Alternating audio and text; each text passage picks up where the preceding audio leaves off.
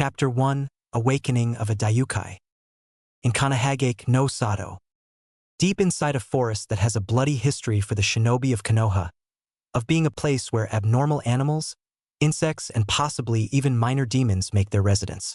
Genin hopefuls from all across the elemental nations were being pitted against each other in a competition of cunning, skill, and survival for a chance or being promoted through the ranks, not to mention bring honor and prestige to their home village in the biannual Chunin exams. All of the other villages, including a reluctant Kumo, had sent Genin teams to compete. There were even smaller shinobi villages such as Kusa, Hoshi, Aim, Yuki, and a new village by the name of Oto that sent the best of their Genin to bring honor to their villages as well. Because Konoha was playing host to the exams this year, they too had Genin teams eagerly trying to prove their mettle and hopefully get a promotion to Chunin rank. One such team was the Genin cell of Squad 7. Haruno Sakura, who was named Kunoichi of the Year at the Academy.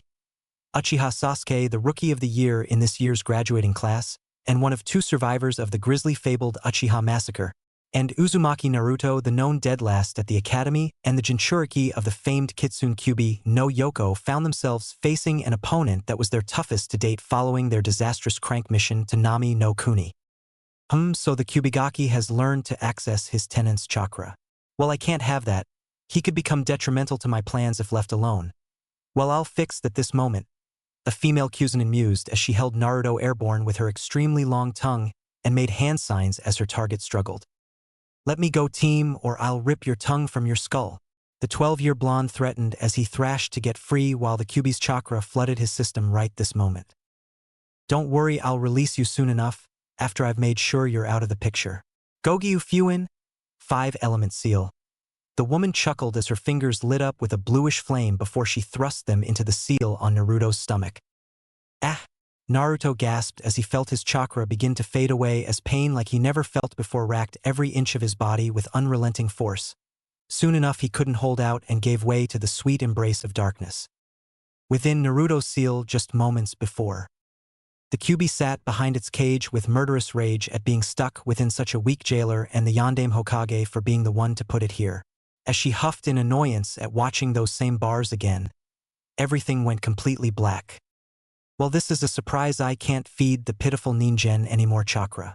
The Kyubi mumbled as it shifted to lay better as suddenly it was becoming very sleepy very fast. That Gaki better live. I enjoy living too much even if it's inside this damned seal. Those were the last thoughts as Kyubi gave into the exhaustion. Back outside the seal. Now then we can move on to the festivities, Sasuke? The Kuzunin smirked as she tossed Naruto off into the trees, while Sasuke and Sakura watched without doing a thing. Sasuke, you just gonna stand there? At least Naruto did something to fight that woman. Sure, he's annoying, but he tried to get our scroll back. Sakura yelled to her raven-haired teammate and Crush as he stood trembling so much it was visible on his whole body. Sakura doesn't know what she's talking about. This woman is in another league. It's obvious that we won't live. We can't get away, we can't, Sasuke thought with a mind filled with absolute terror at his death, just seconds away, while Sakura continued trying to reach him with her voice as his opponent stalked closer with the grace of a predator. Foolish Otudo, run, cling to life, continue living in shame for my sake. Sasuke's thoughts soon turned to the man he swore to kill, his clan's slayer, Uchiha Itachi, and his Aniki. His eyes snapped open with a fire for survival as his clan's Kekii Genkai was displayed for all to see as his Sharingan gained another Tomi to bring the number to an even 2 in each eye. That's right. I have no intention of dying, not while that man still breathes. For the honor of my clan I swore to kill Itachi, but that won't happen if I lose here. Sasuke proclaimed to himself as he turned his battle-ready gaze at the Kuzunin and rushed forward. Good, his clan blood has ignited. Let's put him to the test. The Kusa Kunoichi mused with a lopsided smile that seemed amused as she slid into a simple defensive stance as Sasuke rocketed at her. Kuzunin just smirked with glee as Sasuke rushed to greet her in combat. Sasuke threw a leading jab that was easily sidestepped before a rising knee had him jumping back to create some distance, only to find the Kuzunin already in his face, attacking with a flurry of attacks which he countered or outright dodged before launching attacks of his own. My Sharingan has improved dramatically. I can see all your movements. Sasuke thought with confidence as he tracked his opponent through the area as she moved with enhanced speed, before Sasuke spewed a brief stream of fire in her path. Soon they were engaged in taijutsu again and Sasuke's movements became more precise, as he wasted no energy on attacks that wouldn't work as he read his opponent with his clan Jujitsu. The Kunoichi then jumped back, raised her hands to her mouth and blew Keaton. Senpu no Kokuyo, grass release. Whirlwind of cutting leaves. As the jutsu took effect, a swarm of wind-infused leaves flew at the Uchiha heir. Katan. Hosenka no Jutsu, fire release.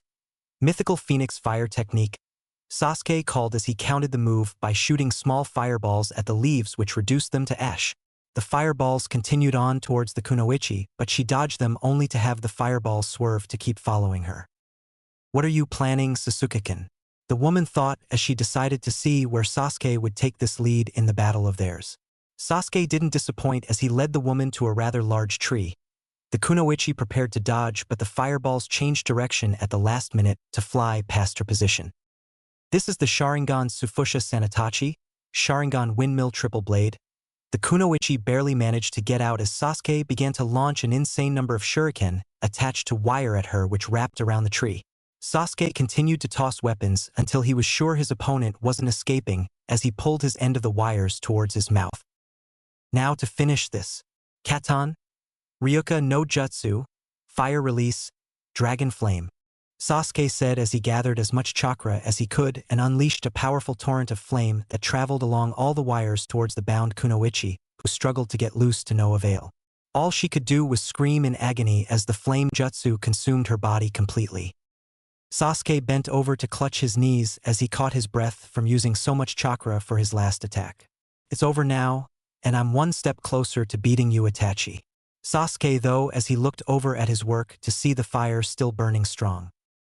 Way to go, Sasuke-kun. I knew you could beat her. There was no doubt about it. Sakura cheered from her perch in the tree line as she decided that her input would be appreciated to score points with Sasuke. Perhaps I was wrong, Sasuke, you don't have the same talent as Itachi. He would have at least made me feel the heat from the flames. A sickly sweet voice called out from behind Sasuke which had his eyes widening in disbelief and fear. How? You were trapped against the tree. There was too much wire for you to escape. Sasuke managed to get out as he spun around and jumped away to give himself some distance as he stared at a completely unharmed Chunin. Maybe you should take a look at that tree again where I supposedly couldn't escape. I'll wait while you look. The Chunin replied with a chuckle and a smile that just screamed utter terror to Sasuke. Up in the tree line, Sakura was having a full-blown panic attack at what she was seeing with her eyes. How is she alive? Sasuke's jutsu was dead on. There's no way she could survive that attack. She was close to breaking down with what she was witnessing with her crush on the edge of defeat. Sasuke did as the Chunin suggested, although hesitantly as he was afraid of being attacked.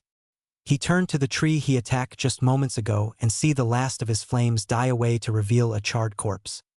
His eyes narrowed a bit as he focused on the body fully only for the corpse to twitch slightly before collapsing in on itself to reveal a heap of mud.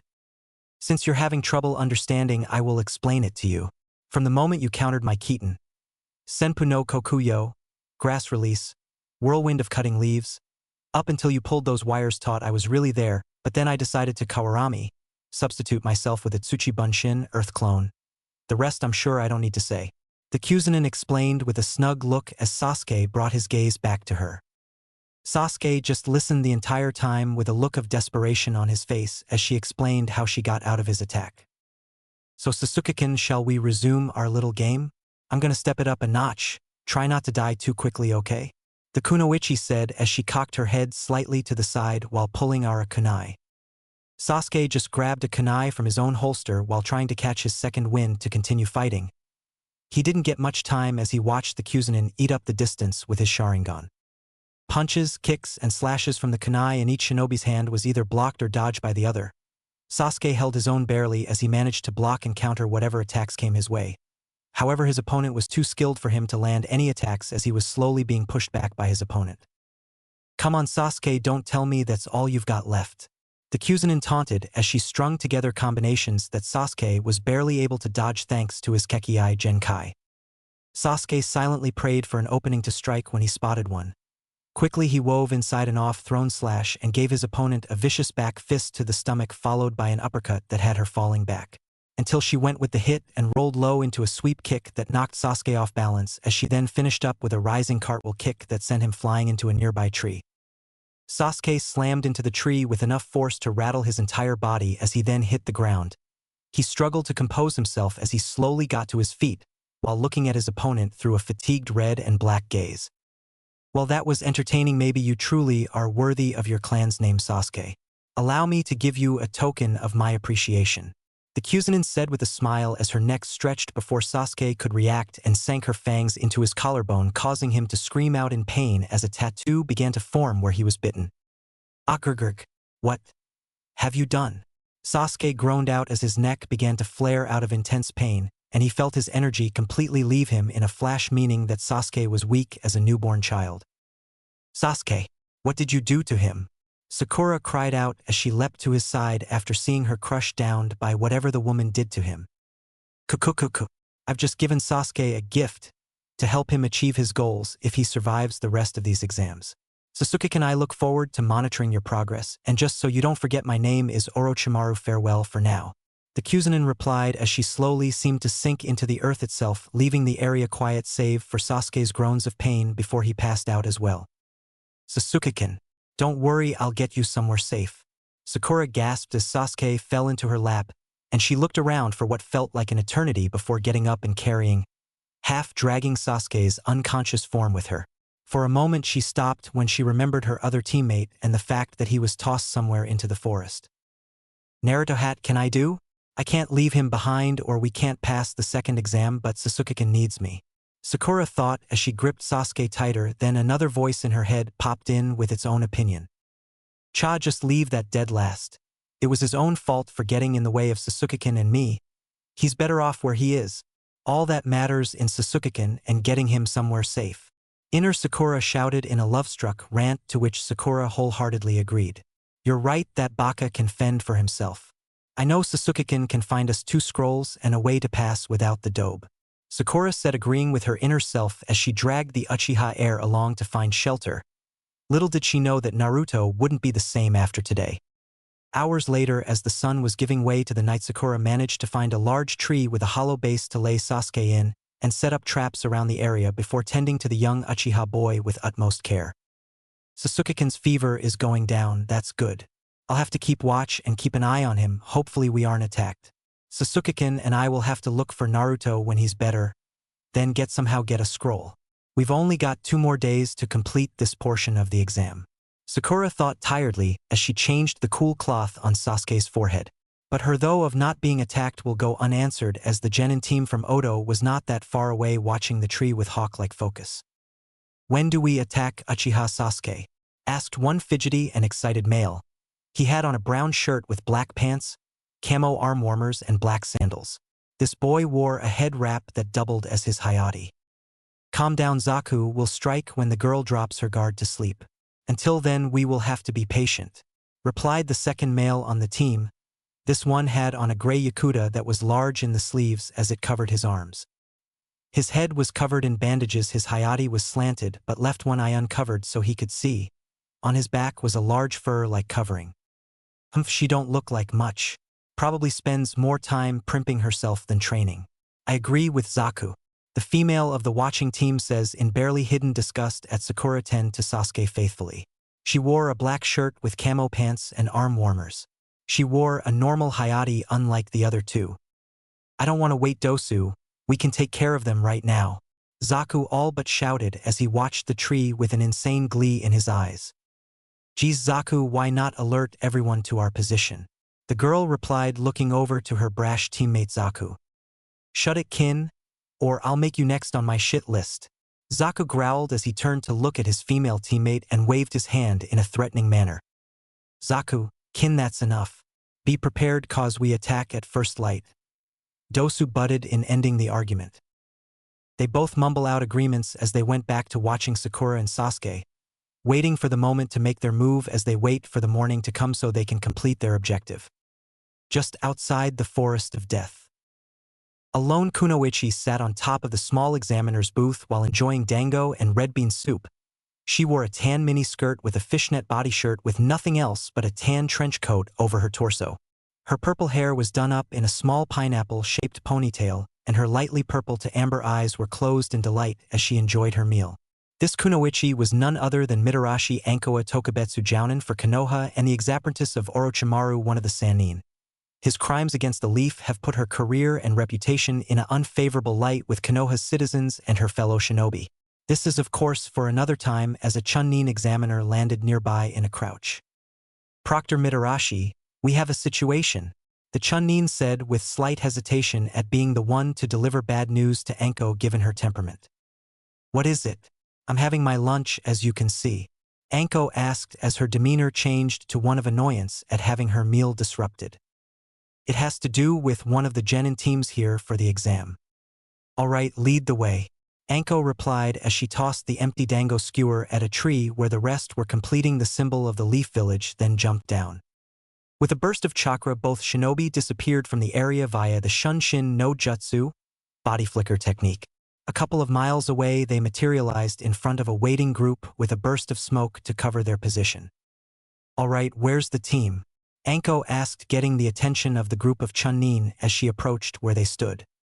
"Over here, Anko-san, we have determined that it's one of the 3 Kusagakure teams.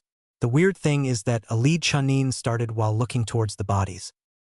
Their faces are missing completely. Can you tell me how long they've been like this before you discovered them?" Anko finished as she crouched to get a better look at the victims after looking over the clipboard with the IDs of the deceased shinobi. "From what we estimate, this team has been like this from when you started the second part of the exam 6 hours. Another Chunin replied as he looked over Anko's shoulder at the bodies before pulling back from the site. "There's no doubt about it. This is his work, Orochimaru. So he's returned to the Leaf after 17 long years of hiding, but what would he be doing that he would risk capture to get back in? Doesn't matter, I can finally kill that traitorous bastard and hopefully put my dark past to rest," Anko thought to herself as her old mentor sprung to mind, causing her to clench her hands so hard they began to bleed from the pressure. "What should we do, Anko-san?" "I want you to alert the Umbu and inform the Hokage of this situation. I'm going into the forest to try and find whoever did this.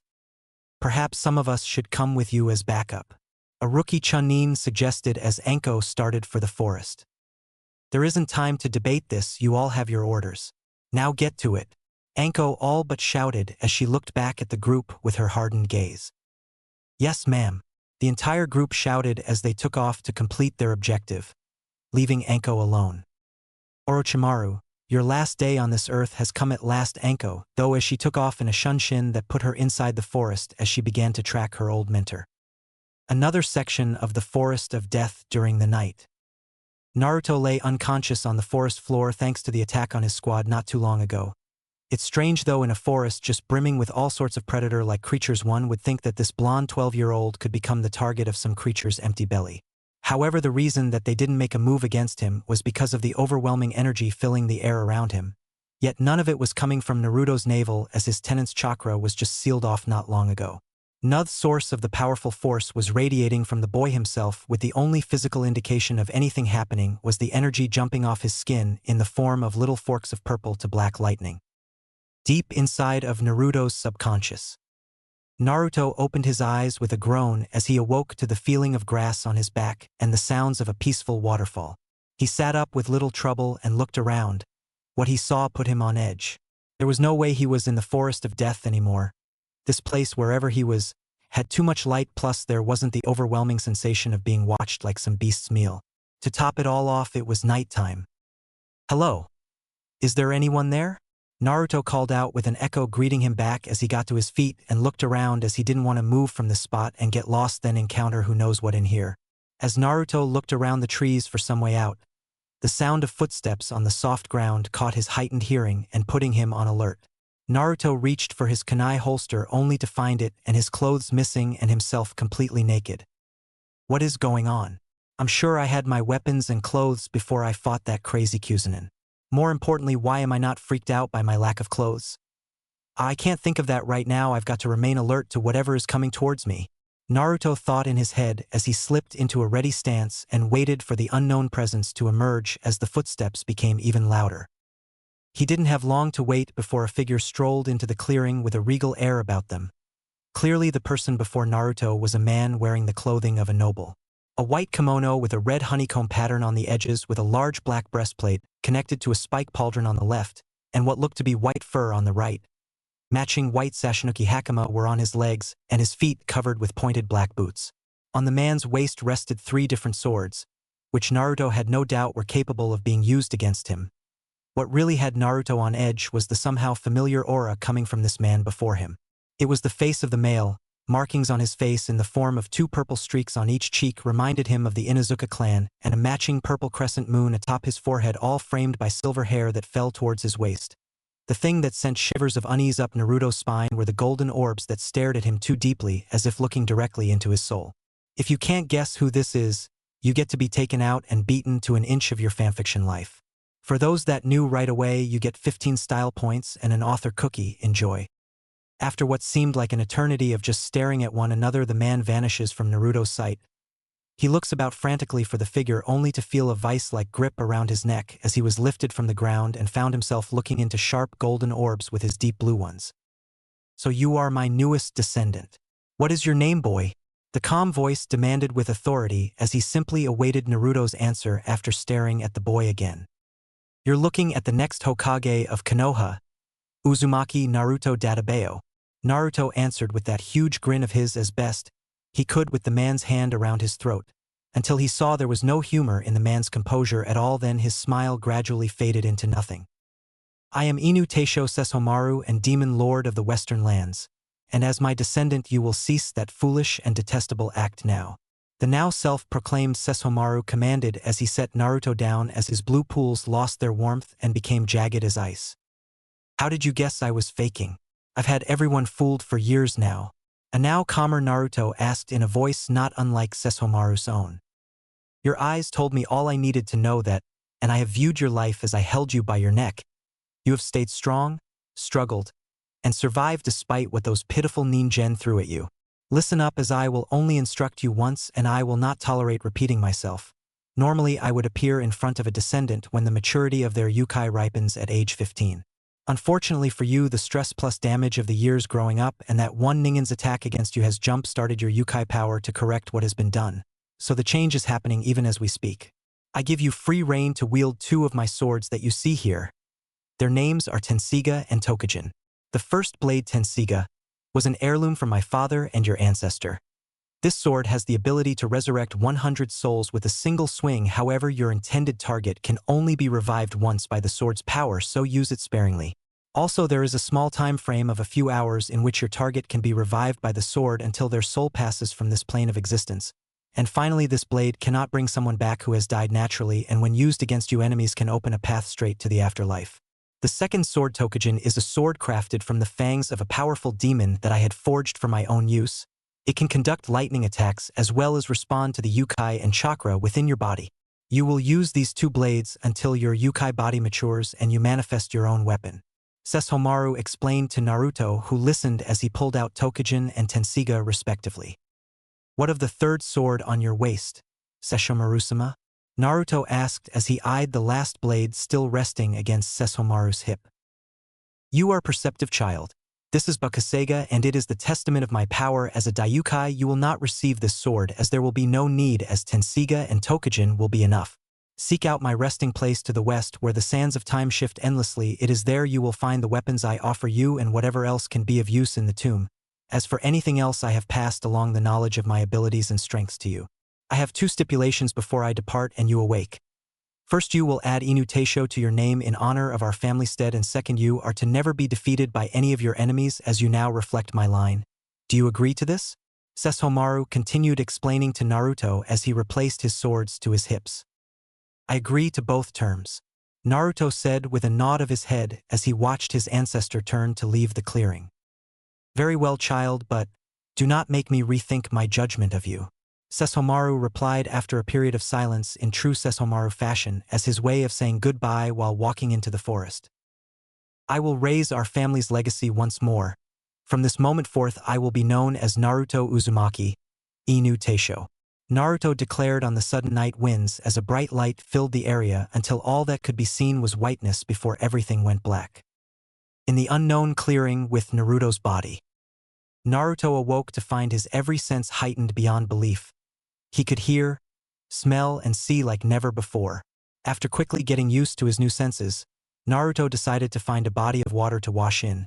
Using his nose only, he was able to pick out a body of water not too far from where he sat. He got up and walked in the direction of his objective. As he moved out towards the water, 3 small patches of ground rippled like liquid as it gave way to one of the genin teams from IWA. We should capture this guy and have him lead us back to his team in case he doesn't have the scroll. One of the 2 males on the squad whispered as they looked in the direction Naruto walked off in. Why not?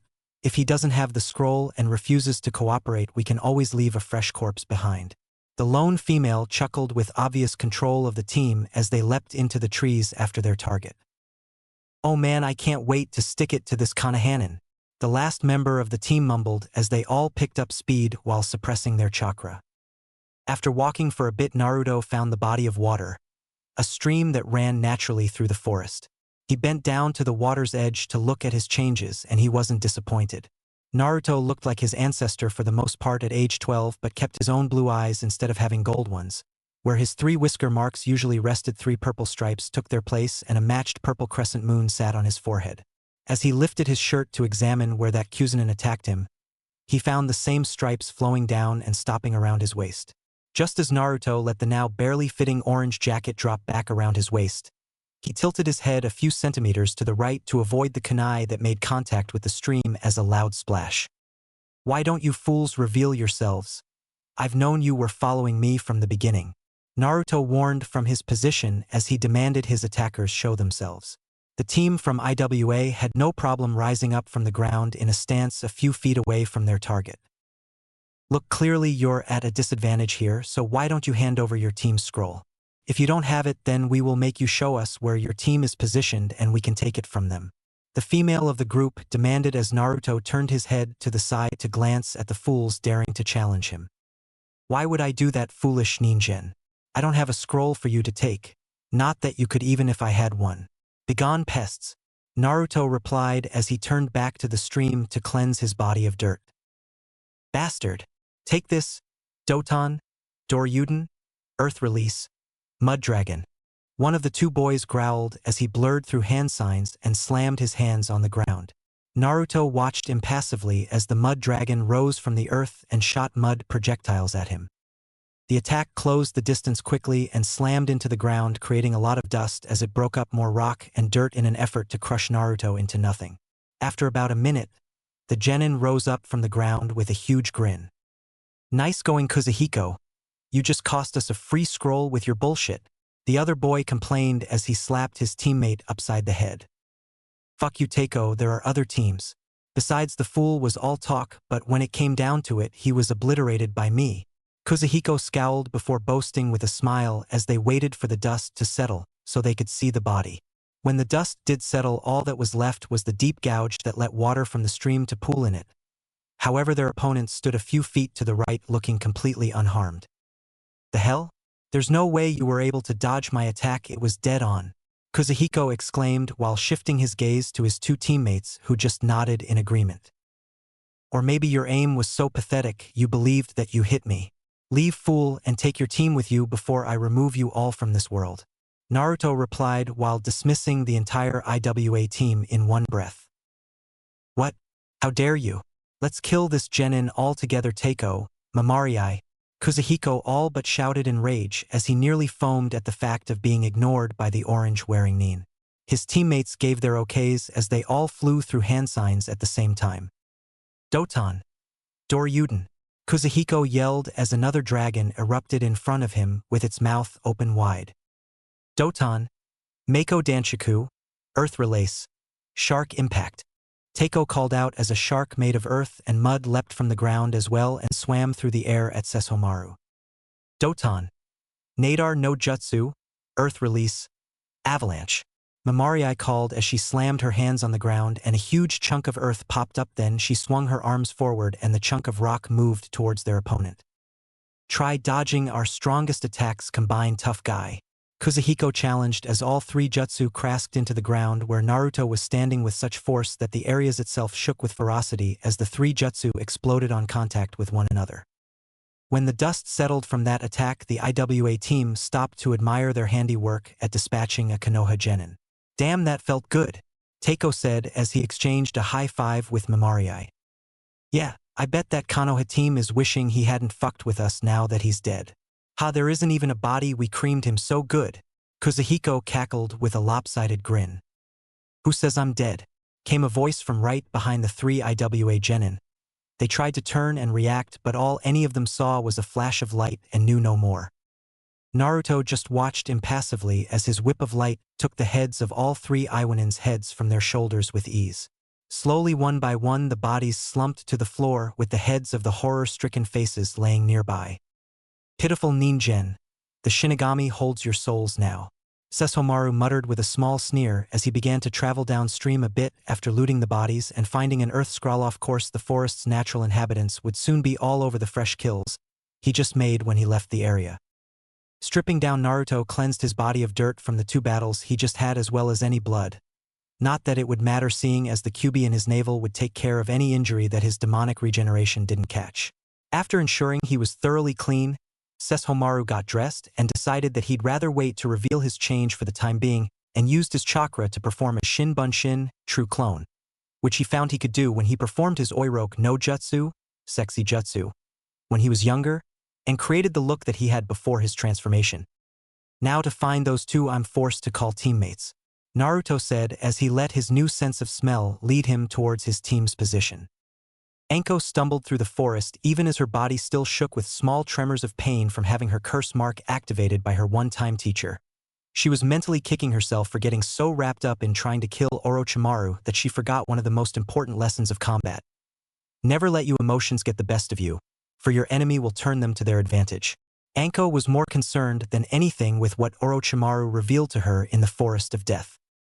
Flashback, Fuin. Anko had caught up to Orochimaru and after exchanging a few words attempted to take the man down in a suicide maneuver, only to be overpowered and systematically tortured. Now she gritted her teeth in pain at the kunai that was lodged in her hand and pinning her to the tree behind her as Orochimaru stood a few feet away with that snake-like smile on his face. What are you doing back here, Orochimaru? Anko demanded with barely contained rage while Orochimaru just grinned even wider, kicking her anger higher. Why, I'm here doing a little scouting is all. There is so much potential that surfaces during these exams. So many promising genin like Uchiha Sasuke. What are you planning to do with him? Answer me, damn it, Anko yelled when he said nothing. Poor Anko. Jealous that another will take your special place in my heart? Orochimaru asked as he closed the gap between them and began to caress her cheek with his hand. I don't want a special place in your oily black heart. You can keep it, Anko replied as she tried to keep her shudder of disgust off her face at having the snake Sannin touch her. If you must know, it's not what I'm planning to do to him, it's what I've already done. Young Sasuke now bears my Juin Fuin, curse seal, and if he survives the taste of power the mark will grant him, Sasuke will seek me in the future to obtain what he truly desires. Orochimaru whispered in Anko's ear with glee as he leaned next to her. Anko could only let her eyes widen in horror at the memory of when he applied the cursed seal to her all those years ago. She remembered the pain, the fear, and total helplessness as the seal burrowed into her chakra coils and left an undeniable presence within her. Now you understand, but I have to leave now, Anko, as I can feel the Umbu moving towards the forest. Do tell the Hokage that if the exams are stopped for any reason, I will crush Konoha and all who live within its walls. Orochimaru warned as he stepped back and began to sink into the ground using his Hiru Bansho. Boka no Jutsu, leech all creation. Attack prevention technique, leaving Anko alone and still pinned to the tree. Flashback, Kai. Anko was brought out of her thought by the sound of growling. She looked around only to spot 3 huge tigers of the forest moving in, having picked her for their next meal. I don't have time for this, but I can take my pent-up aggressions out on you 3 before meeting with the Hokage, Anko said as she steadied herself and pulled out a kunai just as the 3 tigers charged. Next morning in Sakura and Sasuke's position in the forest. Sakura's head jerked up for the umpteenth time in exhaustion as she struggled to stay awake to watch for enemies and tend to Sasuke. This morning now, hopefully Sasuke will wake up soon.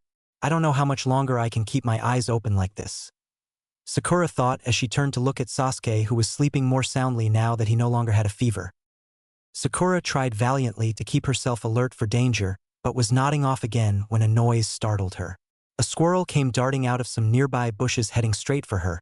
She didn't want the critter to trigger her traps, so Sakura threw a kunai ahead of the squirrel.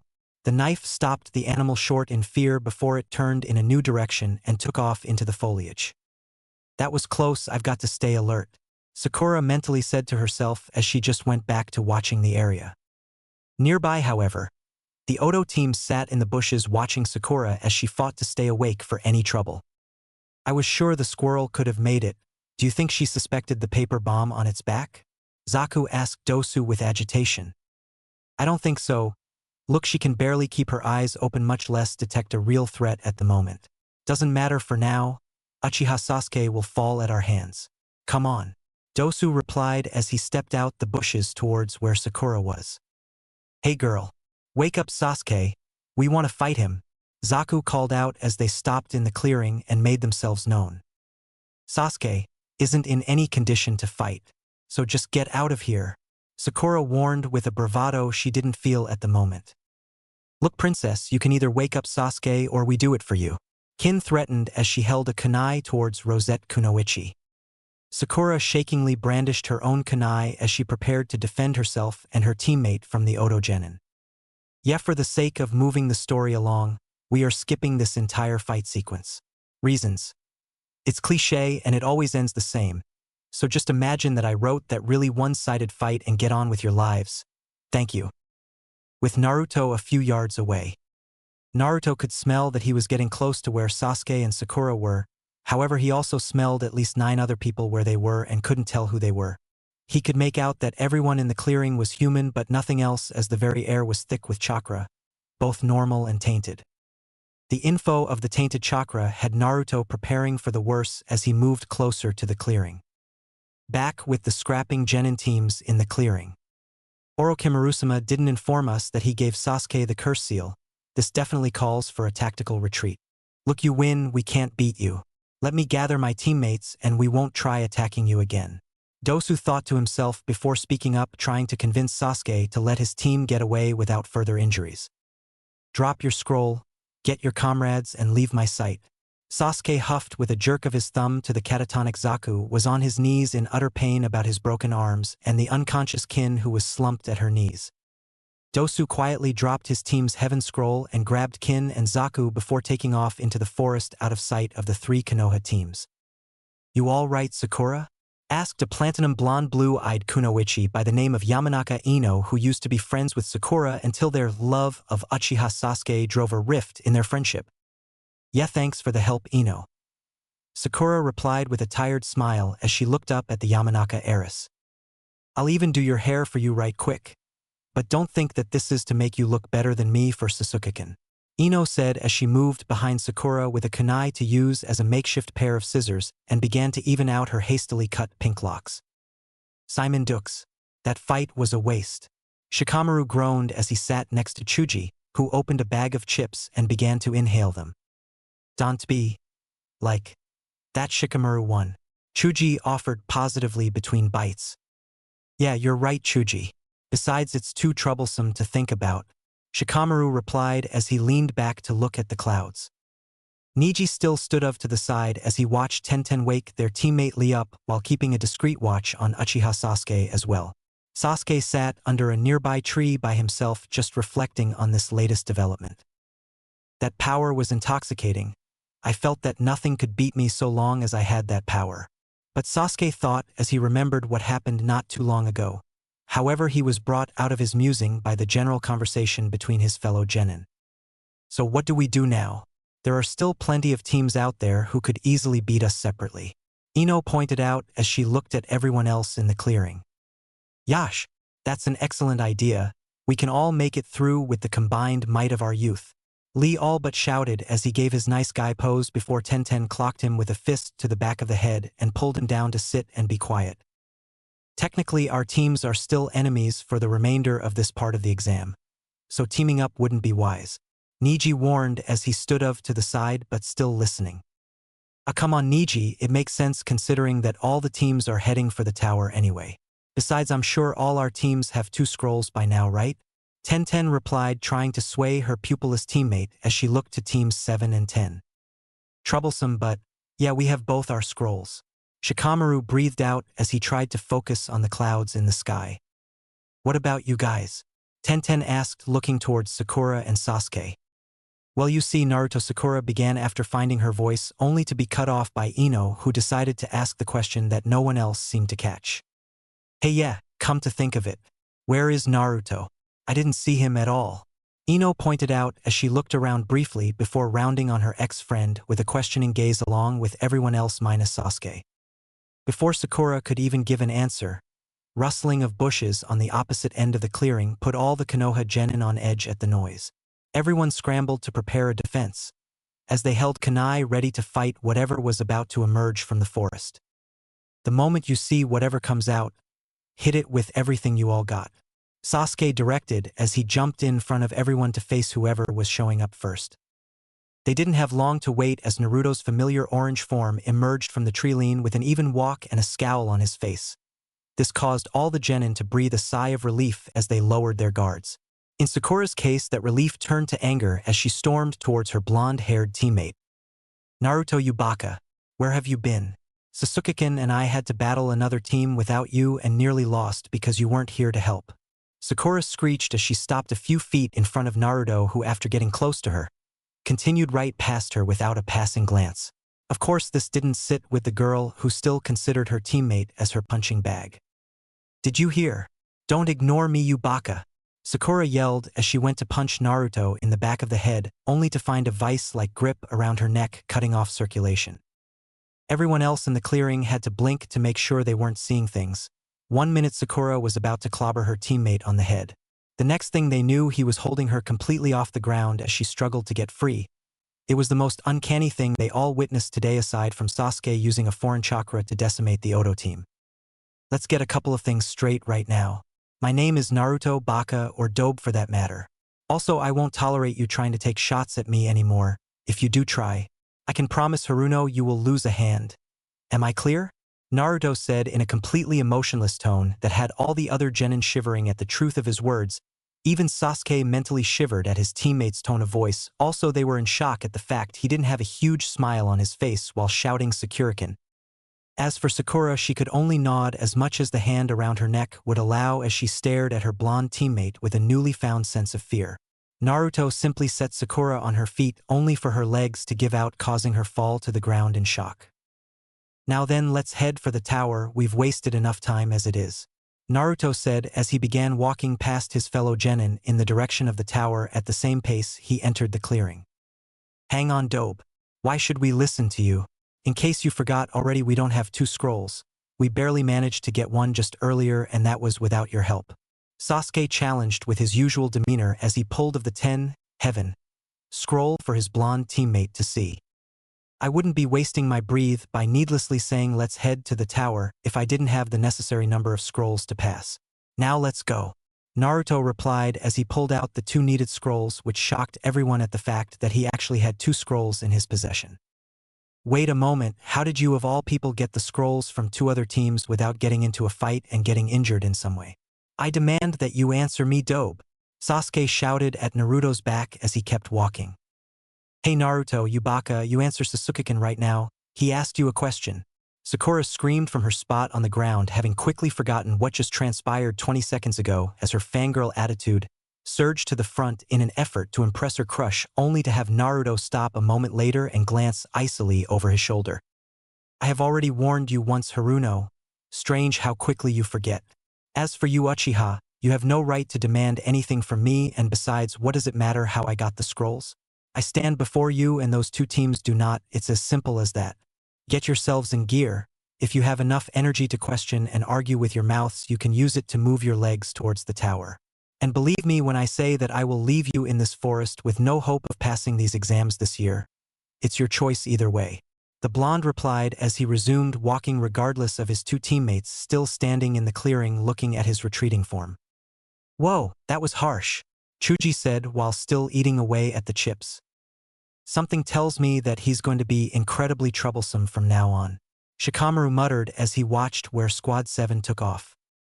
Wordlessly, while trying to look like Naruto didn't just totally own them in one shot, Sasuke began following behind his teammate who by now had exited the clearing completely.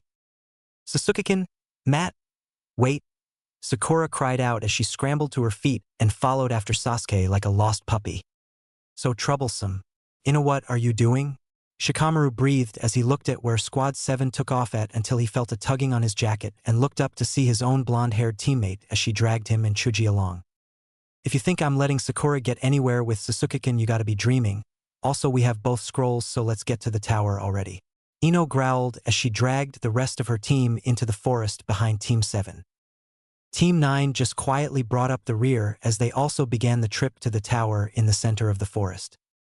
Over the next few hours, Naruto was surprisingly still leading the group as they made their way towards the tower. While everyone else moved through the trees, he was walking at the same pace that somehow kept him ahead of everyone else regardless of how fast they were going.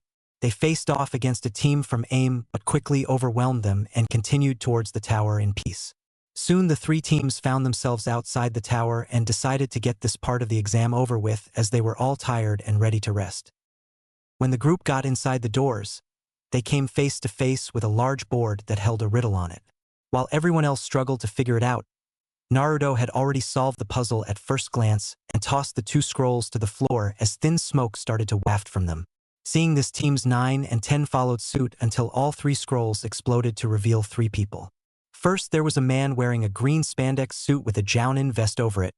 He had a bowl haircut similar to Rock Lee and looked eerily like his adult carbon copy. This man was known as Guy, a Chunin taijutsu master in Konoha.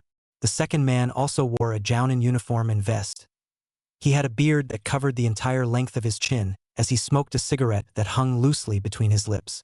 This man was Sarutobi Asuma, son to the current Hokage Sarutobi Hiruzen. The final person wore the uniform of a Chunin rather than a Chunin. His hair was done in a high ponytail, and he had a scar that ran along the bridge of his tan nose. This was Yumino Irika, who was normally an academy instructor. Well, this is a surprise, you all made it together, Asuma said after exhaling a puff of smoke into the air. What are you all doing here, Asuma-sensei? Ino asked with confusion on her face. Allow me, Guy, to explain it to you, youthful genin. You see, when you obtained two scrolls and made it to the tower where you could finally open them, your Chunin-sensei would appear to meet you and get you prepared for the next step. Guy explained with a smile without surprisingly yelling. That is until Rock Lee spoke up with high praise, which launched the taijutsu duo into a loud rant that was soon broken up by Tenten before the sunset genjutsu set in.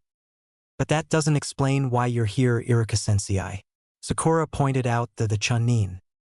Well, this portion of the exam started. I volunteered to be the one to appear for Team 7 when you guys arrived. I wanted to see how well you all did. Iruka replied as he looked over his students, looking no worse for wear after spending time in the forest of death.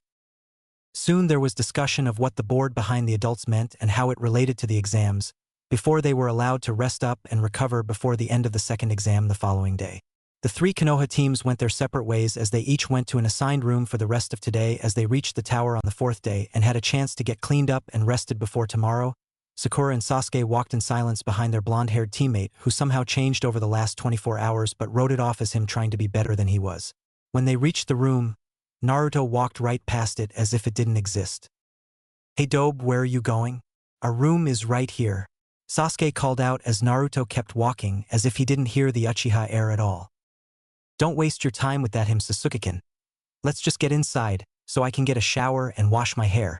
Sakura swooned with syrupy enthusiasm as she opened the door for her crush, and they went inside to do whatever they wanted. Naruto wandered around until he found a bathroom and walked in. Knowing that he was alone, he lifted his shirt and jacket to reveal his stomach.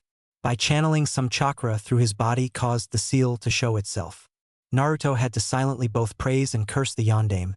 He praised the man's skill for seals as the one on his body was truly a work of marvel, and yet in the same breath, he cursed the man for saddling him with a life of blatant hardship and isolation as the jailer for the Kyuubi. Naruto stared at the simple design which he knew was completely complex as there was seal writing both above and below the large spiral in the middle. Looking closer, he could see the handiwork of the Chunin who slammed a seal on top of his own. When I meet that woman, again she will perish at my hands. Perhaps the Hokage can provide a solution. I'll make a visit when this exam is over. Naruto mused as he fixed his clothes and decided that he would rather sleep elsewhere than share a room with his teammates, so he went in search of a place to call his own until tomorrow. XX. The following day found all the genin teams that managed to get 2 scrolls lined up in a large arena floor in front of a pair of large stone hands in the hand sign for Ohitsuji, Ram. Anko stood at the front of these teams looking them over with a critical eye. What do you know, we've got too many teams to move right along to the finals. Perfect.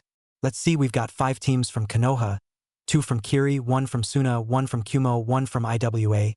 Oh man, is there going to be huge publicity from this year's exams. Anko thought with a smile that just crept up on her face, which put off more than a few genin that were intimidated. All right, you maggots.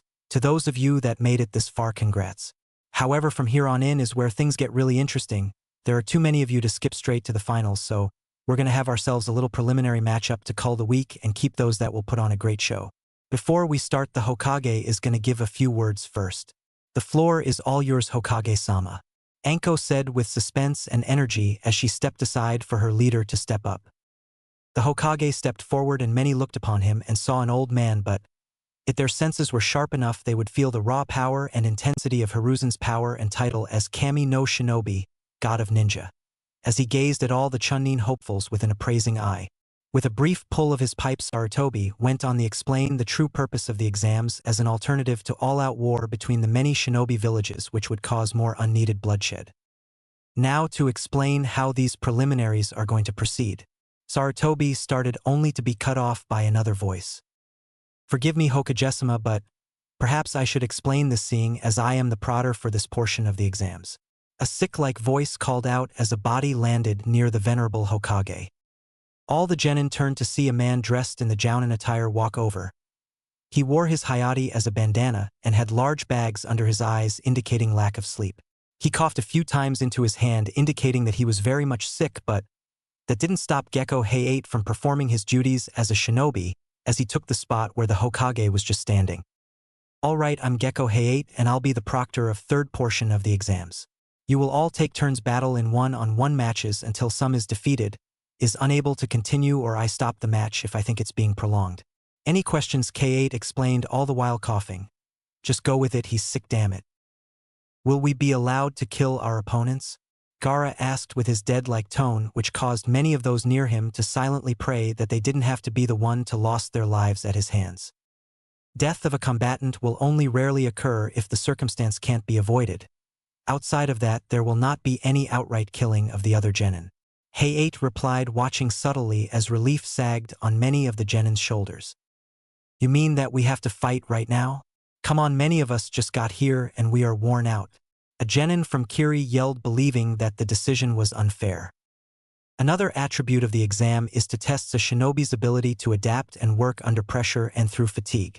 If you can do neither, then you don't deserve to become a Chunin. Heiate replied while leaving a small look at the genin. Are there any more questions? Then let's get this preliminary tournament underway. Heiate asked before oxifully declaring the start of the third exam. Chapter 2, Preliminary Faces Off. In the center of the Forest of Death. So now that the rules have been explained, let's get underway. First, is there anyone who doesn't think they can continue on with the exams? At this point, dropping out won't hurt any of your teammates' chances to pass.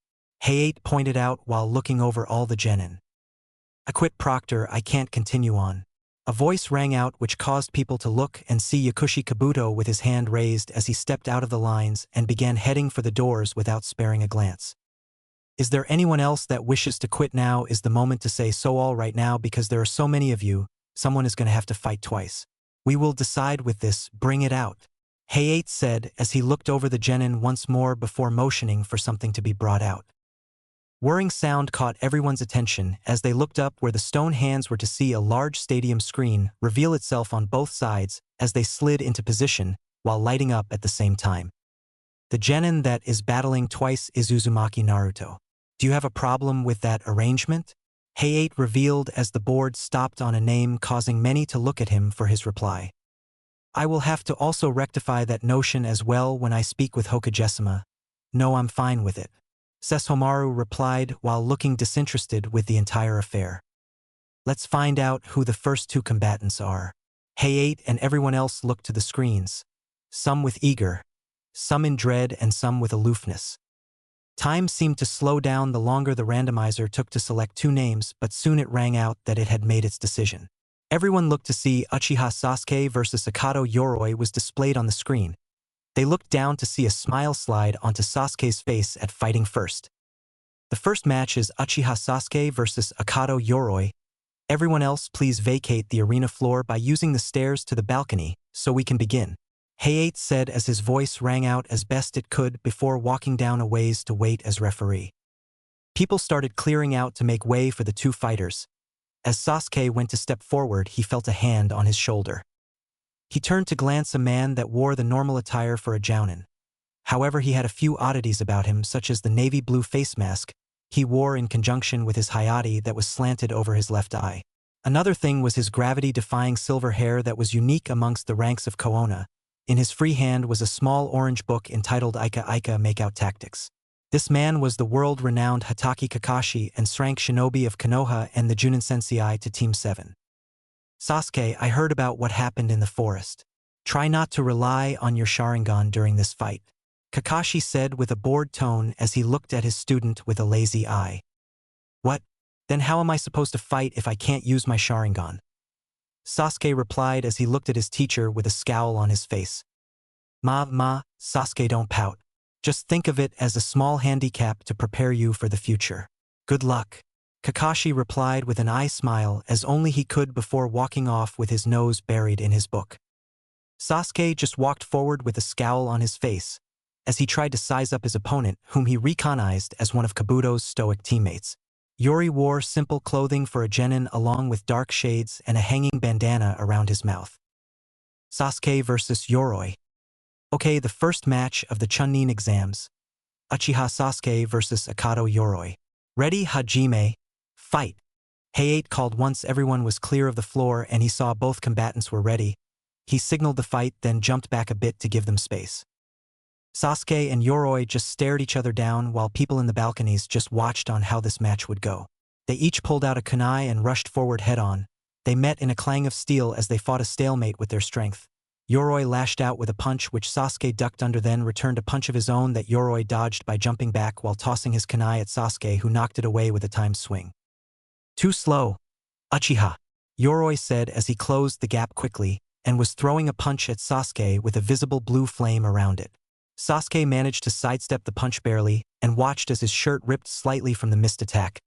Then he tried hitting Yoroy with a snap kick which he caught, and Sasuke felt a pulling sensation through his body.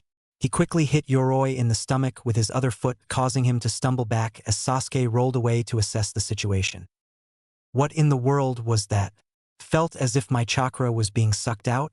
Sasuke questioned to himself, but he didn't have long to think about it as he was instantly on the defensive from Yoroy's overwhelming attack that he dodged with hairline precision. Up in the stands, everyone was watching as Sasuke continued to dance around his opponent's strikes in an effort to not get hit. Come on, Sasuke, fight back. Sakura cheered as she watched him dance around Yoroy's attacks. Kakashi, to the untrained, I may have looked like he was reading his book, but he was watching the match along with everyone else. What will you do now that you're on defense, Sasuke? Kakashi thought as he looked on. His musings were broken by a feminine voice. Kakashi, looks like your genin is having a tough time down there. And do you have to read that smut now? The voice said with a hint of anger and disgust about at the end when speaking about the book as the person got close enough. Kakashi glanced over at his fellow jounin. She was a kunoichi of extreme beauty with perfectly unblemished skin that was accentuated by her raven black locks that hung to the small of her back and the unique white and red dress that seemed to be made of bandages. Another unique feature about her were her wine-colored crimson orbs that could be mistaken for the Uchiha Kekkai Genkai at first glance. This was Yuhi Kurenai, a renowned genjutsu specialist and the Chunin Sensei for Team 8. I wouldn't count Sasuke out just yet, Kurenai. As for my choice of book, if I don't read it, how will I find out what happens at the end? Kakashi replied in the same bored tone as he turned a page in his book. Kurenai could offer nothing but a small glare at the silver-haired Nin as she turned her attention back to the match. Back on the arena floor, Sasuke was still on the run as he couldn't get an opening to attack from as he ducked another haymaker punch and tried a back fist to Yoroy's gut, which was dodged by a sidestep before Yoroy continued his assault. "What's the matter, Uchiha? Scared to fight? Well, hold still and I promise the match will be over in a flash." The mask-wearing genin taunted as he attacked in a frenzy, while still trying to land a hit on the bouncing Uchiha. Sasuke kept up the dodging as he looked for an opening. "Come on, Sasuke, you've been on defense for too long. It's time to hit back," he said as he managed to hit Yoroy in the head with a right hook. Then he flashed through seals and put his hand to his mouth. Katan, Gokakyu no Jutsu, fire release, great fireball technique. Sasuke went to launch his jutsu when his body suddenly seized with pain like he never felt before. He fell to a knee in pain, which gave Yoroy the opening he was looking for as he ran over and hit Sasuke in the jaw with a shattering right knee. Sasuke's whole world blossomed into pain as he sailed briefly through the air and landed roughly as he skid for a few more feet before coming to a stop. Yoroy didn't waste his advantage as he rushed over and kicked Sasuke back to the ground as he was just getting up. Sasuke then felt a sensation that overrode the pain, his chakra leaving him. He looked up to see Yoroy's hand clenched on his head. He raised his arms to try throwing him off, only to find himself growing weaker by the minute. "You like? This is my chakra Kyushu no Jutsu, chakra absorption technique. And guess what, I'm not gonna let you go until I've drained every last drop of your chakra from your body." Yoroy laughed as he watched Sasuke struggle and scream to get free. Back to the sidelines, people were drawing their own conclusion to the match. "Hell, looks like Sasuke's done for now," Inuzuka Kiba said with a chuckle as he watched Sasuke's predicament. "Take that back, dog breath. There's no way that Sasuke-kun could lose to a guy like that." Ino cried as she watched her crush get his chakra sucked out. At Ino's jab about his breath, Kiba tried to launch himself at her only to be held back by his stoic teammate Aburame Shino. The Jounins just looked on with an observing eye as the match went on. "Still think your kid has a shot, Kakashi?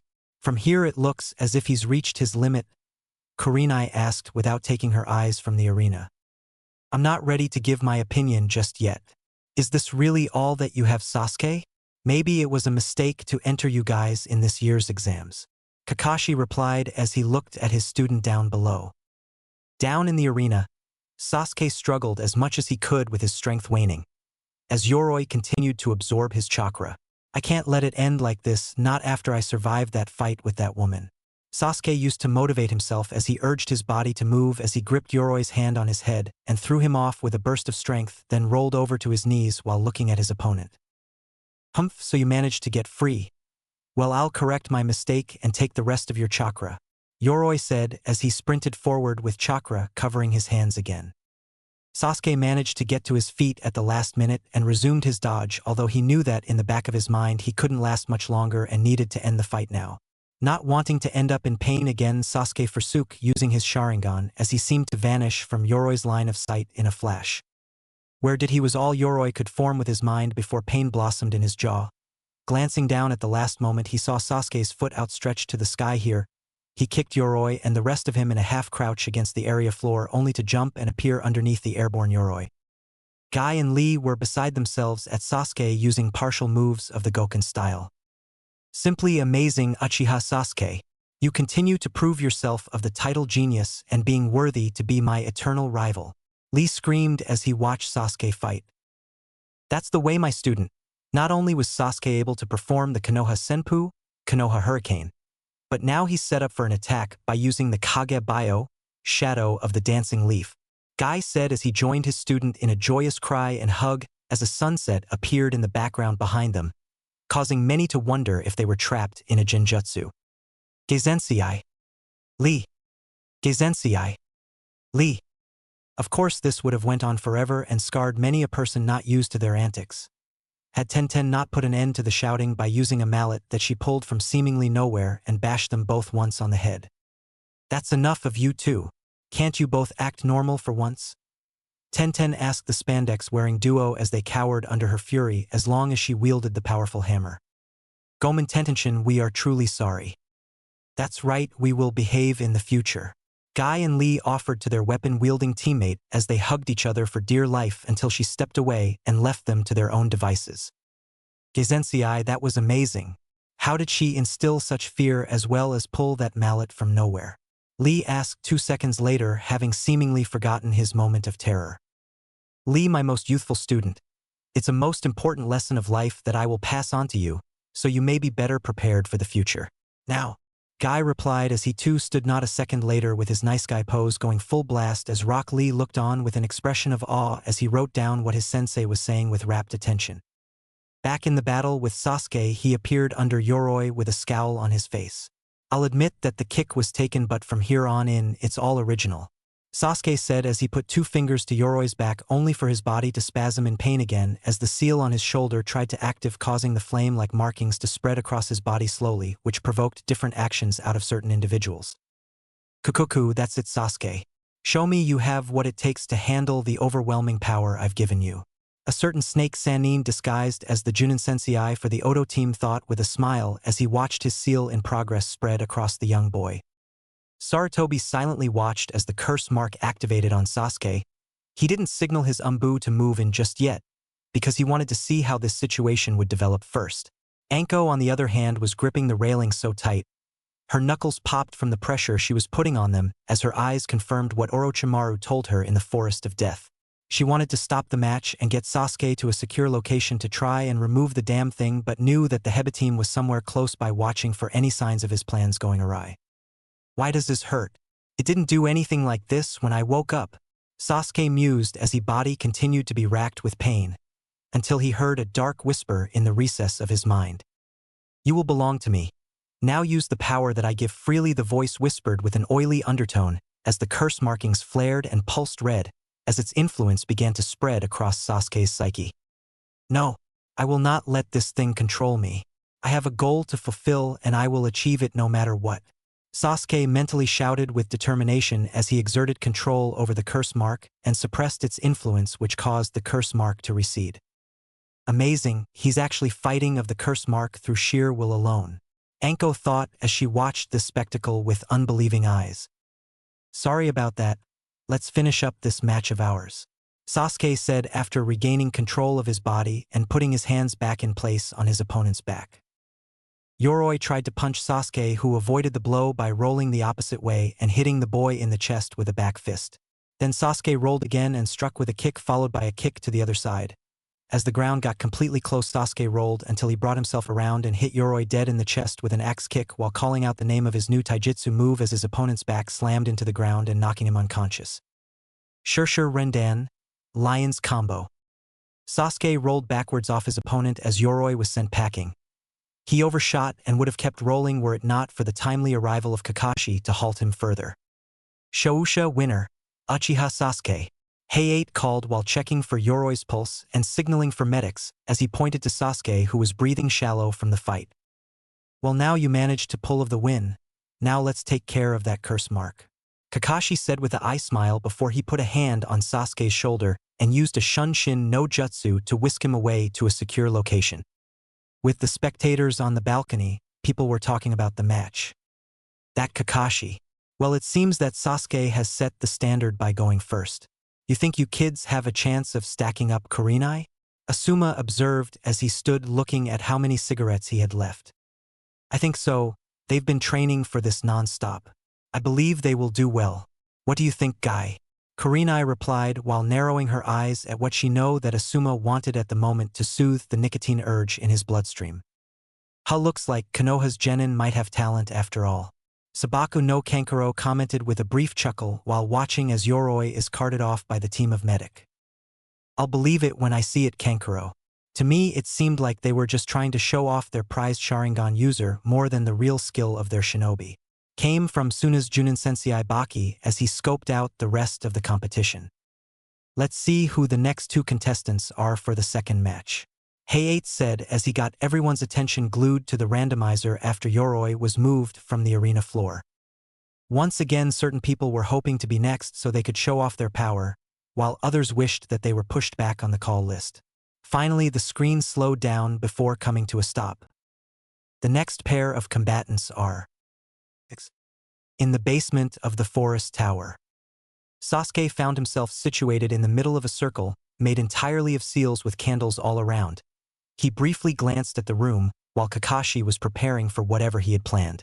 The room was large and spacious with pillars as far as the eye could see, as well in the dark anyway. Sasuke soon felt a sensation on his skin and looked up to see Kakashi with a calligraphy brush drawing something on his neck where the seal was.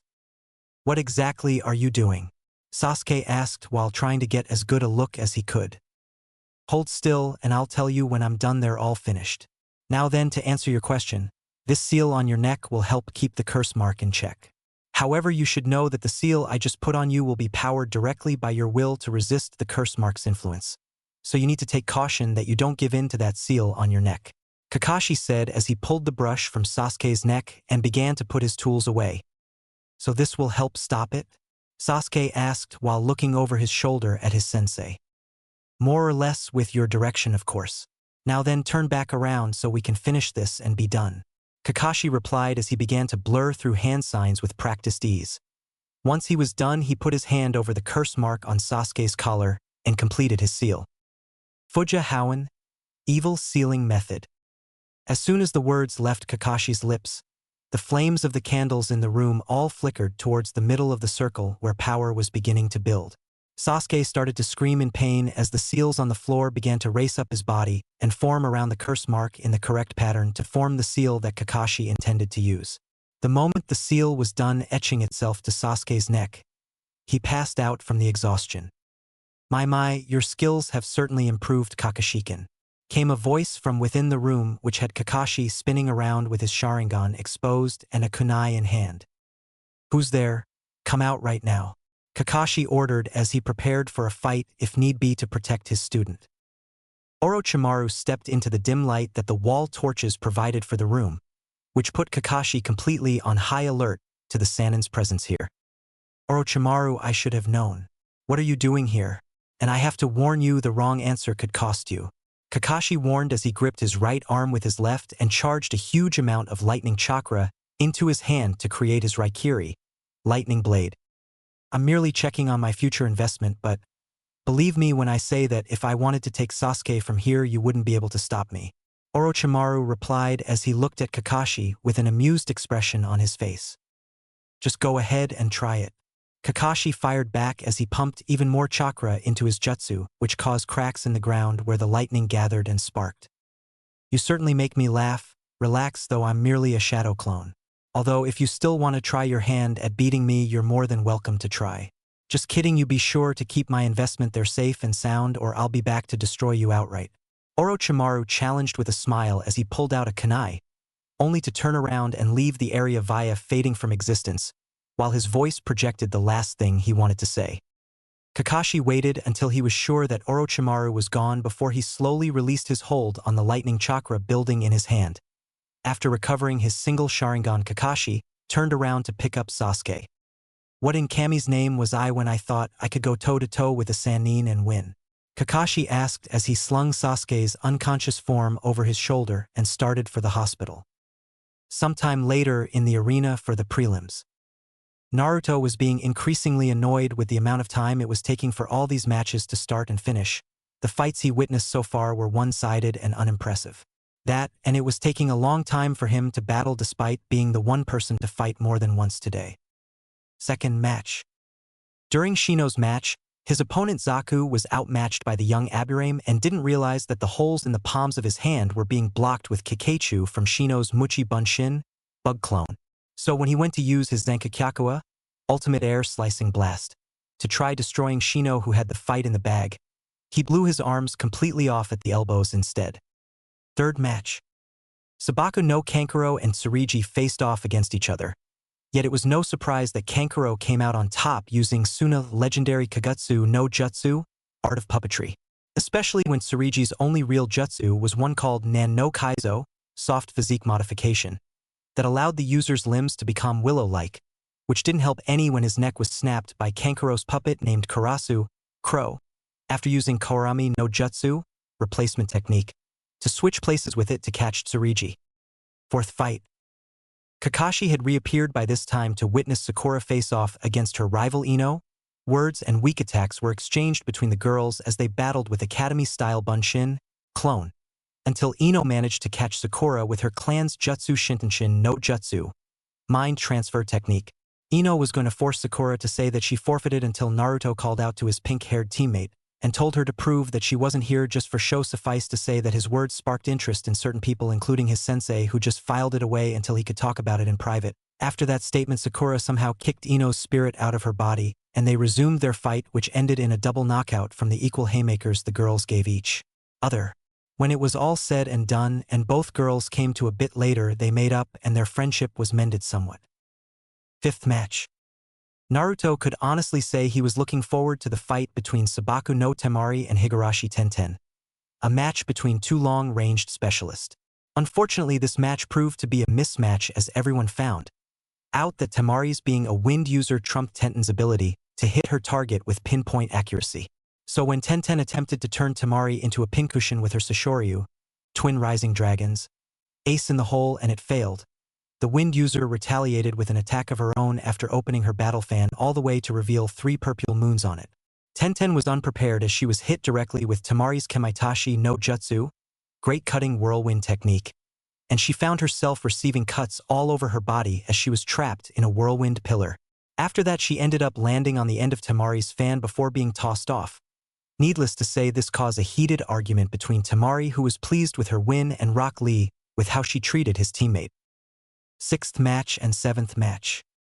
As these 2 matches took place, Naruto couldn't help but analyze the foreign teams, as Kiri faced off with IWA in the 6th match, and then Kumo faced off against Konoha. As Kiri and IWA battled it out, that became the first interesting match of the day, as both genin exploded out the gate from the start and entered a very decent taijutsu exchange that broke apart into a ninjutsu battle. Basically, it came down to who wanted the win more, as both fighters were evenly matched in just about every area. So everyone was impressed when the genin named Ryuga of IWA came out on top despite have the elemental disadvantage during the fight. Match 7 was all right. Omoi from Kumo faced off against Inuzuka Kiba. Naruto couldn't doubt that both were good fighters in their chosen area of combat. Omoi demonstrated his skill in Kenjutsu and lightning attacks, while Kiba showed of his clan's techniques. Omoi tried to catch Kiba early with a Kumo favorite known as Raitun. Raikyu, lightning release. Lightning ball? But Kiba proved his decent speed as he outran the jutsu and hit Omoi dead on, only to find out that Omoi switched with a Raitun Bunshin, lightning clone, and was jolted badly with electricity. He would have lost to Omoi were it not for the assist from his Ninken ninja dog, Akamaru, who distracted Omoi long enough for Kiba to shake off the lightning. Then Kiba used Kombi Henge on Akamaru to make a clone of himself. Next, they both used the Inuzuka clan technique called Shikyaku no Jutsu, for legs technique, which allowed them increased speed and endurance as well as an increased level of feralness while fighting. Omoi was able to hold them both off with well-timed blocks and evasions, but ultimately lost due to Kiba and Akamaru using another clan jutsu called Getsuga, double drill fong, which was proved too fast and overwhelmed him, giving Kiba the win. 8th match. This match really had everyone tense and on edge as Hyuga's Hinata and Neji faced off against each other. And before the fight even begun, Neji tried to psychologically tear Hinata down due to some old hatred that grew within the famous clan. She took his words to heart and almost quit before looking up at Naruto. As Violet met Blue, an entire conversation passed between them. When Hinata refocused her gaze on her opponent, many people were surprised to see a burning fire of determination in her eyes. The moment the fight began, both Hyugas activated their Byakugans and fell into the clan's Juken Ryu, gentle fist style, and attacked with a graceful fury that left many breathless. Back and forth, the 2 Byakugan users battled in an effort to overwhelm the other with lethal strikes to the body. After a very heated fight in which Hinata pushed her cousin back, he revealed that the tenketsu in her arm were closed since the beginning of the match. More words were exchanged between the 2 Hyuga, resulting in Neji trying once more to dissuade her from continuing against destiny. When she refused to back down, the match resumed with the same intensity as before, only now Hinata's strikes lost most of their effectiveness, but still she battled to prove her cousin's words false. What happened next not only annoyed Naruto but downright pissed him off, although he hid it well. Flashback, Fuin. Humph, Proctor, she's finished, you can call the match now. Neji sneered at his cousin's prone form as he turned his back and began to walk away. Shosha Hyuga ne Hayate began until he saw what was thought to be sure. Hinata was putting all her effort into getting to her feet again despite the pain she was in. Neji turned back when he realized that his win wasn't being announced. only to see his cousin standing wearily on her feet with blood trickling from the corner of her mouth. However, the fire in her eyes wasn't diminished in the slightest. If anything, it was burning even brighter. Why do you continue to fight against your destiny, Hinata-sama? You are powerless, scared and confused, so why not just give up? You don't belong here and you'll just end up dead if you remain. My eyes can see that, Neji said as he looked at his cousin with disdain. You're wrong, Neji-san, I can see the truth. You're more broken and confused than I about the dissection of the main and branch house. Hinata replied through shallow breaths as she grasped her side in pain but still unwilling to give up the match. This of course sent Neji into a rage as he charged full tilt at the Hyuga heiress, intending to end her life. Hayate and many of the Konoha Jounins were about to move, however Sesshomaru proved faster than any of them. Just an inch away from striking Hinata, Sesshomaru put his body square between her and the enraged Neji, who found himself hoisted off the ground and gasping for air as he looked directly into unmerciful, yet dead eyes. When the Jounin came over to run damage control, try as they might, they couldn't make Sesshomaru drop Neji. That's enough, Naruto. Don't do anything you'll regret, Kakashi said as he tried to intimidate his student into letting the Hyuga boy go, although he was ignored. Your sensei is right, Uzumaki. If you continue like you'll be disqualified before you even had a chance to fight. Hayate also tried as they continued to try with no luck to get Neji free from Sesshomaru, who let up the pressure just enough that the Hyuga could breath properly but couldn't get free. After what seemed like a lifetime, Naruto spoke up, and what he said made everyone feel as though pure ice was dropped in their stomachs. If you take another step towards her, I can assure you that I will pluck those eyes of yours from your head. That way you can watch as the ravens feast on your flesh, after I'm through doing to you what you just did to Hinata. Naruto said with such a deadpan expression that Mei flinched at the vision at what the blonde said. Even Orochimaru, who was in a disguise, flinched at the ruthlessness that the Jinchuriki just displayed. Without sparing another glance at the boy, Naruto threw him to Guy's feet, causing him to hit the ground in a heap. Neji sat up and tried to burn a hole in the back of the blonde nin, who paid no mind as he walked over and picked up a coughing Hinata bridal style and began heading for the infirmary, leaving behind a stunned arena at his actions just now. Flashback. Kai. 9th match. When the board showed that Sabaku no Gaara and Rock Lee would be facing off, many thought that it would end rather quickly in Gaara's favor. They were all completely surprised by the amount of skill and power Rock Lee possessed, none more so than Kanekuro, who decided to move over to where Sesshomaru was, as he watched as Lee removed his leg weights and actually powered through Gaara's Suna no Tate, shield of sand, and gave him an up-close look at the Omote Renge, secondary lotus, after opening the Kaimon, initial gate, of the Hashimontanku, 8 celestial gates. Gaara proved his skill at using the sand in his gourd when he performed Kawarami with a Suna Bunshin, sand clone, to avoid most of the damage. However, many weren't prepared for the bloodlust that seemed to radiate off of Gaara in waves, as it was revealed that he was also using a technique called Suna no Yoroy, armor of sand, when the match really heated up. As the fight went on, Rock Lee proved his mettle and skill as a taijutsu specialist. Ash forged ahead with the battle despite the damage he was receiving himself from Gaara as sand. Sesshomaru had arrived back by this point in the match to see Rock Lee go on the offensive. Gaara directed his sand to attack Rock Lee, who recovered some energy and movement to dodge all the attacks, having decided to end the match while on his last legs, set himself up for a trump card. Rock Lee showed the true extent of his power when he opened the Simon, Life Gate, and chakra began to pour off him in waves as his body in waves while his skin became red. Just before setting up for his attack, Lee's chakra spiked even further as he opened Shumen, Harm Gate. Everyone was in for a major shock, Gaara included, when Lee moved in a burst of speed that tore up the entire arena up, and dust flew everywhere as Gaara was hit with a rising kick with so much power behind it that Gaara's sand armor was cracked everywhere, and his shield couldn't keep up with the speed Lee was moving at to protect its user. Lee then began a juggernaut run that would never be forgotten by anyone watching, as he pinballed Gaara all over the place with powerful hits that left the sand-wielding nin in pain. With the last of his waning strength, Rock Lee knocked Gaara into the air with a jaw-shattering kick and appeared above him with a punch that attached a bandage to Gaara's sash, which Lee pulled back towards him as he pulled off the Yura Renge, primary lotus, that sent Gaara crashing to the floor in an impressive wave of power. When the huge cloud of dust settled, many were surprised by the fact that Gaara's gourd could become pure sand, which acted as a cushion to help avoid a fatal blow. Rock Lee, on his very knees, tried to crawl away, only Gaara wasn't satisfied as he used his Sabaku Q, Desert Coffin. However, because Gaara's power was running low as well, he only managed to catch Lee's left leg and arm, which he crushed under the power of Sabaku Soso, Desert Graveyard, causing the taijutsu using Lee to pass out from the overload of pain.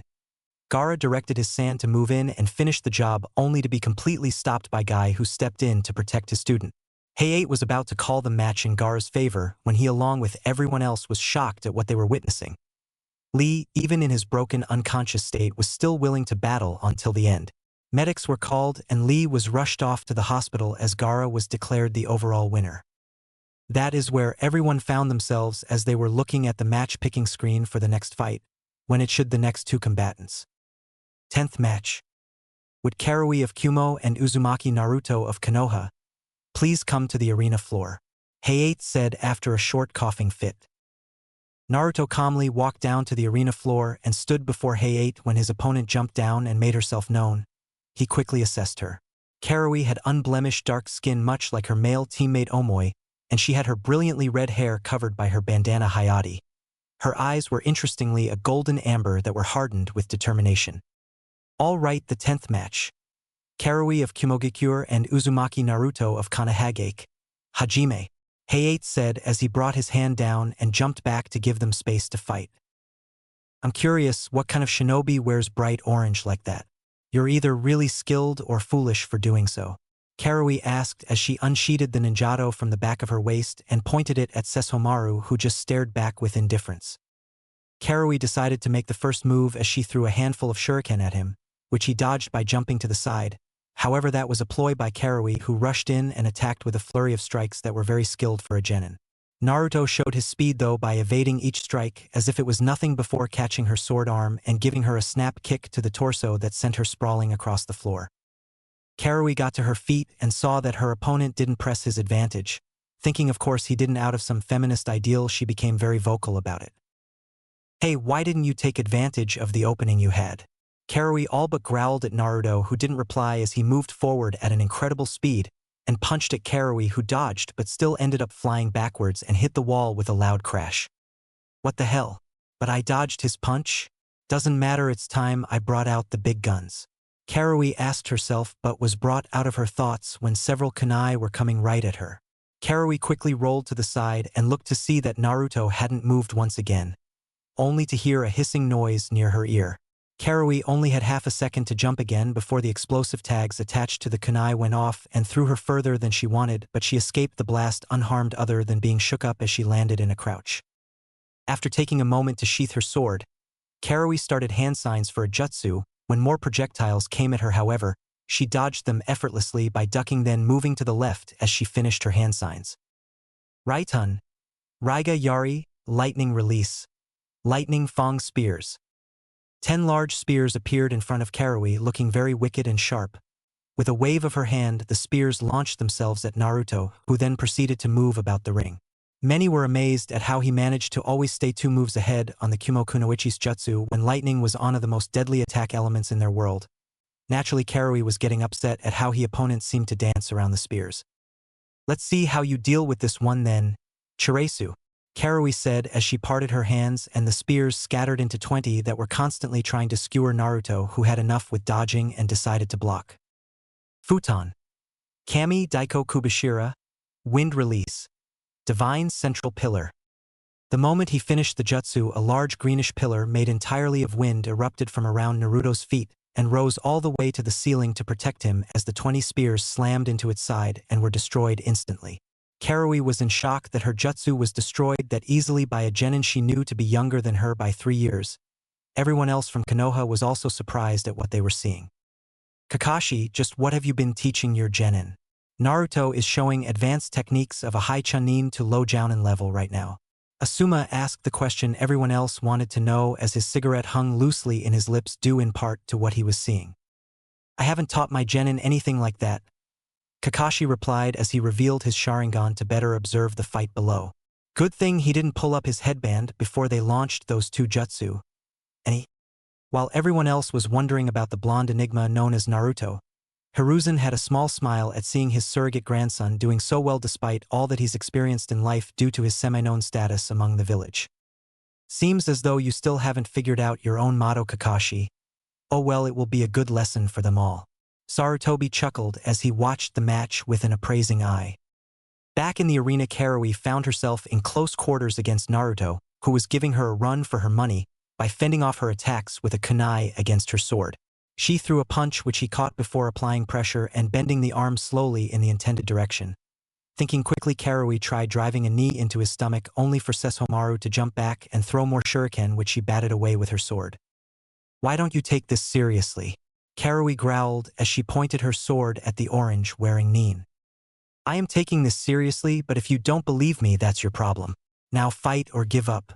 Naruto replied in an even voice as he rushed her and threw a solid punch-kick combo that she blocked before pushing him back with a roundhouse kick, then went through hand signs at a brisk pace. Katan, Karyu Enden, Fire Release, Fire Dragon Flame Missile. Aiming her mouth at Naruto, Kowi let the flame burst from her mouth in a concentrated stream that could rival an Uchiha. Everyone watched with morbid fascination as the flames engulfed the area in front of the Chunin, including the blonde himself. Naruto. Sakura cried, thinking her teammate wasn't fast enough to escape the blazing inferno she was witnessing. Kakashi wasn't too far behind her, thinking that no matter how good his student performed, that he couldn't have survived those flames. Kowi kept up the fire jutsu for a solid minute before letting off. When she did and the flames began to die down, Kowi saw something that made her blood run cold.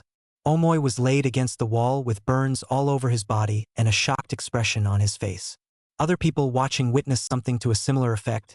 Sakura saw Sasuke in place of Naruto, while Kakashi saw Obito with his crushed right side and all. For Neji, it was his father, and somehow, despite knowing that all these people were dead, everyone was freaking out. Omoy, what in the hell were you doing, you fool? Kowi cried out as she rushed to his side and attempted to put out the small fires still burning on his body. As she was tending to his injuries, Omoy's hand lashed out and wrapped around Kowi's neck and began to squeeze. Kowi instantly fought the hold, only to now catch on that she was caught in the snare of a genjutsu. Bringing her hands up into the Sealo Hisuji, Ram. She tried to dispel the genjutsu. When it didn't work, she tried again and again, each time flaring her chakra in an effort to break its hold. Realizing that she needed to get free, Kowi pulled out a kunai and stabbed herself in the hand to induce pain. She felt the shattering sensation of a genjutsu being broken, but when seeing Omoy's hands still clutching her throat, Kowi knew that she was in too deep to break free. Outside the genjutsu, the only ones not affected by it was Naruto himself, who just stood there watched Kowi, Hayate, who wasn't be caught for the simple fact that he was the referee, and Hiruzen himself only because Sesshomaru wanted another set of eyes and his were the most experienced in the room. What type of genjutsu did you catch her in? Hayate asked as he was curious on how she didn't break its hold already when stabbing her hand should have freed her from its hold. If I told, then it wouldn't be a secret anymore, but I will say that it was one of my own design. And it wasn't just Kowi, everyone else was caught in its effect as well. The blonde said, indicating everyone on the balconies with a distant expression on their faces. Hayate could only look at the genin in front of him with wide eyes. Here was the Academy's labeled dead last, showing true prowess in combat, that he not only put a genjutsu on his opponent but the watching audience as well, with none of them realizing this. This fight has lasted long enough. Kai. Sesshomaru said as he walked over and placed Kowi's own sword against her neck before dispelling his jutsu. In a flash, Kowi and everyone else found the image of a burning comrade or loved one burning before their eyes gone. Instead, there was a clean arena with the fire from Kowi's attack still burning slightly. In Kowi's case, it was with the feeling of cold steel pressed directly on her jugular. Surrender, it's all you can do now, Naruto said with a soft tone that sent small shivers up Kowi's spine as his warm breath tickled the nape of her neck and brought a very faint blush to her cheeks that thankfully couldn't be seen by anyone. Knowing that she was outmoved, Kowi did the only smart move left. She yielded. Proctor, I forfeit. Shosha, Uzumaki Naruto.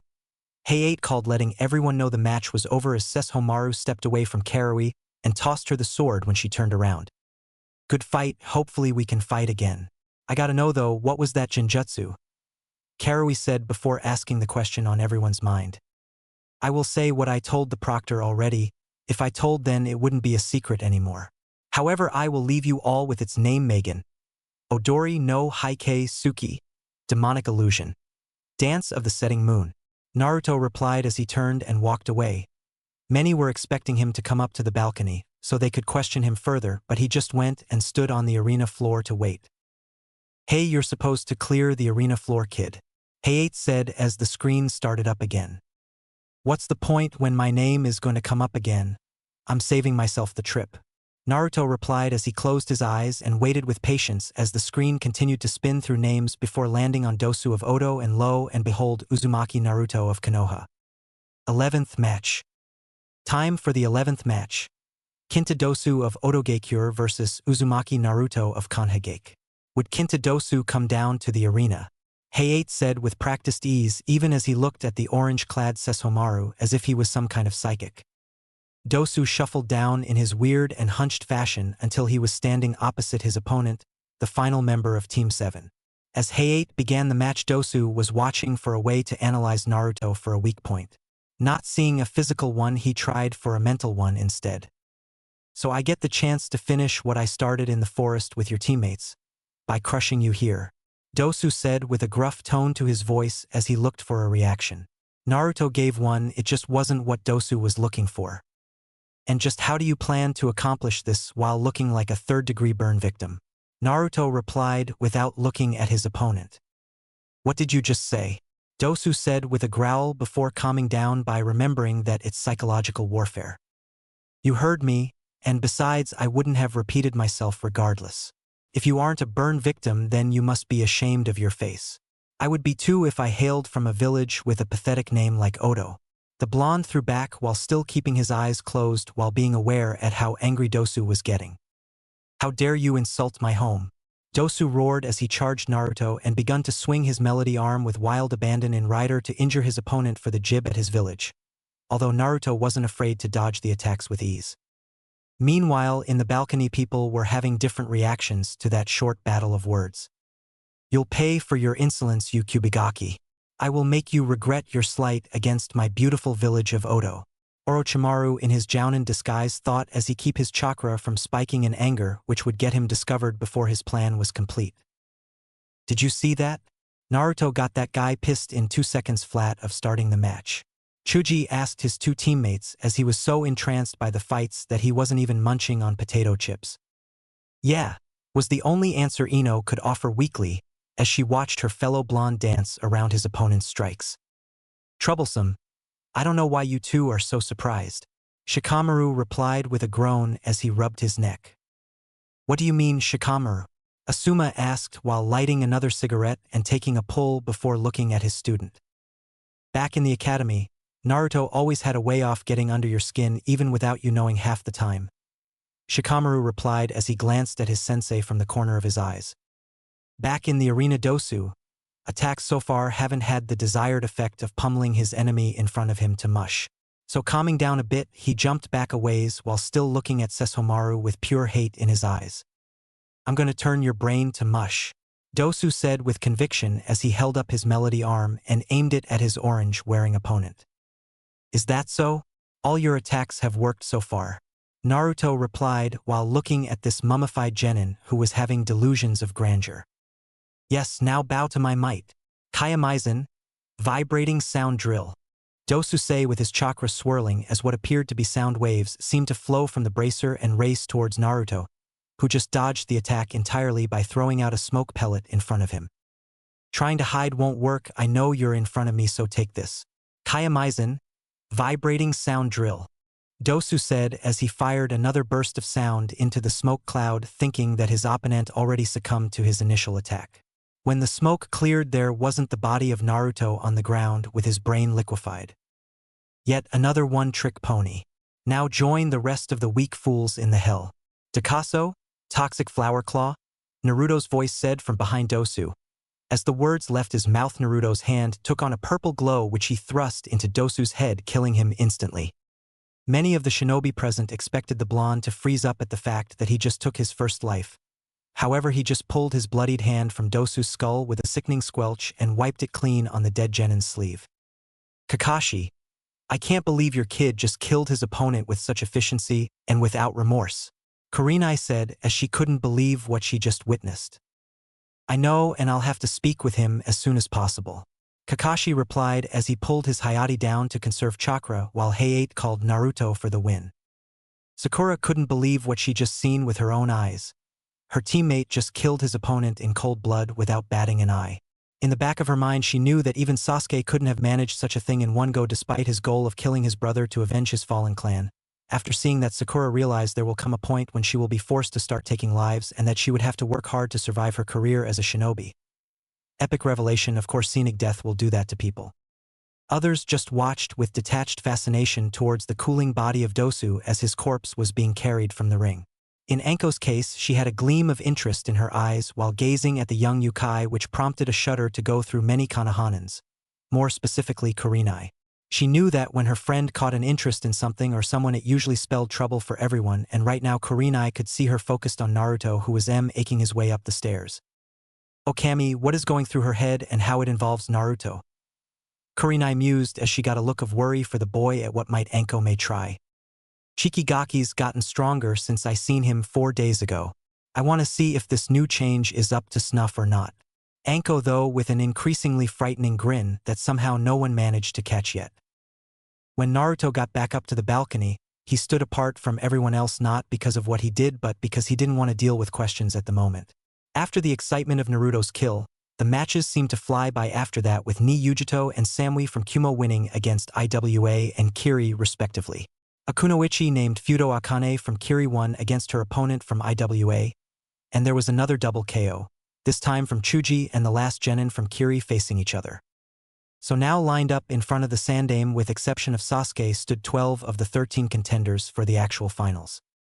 Now with the ranks thinned a bit, it's time to draw lots for the actual finals of the Chunin exams. Whatever number you get is how we determine who will be fighting who. Anko is gonna walk down the line, pull out a ball, and call out your number. Hiruzen explained as Anko walked up to Shino, who was at the beginning of the line with the book. 5 Shino. 3 Tamari. 7 Gaara. 10 Akane. 11 Samui. 13 Yujito. Troublesome. 4 Shikamaru. 6 Kankuro. 2 Ryuga. 9 Neji. 12 Kiba.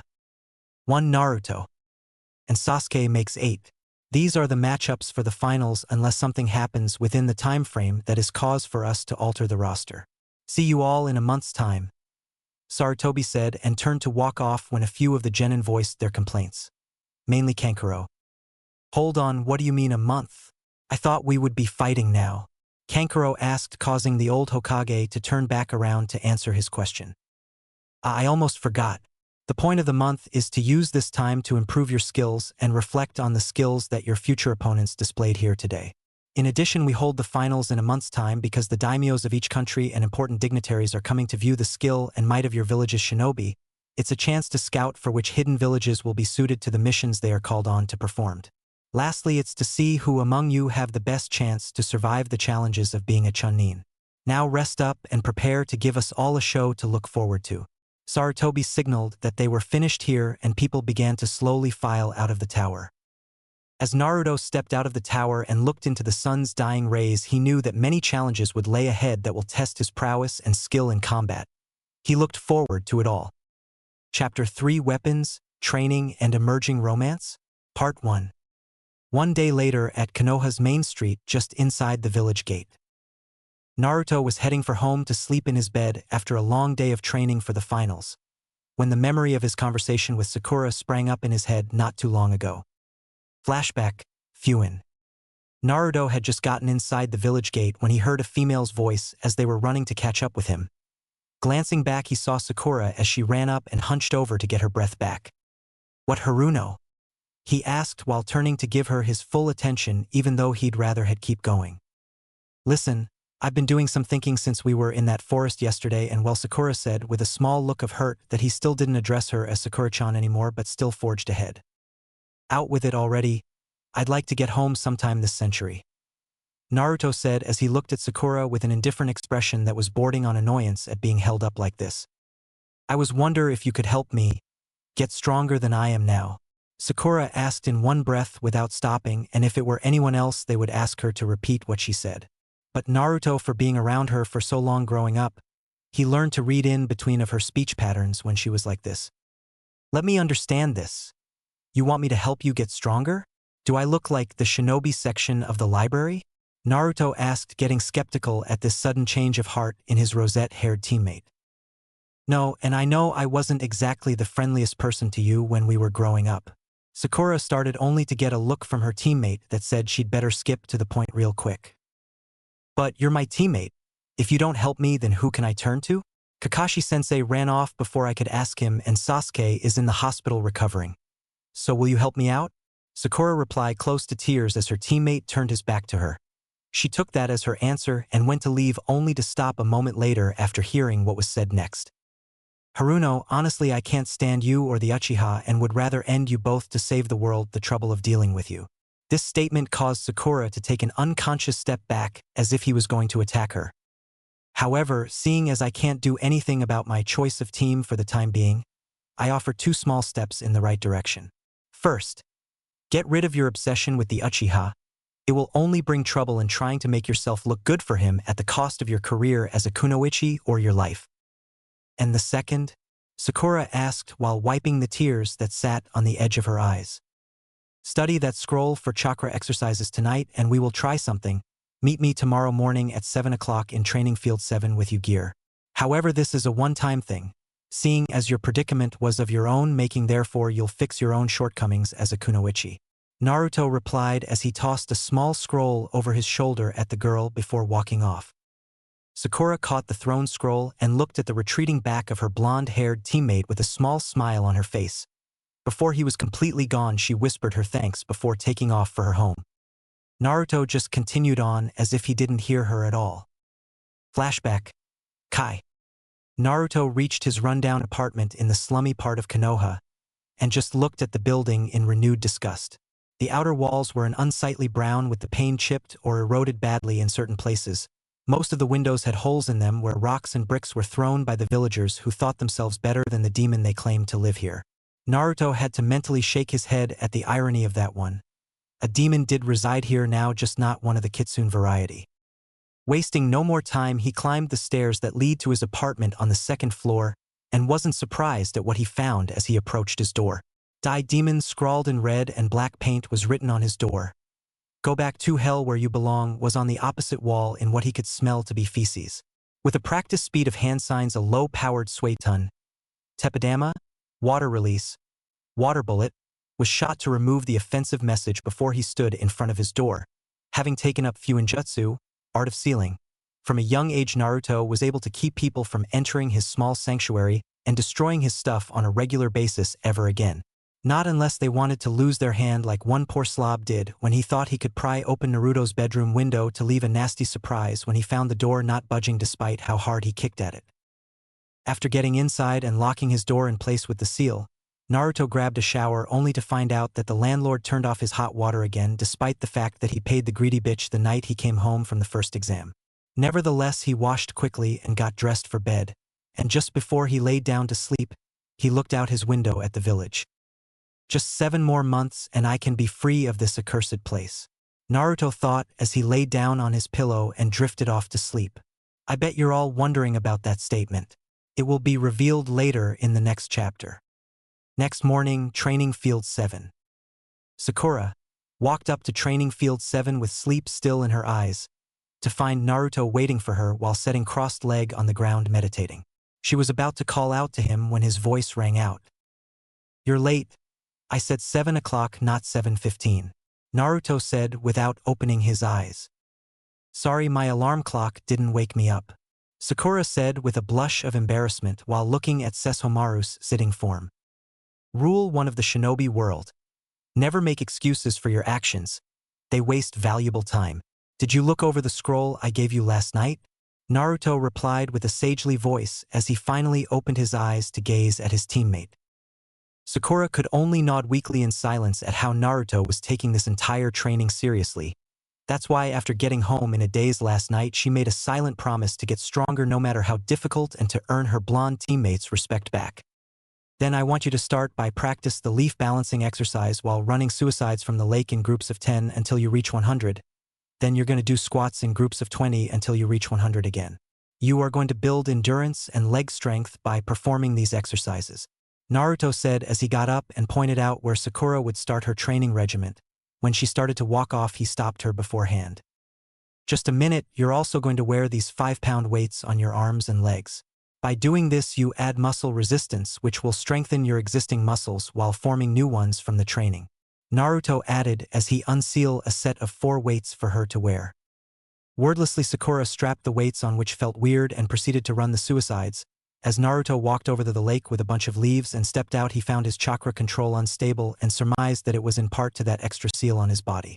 Once he got to the middle, Naruto slapped the leaves on his arms and forehead and began katas for a taijutsu/kenjutsu style that was based around multiple, fast, and unchained strikes that moved together to inflict massive amounts of damage while making use of his speed to keep his opponent off balance. Punch, weave, kick, spin, elbow. These motions went on for about 3 hours until Sakura's voice brought him out of his stupor. "What is it, Haruno?" Naruto asked as he tuned down his katas to a crawl but never stopped practicing while addressing Sakura. "I said, I've finished the exercises, what's next?" Sakura asked with what little breath left in her aching lungs as she attempted to drag in more air. Naruto stopped his movements altogether as he stared at his pink-haired teammate standing on the water's edge. Sakura was covered head to toe in sweat and dirt. Her hair was matted to her head slightly and her breathing was shallow but regular, the normal symptoms of training. Her eyes, however, showed determination to keep going. Looking at the morning sky, Sesshomaru could guess that it's been about 3 hours since they started, so he suggested she stretch her muscles as a cool-down method. When she was done with her stretches, Sakura could feel the protest they put up but was pleased with the results so far. She walked over to Naruto and sat near him and pulled out a bottle of water to drink as she soaked in her small progress. Looking over, she saw her teammate once again meditating and wanted to try for herself, so she did the only plausible thing. "Hey Naruto, how do I go about meditating? I know what it does, but I don't know how to go about doing it," Sakura asked hesitantly as she looked at her teammate. When he didn't answer right away, she assumed he didn't want to answer her at all, but he surprised her after about 2 minutes. "Relax your body and let go of your thoughts while concentrating on one simple thing to keep focus. If you've done it right, then everything else will click into place," Naruto replied while still focusing on his meditation. Sakura sat down and followed his instructions to the letter and soon found her mind pulled away from her body in a detached sense. Then she felt someone shake her shoulder and she came back into her senses and looked up to see Naruto standing over her. "What is it?" "I just got down to meditating," Sakura asked after finding her voice. "Take some time to eat lunch, then you can go find Kakashi-sensei to get more help," Naruto said as he turned on his heel and headed for the village. "But I don't have a lunch packed," Sakura called out with sheepish embarrassment as she scratched the back of her head. "Then perhaps it's time you learned self-preservation, Haruno. I'll see you later," Naruto threw over his shoulder as he continued towards the village to eat, not caring how she got lunch. In Konoha Jounin Lounge. All the Jounin of the Rookie 9 were seated at large booth table with Anko, Guy, Genma, and Marino. Ibiki from the INT department. Anko was currently in the middle of describing how the prelims went to Ibiki and Genma when a shadow was cast over the table. "Hey everyone, what did I miss?" the female voice asked, causing everyone to look up to see who it was. They recognized who it was right away. Not that she was hard to miss with her waist-length purple hair, slightly pale, unblemished skin, bright chocolate eyes, and warm smile. This was Yuzuki Yugogo, one of Konoha's elite ANBU force, and right now she was off duty and in her civvies as she sat down with her friends who all give greetings in their own way, except Anko, who wrapped an arm around Yugogo. "You missed one of the craziest prelims we ever had for the Chunin exams. You should have been there. The greenhorns actually managed to prove me wrong that they all didn't suck," Anko said with a smile as she started from the beginning for Yugogo's benefit, and then caught up to where she was stopped and finished the story. When Anko was done, Yugogo and Gunma had looks of disbelief on their faces. Ibiki, on the other hand, had a scowl of irritation on his face. "Who knew your brat was capable of that? I gotta say, Kakashi, he's really got a pair to top his performance from the first exam," Ibiki muttered as he downed his saucer of sake. "What do you mean?" Kurenai asked with curiosity, as the Jounin senseis weren't informed of how their students did even when that portion of the test was over, just whether or not they passed. "What Ibiki means is that it's Uzumaki's fault there was so many of them for my exam and the prelim matches. Although I should find him and thank him for the show he brought with him and the one he put on himself when he stuck it to that Otogenin's head like that. Oh man, I have to say he's got style." Anko butted in as she gulped down 2/3 of her 4th bottle of sake, while still hanging off Yugugo, who was busy pouring a saucer of her own. Personally, I think you should talk to him about the fact he made his first kill, Kakashi. We don't need another incident like with Itachi happening. Asuma warned as the mood at the table became tense for a moment. I know, and after I talk with Hokage-sama, I'll see to my student. Speaking of which, I'm late as it is for my own meeting, Kakashi replied as he stood while flipping his book and vanished in a poof of smoke while causing everyone else at the to groan at his habits. I swear, anyone want to place a bet on him being late to his own funeral? Anko asked, and immediately she got a show of hands from everyone at the table except Guy, who ranted about youth as usual. At the Hokage Tower, Kakashi appeared right in front of the desk of the Hokage's secretary. She was a woman in her early 30s with brunette hair in a stylish yet proper bun and a little makeup to highlight her features. All in all, she was a beautiful woman. However, Kakashi knew he wasn't here to ogle a civilian. "Excuse me, I'm here to see Hokage-sama, is he in?" Kakashi asked as he put away his Ika while talking to her. "Yes, you can go on," she replied as she filed papers with a practiced ease. Kakashi gave his thanks and walked past her to the double doors of the Hokage's office, which were guarded by a pair of umbu that were like statues on either side of the doors. He knocked twice and waited to be let in. A muffled enter had Kakashi stepping into his leader's office to see the veteran shinobi swamped with paperwork as usual. "Ah, Kakashi, I'm surprised to see you. You're only an hour late instead of your usual 3. Sarutobi said with a kind smile as he looked up from his work to see who it was. "Well, I felt it prudent to be here, earlier than normal, so I can get all the info I need," Kakashi replied as he walked to the center of the room, and no further knowing full well of the 4 umbu stationed inside the office that acted as a last line of defense against an attacker and their Hokage. "Certainly, what did you want to know? I'll try to answer as much as I can," Sarutobi said as he pulled out his pipe, packed and lit it before motioning for Kakashi to continue. "Well, sir, it's about Naruto. I was wondering if you could tell me anything about the skills he displayed in the forest 2 days ago," Kakashi said while looking directly at his leader for the answer. "I'm going to be frank with you, Kakashi. I could tell you, but those are Naruto's secrets to share at his discretion. So all I can say is you'll have to make do without it," Sarutobi replied as he took a long pull on his pipe and breathed the scent of cherry tobacco into the air. "I understand, but if I'm going to help him, I will need all the info I can on Naruto to do that," Kakashi said as he tried to get the venerable Hokage to see his side of reasoning. Suddenly, the entire room was flooded with killer intent so dense and potent, it took all of Kakashi's willpower not to buckle under its pressure. Eyes widening, Kakashi began to subconsciously sweat in fear a bit, for Sarutobi ceased looking like a frail old man and more like the kami no shinobi that he was known for in his prime. As his eyes hardened, yet he never changed his position or anything. "Are you questioning my judgment and disobeying a direct order from your commander, Jounin Hitaki?" Sarutobi asked with an edge in his voice that spoke of nothing but trouble for Kakashi if he didn't salvage his blunder right this instant. "Forgive me, Hokage-sama. I was completely out of line and it will not happen again," Kakashi said as he instantly dropped to a knee and bowed his head in submission. After what felt like eternity, the overwhelming Ki was slowly pulled back into the fire shadow until it was easy to breathe again. Kakashi risked a glance at his leader only to see the man calming his fury that was almost unleashed. "Rise, Kakashi," Sarutobi said tiredly as he just took another pull of his pipe. "Hokage-sama," Kakashi started before the Hokage held up a hand for silence, which Kakashi did instantly. "It's quite all right, Kakashi. I know you only have but the best intentions for the boy, but I'm wondering, does Sasuke or Sakura tell you every facet of their lives?" Sarutobi asked with his knowing gaze that seemed to look right through Kakashi. "No, Hokage-sama." "Then how can you expect Naruto to reveal what's his if you aren't holding the entire team to the same standard? Basically, what I'm saying is that everyone is entitled to privacy where their lives are concerned. If Naruto is willing to share his secrets, then fine, but I don't want you trying to coerce them out of the boy and claim you did it in an effort to help him. Do you understand this, Kakashi?" Sarutobi asked as he set his hardened gaze back on the Kapinin. "Hi, Hokage-sama," Kakashi replied as he bowed briefly before standing straight up again.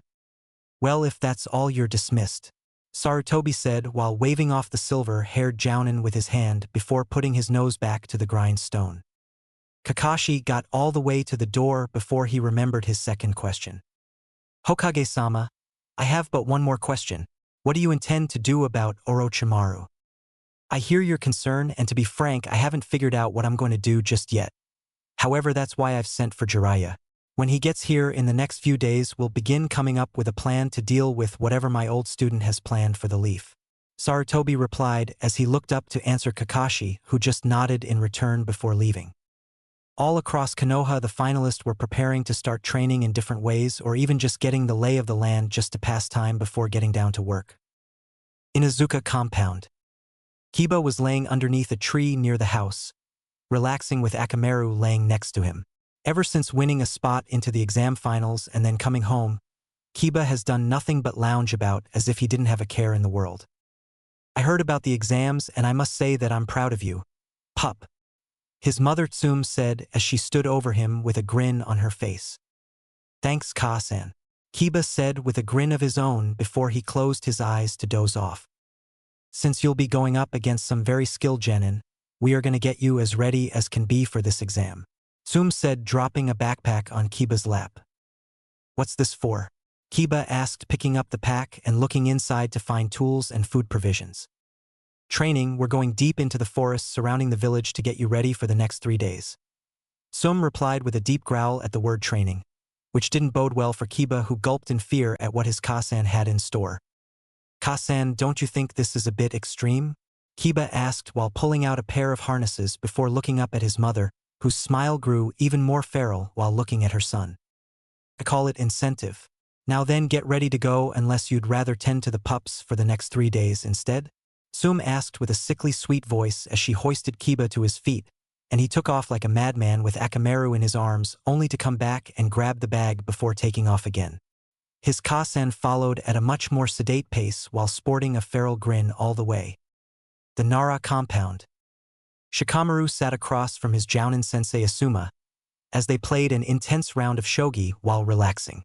Asuma knew that preparation was the key and decided to ask his student for his thoughts. So you have a month to prepare for the finals. Asuma started. Yeah. Shikamaru replied with a heavy sigh as his rook took Asuma's pawn. Do you have a training plan yet? No, besides it's too troublesome to think about. Ka-san's been trying to get me motivated about training, but why waste precious cloud watching time for that? Shikamaru replied with a scowl as Asuma took his rook with a knight. Asuma just laughed at his student's typical response as they continued to play shogi for the rest of the afternoon. In the hotel room of the Suna siblings, all 3 genin were in the main sitting area in different spots. Tamari sat stretched across a love seat with a book in hand that she was reading. Kankuro sat in a recliner with one of his puppets across his lap as he was performing maintenance to keep the joints in working order. Gaara was standing still as a statue in front of the window when their sensei walked in the room. Good morning, you 3, Baki said as he sat in the last available recliner as Tamari and Kankuro gave a greeting before returning to what they were doing. Gaara just looked at Baki in the reflection of the window glass before deeming what he had to say as unimportant. In all the excitement the other night, I wanted to congratulate you all on advancing to the finals. Now then, we have a whole month to wait before the invasion. I don't want any of you bringing unwanted attention to us until then. Baki said this while subtly looking Gaara's way, hoping the boy could control his bloodlust for a while before deciding to indulge the demon within. After getting a yes from both Tamari and Kankuro, Baki got up and left the hotel in search of something to preoccupy his time, leaving the 3 siblings alone. When Baki got out of earshot, Gaara decided to move away from the window, which of course startled his brother and sister, who looked warily towards their little brother as he walked right past them towards the bedrooms. He's becoming increasingly unstable. I wish there was something that we could do, Tamari whispered as she watched Gaara retreat into the hall, despite the fear she had of her Amuto little brother. She wanted to do all she could to keep him safe and whole. Never mind that for right now. What are we going to do about this invasion? I don't want to risk my life on whatever that Orochimaru promised our father in return for his help, Kankuro said, looking up from his puppet to answer his sister, who had a complete look of worry on her face. And you think I do? The best we can do is hope that we can find a way out of this without losing our lives or our brother, Tamari said, jumping to her feet to pace while Kankuro watched. With Samui and Yujito, both the Ni sisters were walking the main street of Konoha, getting looks from its citizens, looks of want and lust from the men and looks of jealousy from the woman. There was also a combined look of distrust among the elder populace, as they watched the two kunoichi walk around freely. Both girls ignored this, having grown accustomed to being viewed in such a way, who could ignore the obvious beauty both girls had or the past transgressions of their village. First, there was Samui, who was the older sister by a year, making her 16. Wore a kunoichi-style bodysuit which hugged her curves and showed off her generous bust, which was a borderline D-cup. Her hair was cut short to the nape of her neck and allowed people to see her face, which was, in a word, perfect, and she had eyes as blue as a certain yokai's, but her entire demeanor screamed business, meaning she was more likely to slid a kunai in between your ribs than flirt with you.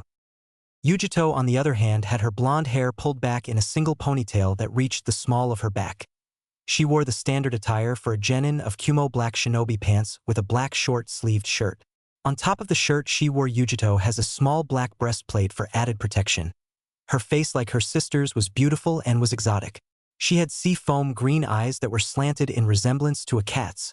What many outside of Kumo didn't know that she was the Jinchuriki of the Nakomata no Nibi. They got along fine most of the time, but now wasn't one of those times, as she was having an inner rant with her tenant about the same old subject. Yujito's lack of a love life.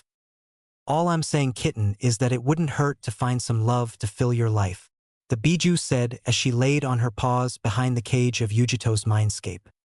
Nibi, we've been over this. I don't want nor need a relationship to be happy. Yujito threw back as her face gained a scowl on the outside as she walked along. All right, kitten, I'll drop the subject for now, but it wouldn't hurt to remember what I said, Nibi replied as her voice slowly faded into the back of Yujito's mind as the connection was muted.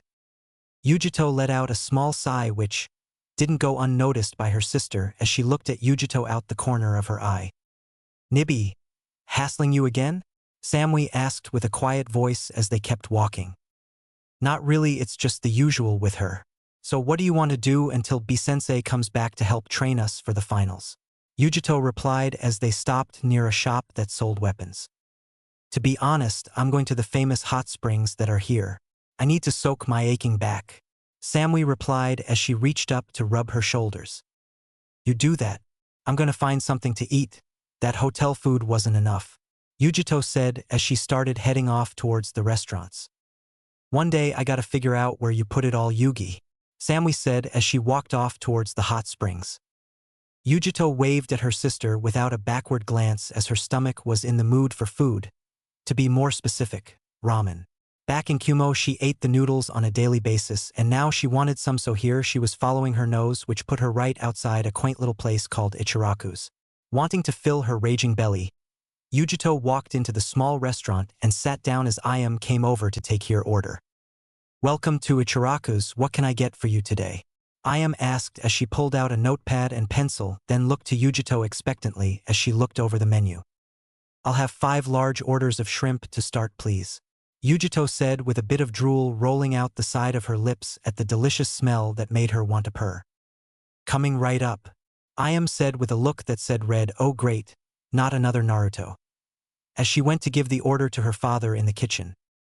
As Yujito waited for her food, she was unaware that she would come face to face with her third Jinchuriki after setting foot in Konoha. Naruto had left Sakura to her own devices as he headed into town to get some food. While walking, he didn't miss the discreet glares or the outright hatred that the villagers thought were hidden very well. Knowing full well that he wouldn't put up with the villagers' shit anymore, Naruto headed to Ichiraku's to get his fill of lunch before going to do his own personal training. Some things never changed, he thought, like his taste preference to ramen. Naruto walked into Ichiraku's with a sharp eye as he spotted a few other patrons enjoying ramen. One that particularly caught his attention was Ni Yujito from Team Kumo, if he remembered correctly. Hey Naruto, I haven't seen you all morning. Ayam greeted with a bright smile as she wiped the counter clean. I've been training is all.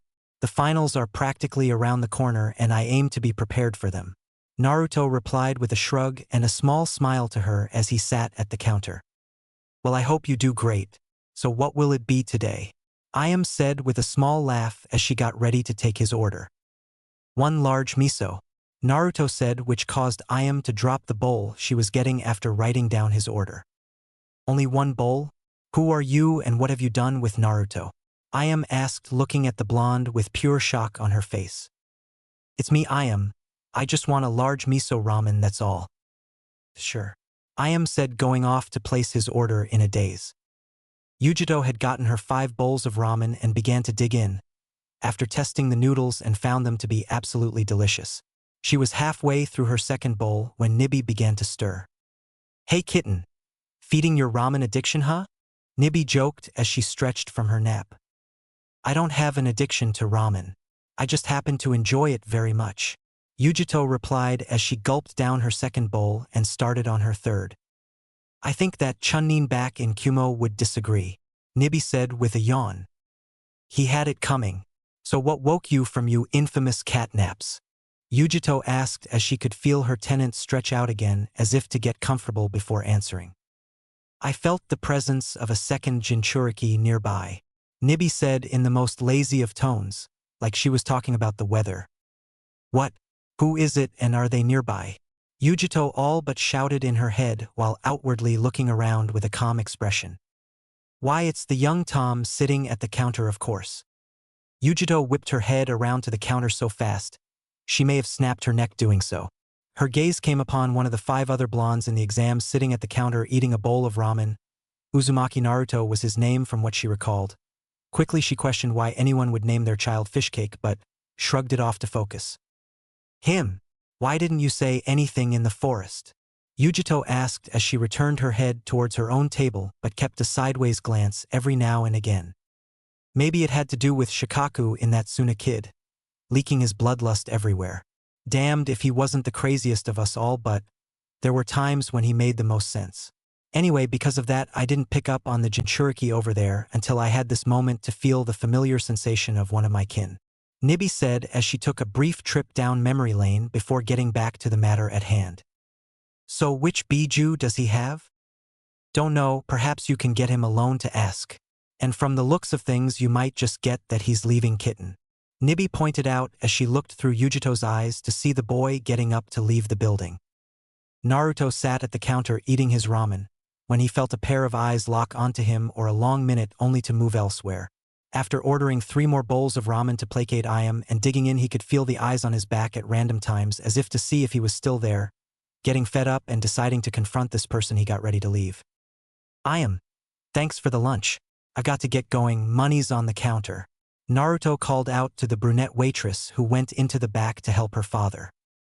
After getting a brief goodbye, Naruto casually walked out the restaurant and out into the street, knowing that whoever was tailing him wasn't too far behind.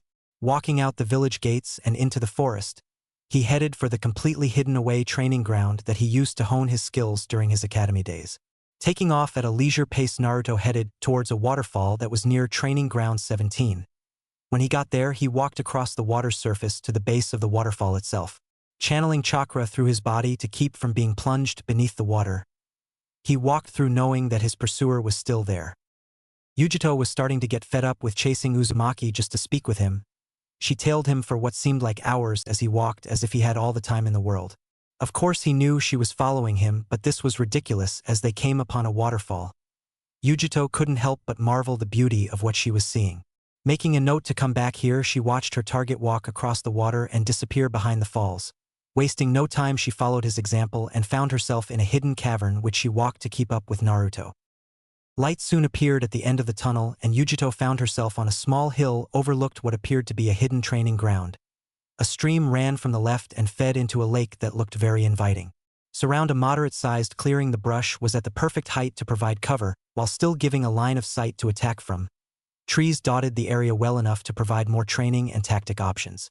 All in all, Yujito was awed by what she discovered. So much that she didn't register the kunai at her neck or the tip of a claw on her back before it was too late. How did he get behind me without Nibby or I detecting him? Yujito thought to herself as Nibby was eerily quiet as well. Why have you been following me, Kumanin?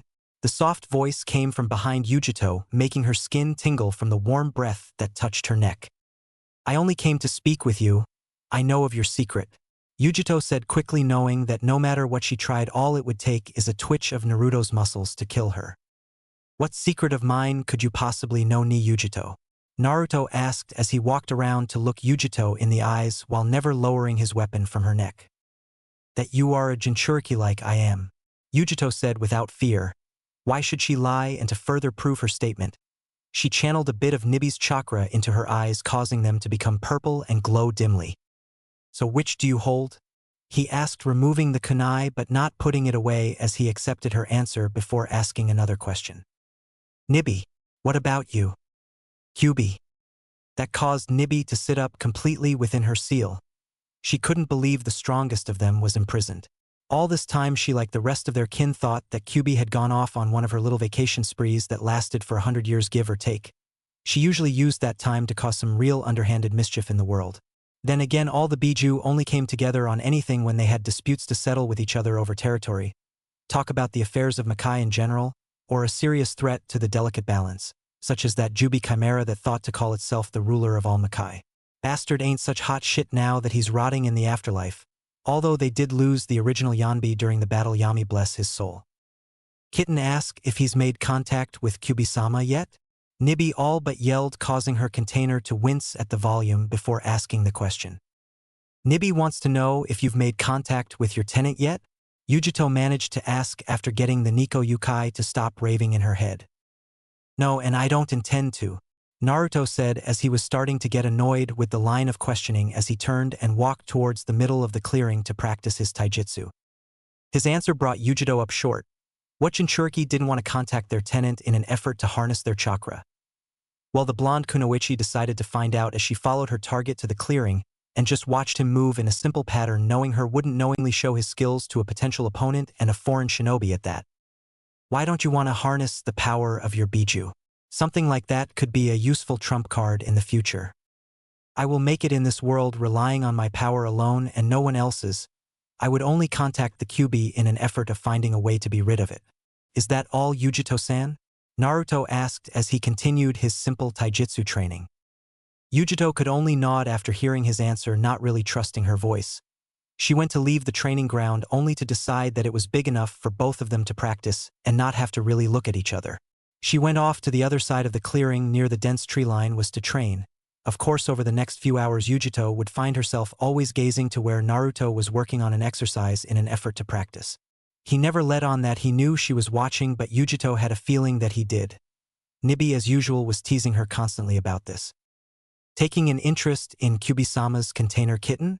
I approve. In a couple of years he's gonna be a real looker. Nibi purred as Yujito was looking back at Naruto's position as he continued to train. It's not like that. I'm merely observing his habits so I can effectively fight him in the up-and-coming finals. Yujito replied with a soft snort. So when the Tom took of his jacket, your eyes roving over his corded muscles with a glazed look was observing his abilities? Nibi asked as Yujito became silent, which caused Nibi to get a shit-eating grin knowing she had her container. A flustered shut up reached Nibi, who laughed at her container's expense as the poor girl gained a blush that thankfully no one else was around to see. Soon enough as the sun began to set, Sesshomaru got ready to leave and looked directly at Yujito's training spot. When you leave, make sure that no one sees you do. I want to keep this a secret, Naruto said to the girl as she was throwing kunai. Yujito stopped mid-throw to give a reply and turned around to find her fellow blonde already leaving through the cave exit. You are a puzzle I aim to solve, Uzumaki, Yujito thought as she continued to practice a bit more before going back to the hotel. Over the next few days, Naruto continued to help Sakura when he could, knowing full well that this was Kakashi's job in the first place. When he tried to find him the day after he started training, the sensei of Team 10 Sarutobi Asuma stopped by to let them know that Kakashi had left on a mission and would be back as soon as possible. This info of course got the young Yukai annoyed his sensei if he could even call the silver-haired Jounin that was out on a mission when he had students that needed his help growing stronger. The blonde genin decided to confront the man the next time he seen him, so imagine Naruto's surprise when he spotted a group of Jounin for the rookie teams, Guy, and a few others heading his way with his sensei at the head of the group. As usual, his face was buried in his orange book. Well, he was in for a rude awakening as Naruto stepped in front of the Jounins. Kakashi-sensei, do you have a second? I want to talk with you, the blonde asked loud enough that he got the entire group's attention as they stopped and looked at the orange-wearing genin. I wish I could be. I've got something to do. I wanted to speak with you about your first kill, but these things happen. Kakashi said, glancing out the side of his book to look at his student. The others looked at Kakashi with disbelief as he basically brushed aside one of his genin that was formally asking for his help. As a sensei, he had an obligation to his students. Naruto merely narrowed his eyes slightly as he looked at Kakashi. So you won't take a moment to listen? I know what this is about, but I just don't have the time to train you for the finals. However, I've set you up with a substitute sensei to help you in my place. Kakashi said as he returned completely to his book. Let me guess. Someone that won't adequately train me properly while you run off to cater to the Uchiha's training? Stop me if I'm wrong. Naruto said, looking dead at his sensei, who didn't even have the moral courage to face the person he's turning away directly. Now don't get all worked up like that. Sasuke needs the help considering who he's facing in the finals. You seem to be doing well on your own. Especially since your battles in the Forest of Death. Kakashi tried to deflect as the others looked on with increasingly disappointed glances at their fellow jounin. That's besides the point. What if I wasn't adjusted like I was when I killed that Odanin? Would you have done what you did and brushed me off, or would you have done the sensible thing and talked to me about it? Naruto threw out, making Kakashi give another sideways glance that was, from what he could guess, was a glare. You're overstepping the chain of command, genin. I will not tolerate being spoken to by one of my own students like that. Like I care. Hitaki, did you know that while you were failing at the main aspect of your position so poorly that I've been helping Haruno bring her skills up to snuff? I'm supposed to be using this month to hone my skills for the finals of the Chunin exam.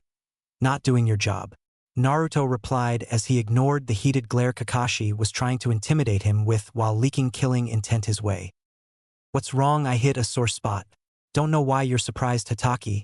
After all, you're lower than trash, seeing as you can't even follow your own motto. I'd stand here and point out your obvious lackings as an instructor, but I have to go see Hokage-sama. Sesshomaru said as he stepped back and proceeded to walk around the group of jounins. Before he got too far, he stopped and called back to Kakashi. One more thing, Hitaki. Leak any more killing intent at me and I will make you a Cyclops permanently. Sesshomaru said as he hit Kakashi directly with a large amount of killing intent laced with a bit of his Yukai chakra to get his point across before disappearing around the corner. Kakashi watched his student walk off with a slow anger rising in his chest at how he was just talked to. He looked to his fellow jounin only to find them either shaking their heads in disappointment or disgust at how he led his team. You guys don't believe what he said, right? Kakashi asked, trying to save face by appealing to his fellow jounin for support. Unfortunately, they had some negative responses to share with the Kopinin. Kakashi, I'm disappointed in you, my friend. Asuma. You shame yourself too greatly right now. Karina. Most unyouthful, my rival. This came from guy who was unusually serious at the moment. I out-feed you to my snakes, but I don't want them to taste such failure from one such as you. Anko growled as a snake peeked out from her coat sleeve. With their peace said, the other jounins left Kakashi standing in the street feeling like a real jackass, before he walked off towards his destination. However, one of them noticed a figure sitting on the wall which overlooked the hot springs that Sesshomaru and Kakashi had their confrontation in front of. Not even home 5 minutes and I get a front row seat for 2 great shows at once. Maybe I can see how Gigi is doing. After collecting my research, of course. Ho ho ho, that's it, splash each other with more gusto. Man, I love this place. A voice said in a jovial tone before becoming filled with perverted giggles. That's right, we all know who this is. More of him up ahead. The Hokage's tower 15 minutes later. Naruto entered the tower with a purpose as he headed for the Hokage's office. As he reached the top floor, he spotted one of the top people on his most hated list. The Hokage's secretary. This bitch made it her life's goal to make his very existence miserable. So it came as no surprise that she had a glare on her face that could rival the Shinigami's. What do you want, boy? The secretary sneered as Naruto reached her desk. It's obviously not to see a miserable hag like you. Naruto threw back as he walked past the woman. Where do you think you're going, demo? The secretary started to yell in a red haze of anger only to stop as she felt the cold chill of a kunai next to her neck. Finish that sentence and it will be the last you ever do. I don't know why the Aji-san, old man. Let's this carry on in the worst way. If it were up to me, you'd all have been hanging a long time ago. Naruto warned while watching as the woman nearly had a heart attack right there on the spot. When she didn't say another word, he let up, knowing that killing this ninjen isn't what he came here for. Leaving the terrified secretary at her desk, the blonde continued onto the Hokage's office. Not even sparing a glance at the two umbu guarding the door, he knocked twice and walked in after hearing an enter. Naturally, the Hokage found himself swimming in paperwork as he struggled to not be consumed by the great beast. Naruto-kun, what can I do for you today? Sarutobi asked with a kind smile as he noticed it was his surrogate grandson that came to see him. I need to speak with you about something important, Naruto said as he walked towards the desk at a leisure pace. Certainly, why don't you tell me all about it? Sarutobi said, sitting up straighter, knowing that whatever Naruto had to say was important, especially with his change as of late. Something for your ears alone, Naruto replied as he pulled a chair in front of the desk, indicating the umbu stationed in the room. Sarutobi motioned to the 4 umbu that they were to disperse from the room. However, one umbu leapt from their position and came to rest in a kneeling position in front of the village leader. Naruto took a side glance at this masked shinobi. From what he could see, the build was obviously of a male that wore the standard attire of the umbu. That is where the similarities ended, as he took in the immaculate black cloak that hid majority of his features, including the color of his hair. On his face was the pale white mask of what appeared to be a dragon. By your leave, Hokage-sama, the masked nin said with a bow before fading out of the room. Of course, Ryu, Sarutobi says with a kind smile after watched the effective display by one of his shinobi, as he lifted his hands and was about to do seals for a jutsu when Naruto spoke up. Before you activate that jutsu, tell the idiot outside the window to reveal himself, then you can send him away. Instead of answering, Sarutobi decided to sit in silence as he knew who was sitting outside his window.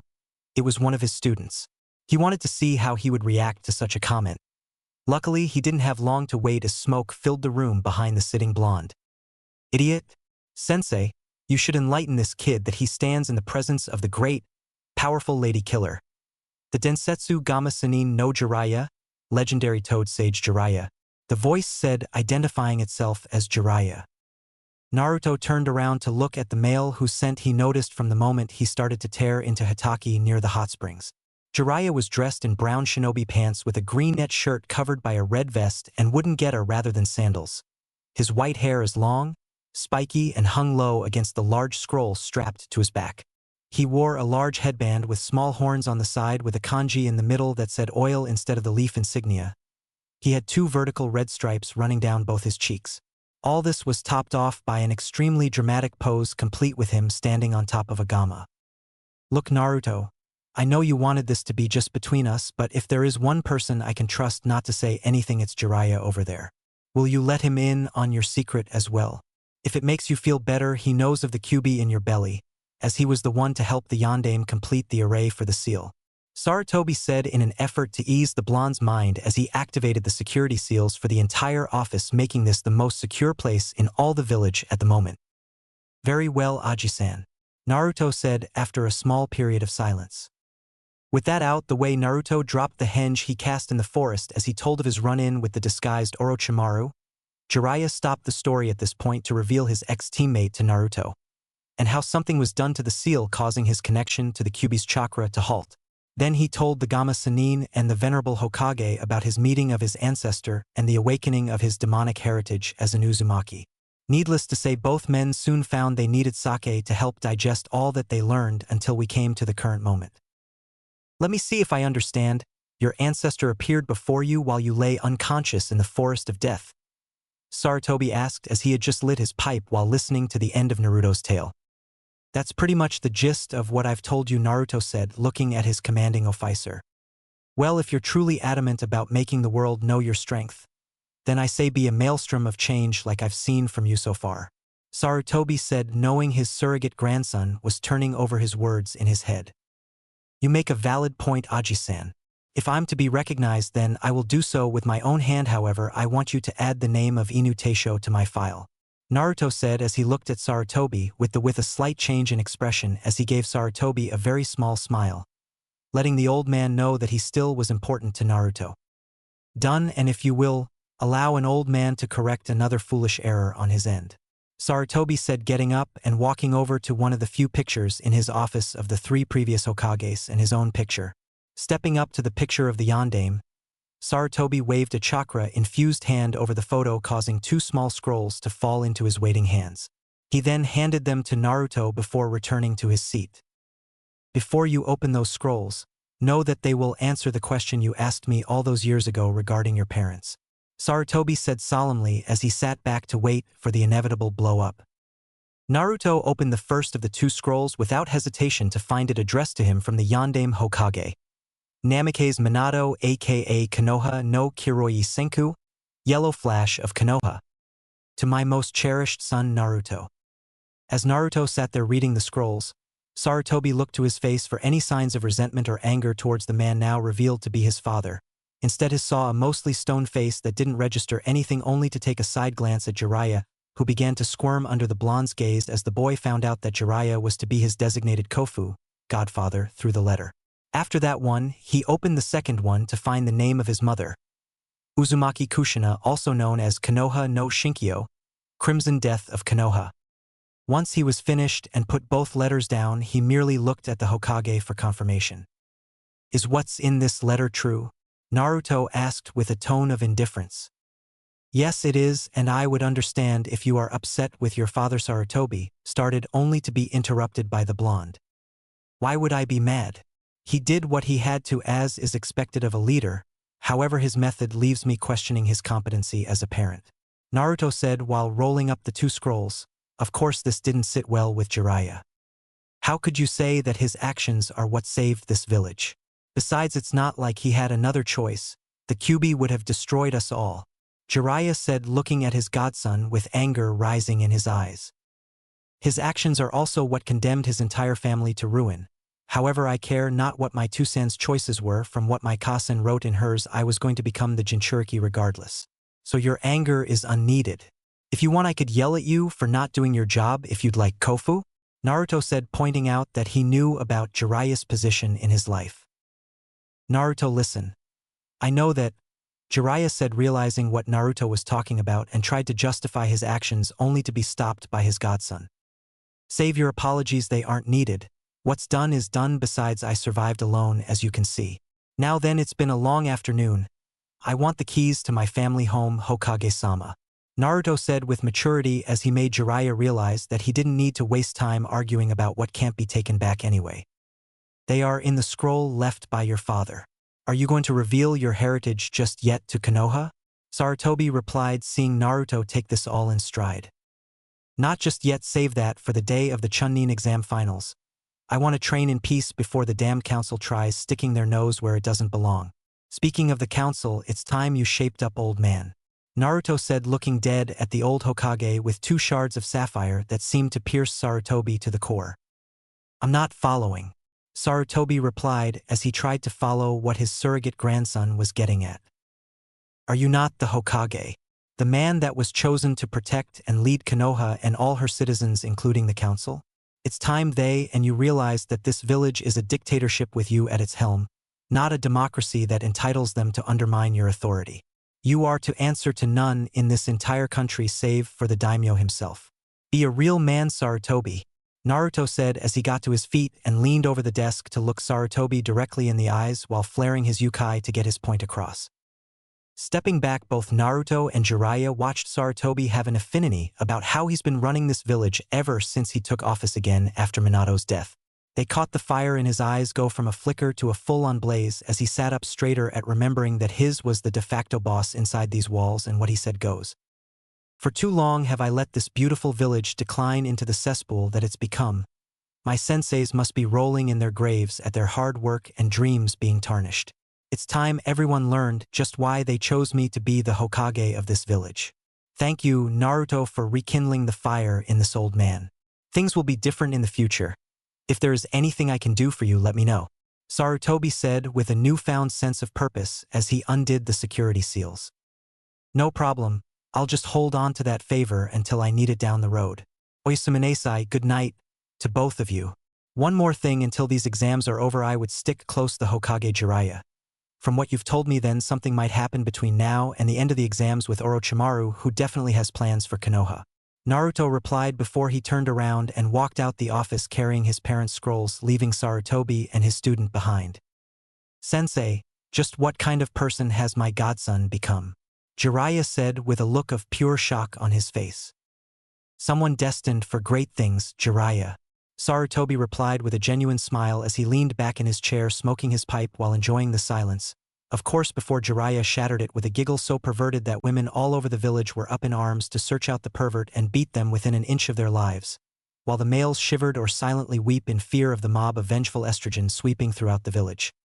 What is so funny, Jiraiya? Sarutobi asked, looking to his longtime student as he puffed out his chest with a proud gleam in his eyes. Since Naruto has unlocked his Uzumaki bloodline, meaning that he falls under the Ciara witch means going to get a harem of bodacious honeys to help revive both his clans, Jiraiya said with a running nosebleed at the lucky future his godson is going to get. You think I could take that boy on as an apprentice? This of course caused Sarutobi to burst out laughing at his student's expense as he swiveled his chair around to look at the sun setting over the village wall. That's for your nephew to decide, Jiraiya, but whatever happens from this point on will be a sight to see. I hope I'm around to see it with my own eyes. Sarutobi mused quietly as he watched the sun give way to night with a smile on his face. Chapter 4, Weapons and Training Part 2. Namikaze Compound. Naruto awoke in a very comfortable and clean, king-sized bed as the sun filtered through the curtains signaling a new day to train. After sifting through his memories of the conversation he had with Sarutobi last night, Naruto just stared at the ceiling of his family compound home in thought. And while not as large as the ghost town known as the Uchiha district, or as traditional as the Hyuga compound, it was an upgrade from the shit nest he was forced to live in for the past 12 years. Naruto could mentally say that this home was a much-needed improvement as he got out of bed and pulled on a pair of nondescript shinobi pants and a mesh shirt for the time being until he could reach Sesomaru's resting spot to retrieve Tokujin and Tenseiga, then come back and begin his real training. As he made his way downstairs to the kitchen, Naruto could definitely see the difference of a clean house would make without a huge layer of dust covering everything. Reaching the bottom of the stairs, he summoned 30 clones using the Kage Bunshin no Jutsu. They all poofed into existence looking exactly like their creator, right on down to the small scowl on each of their faces. 5 of you are to clean the living room, 5 of you are to clean the kitchen, another 5 are to take care of the upstairs, 5 of you are to go food shopping to replace what has gone rotten, and the last 5 of you are to look in the library for anything useful. Don't bother with the Hiroshin, we will make do without it. Dispel yourselves when your tasks are done. Naruto instructed to the clones as he applied his henge for the time being. This technique is more useful than I originally thought. I should work on increasing my skill with that jutsu. It could become invaluable in combat. Naruto thought as he felt the 5 clones going shopping brush past him while heading into the village ahead of him after taking a bag of money he found in the master bedroom. As Naruto walked towards the Hokage tower, he wasn't oblivious to the usual glares and looks of disgust aimed at him, like his existence mattered any less than a civilian villager. If he still wore that mask of an idiot, he would have just smiled back before going on his way. Not anymore though, as he glared back with an expression that said, "Try anything and you will be dealt with." And to prove his point, Naruto let some killing intent leak from his body in a very brief spike that caused more than one civilian to shit themselves in fear at what they were feeling. Upon reaching the tower, Naruto walked right past the secretary he was always at odds with, without so much as a word, seeing as she wasn't at her desk for the moment. Knocking on the Hokage's door and hearing an enter, Naruto walked in to see a frustrated Sarutobi still up to his armpits in paper. And while there wasn't as much as yesterday, the young Uzumaki could see that his leader was grateful for any reprieve he could get from his mortal enemy. Naruto-kun, what brings you by so early this morning? Sarutobi asked with a kind smile as he silently thanked Kami for his surrogate grandson as he lit his pipe and took a pull. I've come to see how you've made out since our talk last night, Naruto said as he took a seat in front of the elder Sarutobi clan head. To be honest, I felt better than I have in years, and you are to thank for that, my boy, Sarutobi replied with a tip of his head in Naruto's direction. So what's the real reason you've come this morning, Naruto? Well, Naruto started before a presence near the window, had both men looking to a surprisingly cheerful Gamasenin as he climbed through the open space. Ohio, Gigi. I've come by to give you a preview of my next book. And what are you doing here? Jiraiya said with a smile before he realized his godson was sitting across from his old sensei. If you must know, Jiraiya, Naruto-kun here was just going to tell me what he's doing here when you should up. Sarutobi said as he looked at the white-haired Nin as he had the decency to look embarrassed as he scratched the back of his head. Anyway, as I was saying, I was thinking about what I told you last night when I went home and I decided. I want you to give me traveling rights to leave the village for a month to locate my ancestors' resting place. Naruto said as he looked directly at Sarutobi with eyes that wouldn't take no for an answer. Are you sure that's what you want to use the favor for? Sarutobi replied with his face slacking a bit at what Naruto just asked. Yes, I'm positive, or do I need to remind you of the details of our agreement? Naruto asked with a slightly raised eyebrow to his commanding officer as Sarutobi's pipe hung from his lips loosely at what he was hearing. Jiraiya was faring no better as he looked at his godson put his mentor behind the 8-ball with what he just said. Taking one look at his sensei, Jiraiya could see Sarutobi knew this as well as he straightened his posture before speaking again as he fixed his pipe and, there's no need for that, Naruto, but are you sure you wish to keep the contract open? You've made a bunch of friends in your genin class. Sarutobi tried in hopes of dissuading Naruto with his goal. Don't insult my intelligence. They all still think of me as the idiot I made myself out to be. I will admit that was my fault for taking things too far, but even then no one tried to see the real me regardless of whatever I did. Be honest with yourself, do you think that they will respect me as a person cause I don't? So I will make them all respect my strength and sword arm. Naruto asked while looking at Sarutobi and Jiraiya, who was subtly flinching under the young boy's gaze as he pointed out the truth to them. Very well, Naruto, this pass will allow you to leave the village for the entire month, but I hope it won't come to that. Do you know where to look exactly? Sarutobi said as he shook himself out of his stupor to write out the pass and hand it over to his surrogate grandson. I do. I'm to locate the heart of the Western lands where the sands of time shirt endlessly to protect the resting place of the Western Lord. So it's safe to assume that riddle means that I'm headed for Kaze no Kuni, Wind Country. Naruto said, grabbing the paper and turned at hearing snickering from Jiraiya, who looked about ready to explode with laughter. What's wrong with you? Naruto asked with a raised eyebrow at Jiraiya, who just shook his head negatively as he calmed down from his laughing fit to speak. Nothing about you gonna Kaze no Kuni. Even with your change and new motivation, that still doesn't change the fact that you've never been outside the village, so I'll be going with you to help find this place. Jiraiya said with a smile as he pointed a thumb at his chest, as he basically volunteered himself for this trip. That is agreeable, your knowledge of the land will be beneficial. I'll accept your company on this trip. Naruto said with a nod of his head after thinking over the facts laid in front of him. Great, and on the way I can help you prepare for the finals by teaching you some. Jiraiya started to tack on until his godson interrupted him. You gonna actively train me for real, or are you gonna leave me on my own to struggle while you go off and do whatever? Because if you are, then I will have to pass on your offer. Naruto asked with an arm's length of suspicion at his godfather's intentions. What makes you think I would do something like that? Jiraiya asked with a pang of hurt at the obvious distrust from his godson, but then the rational side of his brain kicked, telling him that Naruto didn't know anything about him regardless of being named his godfather by his deceased parents. I've already had a bad start to my career by being given to that favoritism-giving, chronically late Hatake that I'm forced to call sensei. I don't want a repeat performance from anyone. So if you aren't going to be genuine in training me, I will reach my goal on my own. This revelation, of course, had Sarutobi's temper flaring along with his chakra, which caused people around the tower to become very hesitant to screw up after finding out their leader was displeased for whatever the reason was. What? Of all the, are you sure of the allegations you place upon Kakashi, Naruto? Sarutobi bellowed at the blonde, who didn't even flinch under the old Hokage's questioning. Of course I'm sure. Hatake's been doing this since the day we became a team. He would let Sasuke shirk his part on D-rank missions and then would allow the client to undermine my payment even though I was the one doing the most work. Naruto said as he watched Sarutobi pace the floor after getting up. It's a very good thing I put Kakashi in his place where your heritage is concerned, and to think he said he had your best interest at heart. The Hokage muttered as he looked up with a restrained fury in his eyes. Don't waste your time doing something foolish such as trying to punish him right now. Naruto replied while Sarutobi's killer intent died down, but his displeasure was still no. So you would let him get away with what he's done?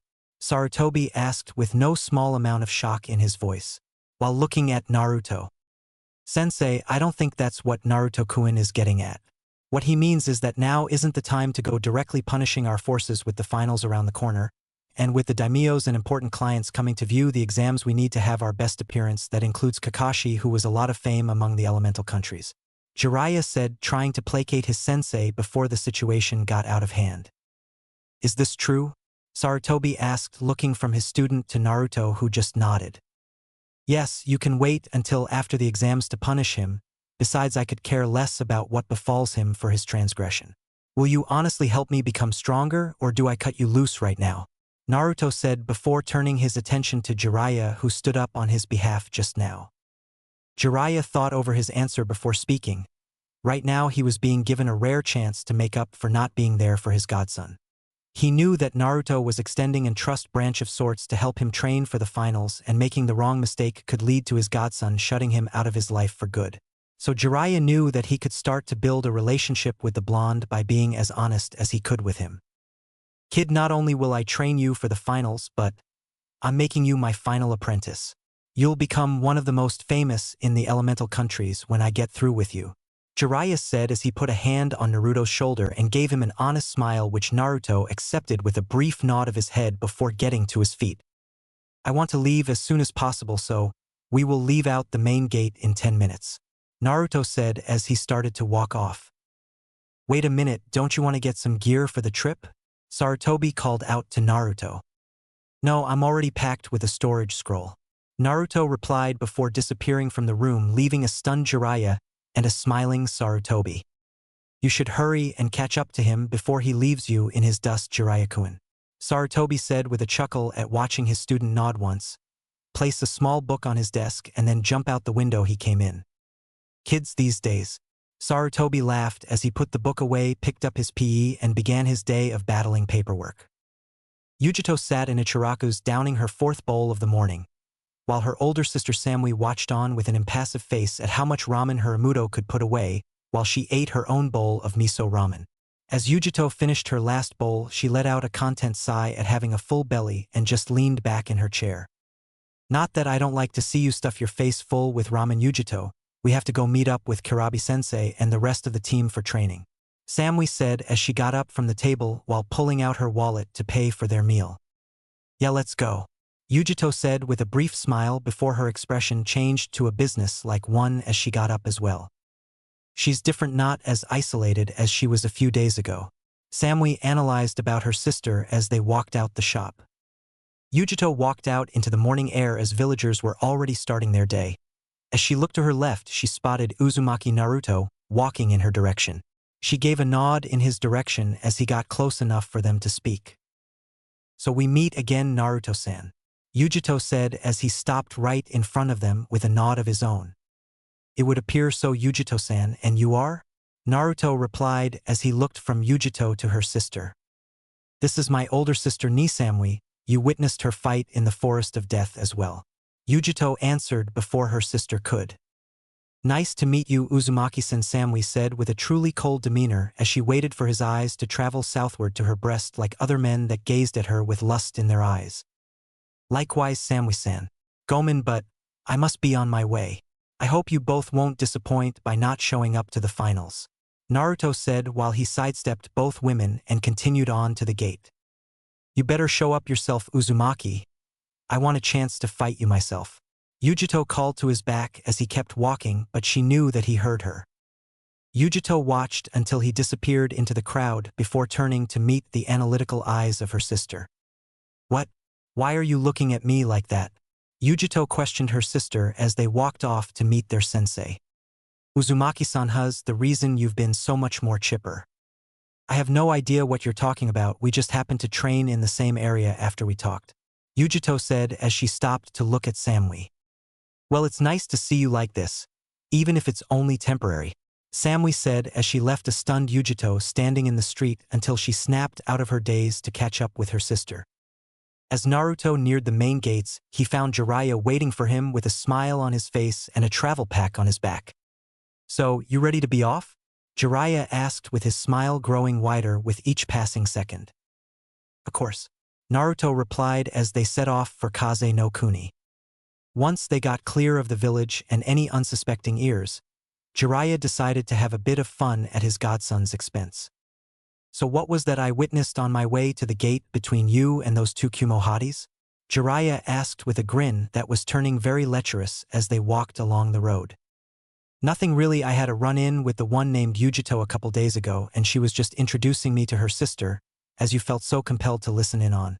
Naruto replied with a glance at the expression that his godfather had as they walked up the dirt road. Nothing, huh? Well, I have to congratulate you on snagging such visions of beauty, especially the one with the short hair. She reminds me of my teammate with those luscious breasts of hers. That could be a work for my next book. A young man of a mysterious origin is befriended by two lovely sisters that want to explore a relationship to heal his broken soul. Jiraiya giggled as his brain started going off on a tangent while he scribbled away on a notepad. Am I gonna have to deal with this regularly? Naruto asked with a raised eyebrow at the unrestrained perversion his godfather displayed. Of course, as my apprentice you shall be taught the way of the perv, and then we can take over the world. Jiraiya said with such a serious passion that it was ruined by the lecherous grin he got at the end. A little while later, as he walked the dirt road ever closer to Kaze no Kuni, Naruto could see a group of people near the side of the road. As he got close enough, he could see that a group of about 7 Chunins and 1 Jounin had one person in the middle surrounded. Naruto could see the Haite for Odo wore proudly on their balaclava mask. Even as he moved closer, the conversation became apparent. Look girl, there's no way you can beat any of us. We're all of higher rank and more powerful than you are. So just accept the fact that your life as a whore begins now. Orochimaru-sama handed you over to us and now we are gonna break you in. The Jounin said to what can now be identified as a female. On the outside, Naruto was indifferent, but inside was another matter. He detested rape in any shape or form. It reminded him of what he witnessed and suffered at the hands of the more vicious and immoral villagers that would actively hunt him at night and force him to watch as they raped young girls, or the women in the group would rape him. All the while they would jeer and say it was because a demon like him drove them to do such things. That's why each and every one of those bastards got theirs when he systematically hunted down and killed each and everyone in that group and then made it look like an accident claimed their tainted lives. Now hearing about the name Orochimaru come out their mouths was a bonus as to who they were fighting under. Hey, look at some Konoha gaki. One of the Chunins pointed out when he sensed and spotted Naruto out the corner of his eye before most of his group turned to look at Naruto's approach. I'll take care of this. What's a genin doing so far away from his village and without any higher-ranked officers with him? One of the Chunin said with an arrogant gait as he strolled up to the head of the group and posed to look intimidating. This didn't deter Naruto, who just stopped a few feet in front of the Jounin and looked at their potential sex slave. It was a girl around his age with long black hair in a loose ponytail with an Odo Haite. She wore blue camo on her arms and legs with a simple black shirt and shinobi pants and black sandals. He knew who this was. It was Tsuchi-kin, the girl from that Odo team that lost to Shikamaru during the preliminaries. Move, Naruto said without even flinching at the weakling in front of him. Look who thinks he's tough. What do you care for anyway? She's a girl whose fate is sealed by becoming our fuck toy. The Chunin said with a laugh at Kin, who shook slightly in both rage and fear at what the man said. Move or I can just kill you all to get past. Ha, and what makes you think a genin like you has the ability to take on someone like me must less my comrades behind me? Beat it kid before I decide to get angry and kill you. The Chunin boasted as he stepped forward and grabbed Naruto by the front of his shirt. All the other Odonin just laughed at what they thought was a weak genin. However, all that was cut short when a loud gurgling sound reached their ears. Looking to where the sound came from, the Odonins watched as their comrade fell backwards and collapsed in a heap on the ground. What had everyone, including Kin, looking in disbelief was the fact that Naruto held the man's still beating heart in his hands while blood gushed from the organ. Fucking brat, Shirney, a second Chunin cried out as he charged in head-on at a speed. He though could overpower the genin and allow him to be killed that easily. Naruto watched the man's approach which, to his eyes, was slowing than paint drying as he brandished a kunai. He dodged all of the man's attacks, then caught his wrist on a backswing and held the wrist in a vice grip. Without a second though, he ripped the arm from the Chunin's body in one pull. The sound of bone and muscle tearing reached everyone's ears. The Chunin who lost the arm looked down to see blood gushing from the wound in waves. Before he could even scream from the pain, a Dakaso ended his life in an instant. Naruto tossed the heart away as he looked at the rest of the Odonins in challenge. Three of you, take him.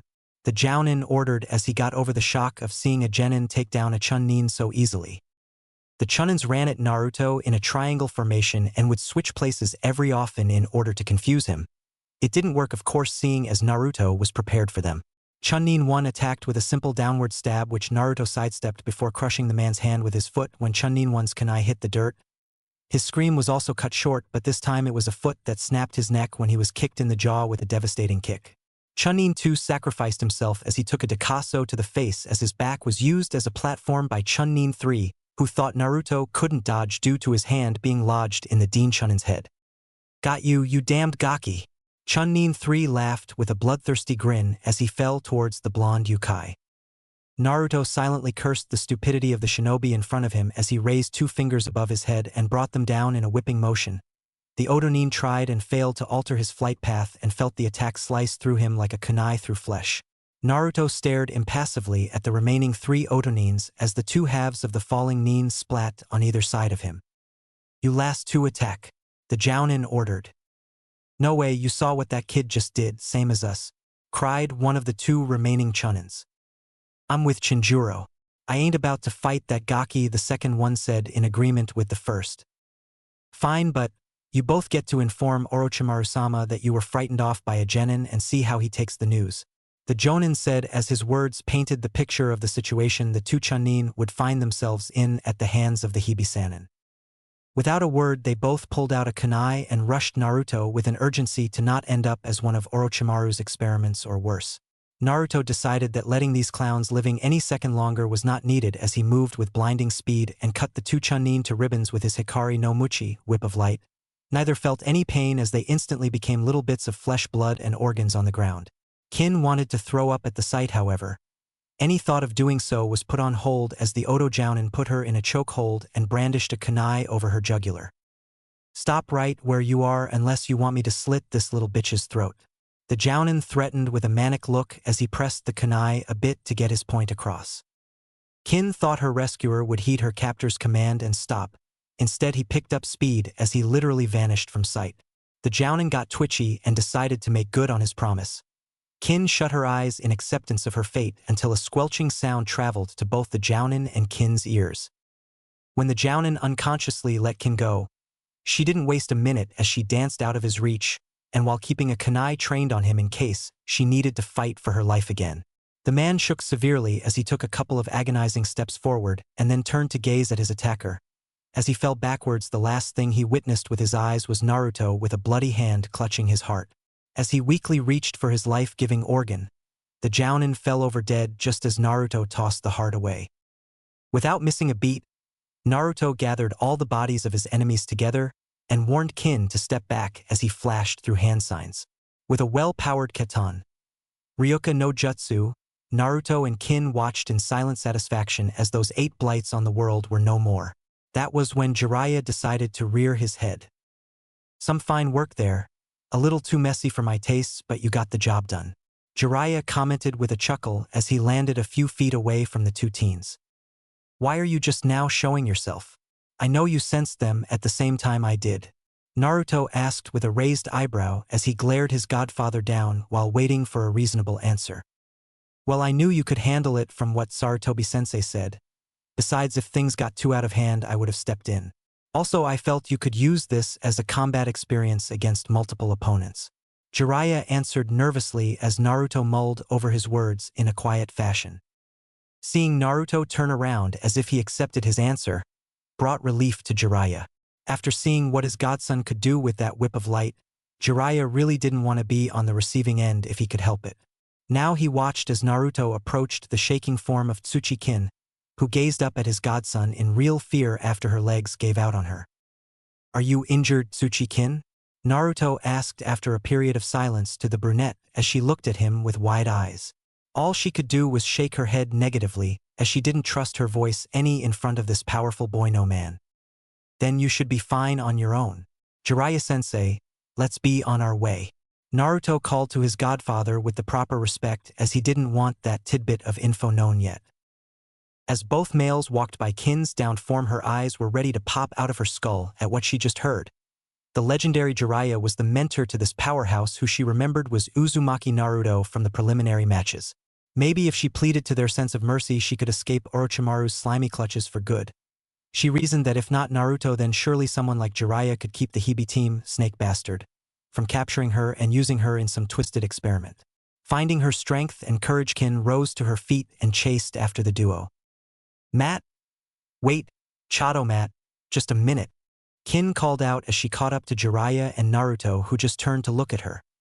In Jiraiya's case with a perverted grin as she was bent over on her knees, trying to get her breath back as her breast heaved.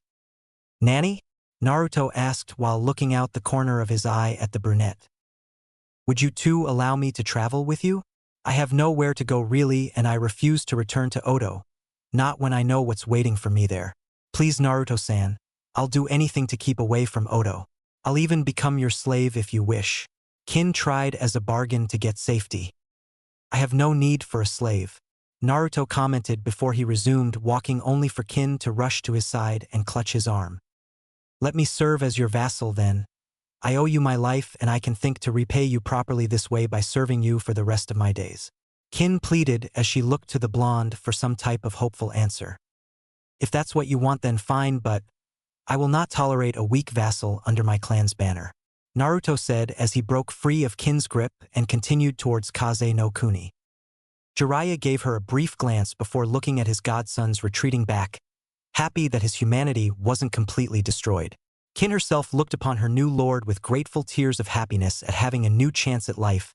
Drying her eyes, she figured out a way to truly aid her new lord. Divulge information pertaining to Orochimaru's plans for Konoha. Back in Konoha 3 hours later. Yujito and the rest of her team were laying about in a training field that was given to them so they could train for the finals. Even Omoi and Karui, who didn't make it, participated in the training. So far their sensei had run them ragged with a spar against him. They were dirty and catching their breaths while he stood nearby looking at them.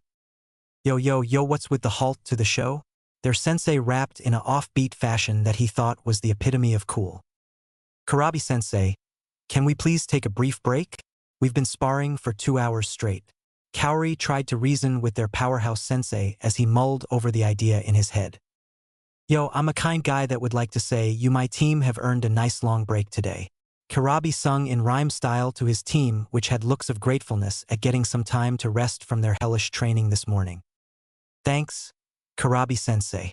Omoi managed to mumble out as he, Samui and Kaori got to their feet and headed for the onsen as fast as their aching bodies could take them. Don't forget to chow on some food, so we can finish our training in a great mood, Karabi called out as he walked over to a nearby tree for a sit. Yujito was gazing to where her white-haired sensei sat with a small book in his hands as he thought up new rhymes to sing to whoever or in general. Deciding she would risk the horrible rap, Yujito made her way over and sat before her sensei. Karabi-sensei, I have a question for you. Do you have a moment? Yujito, don't cha know who I be.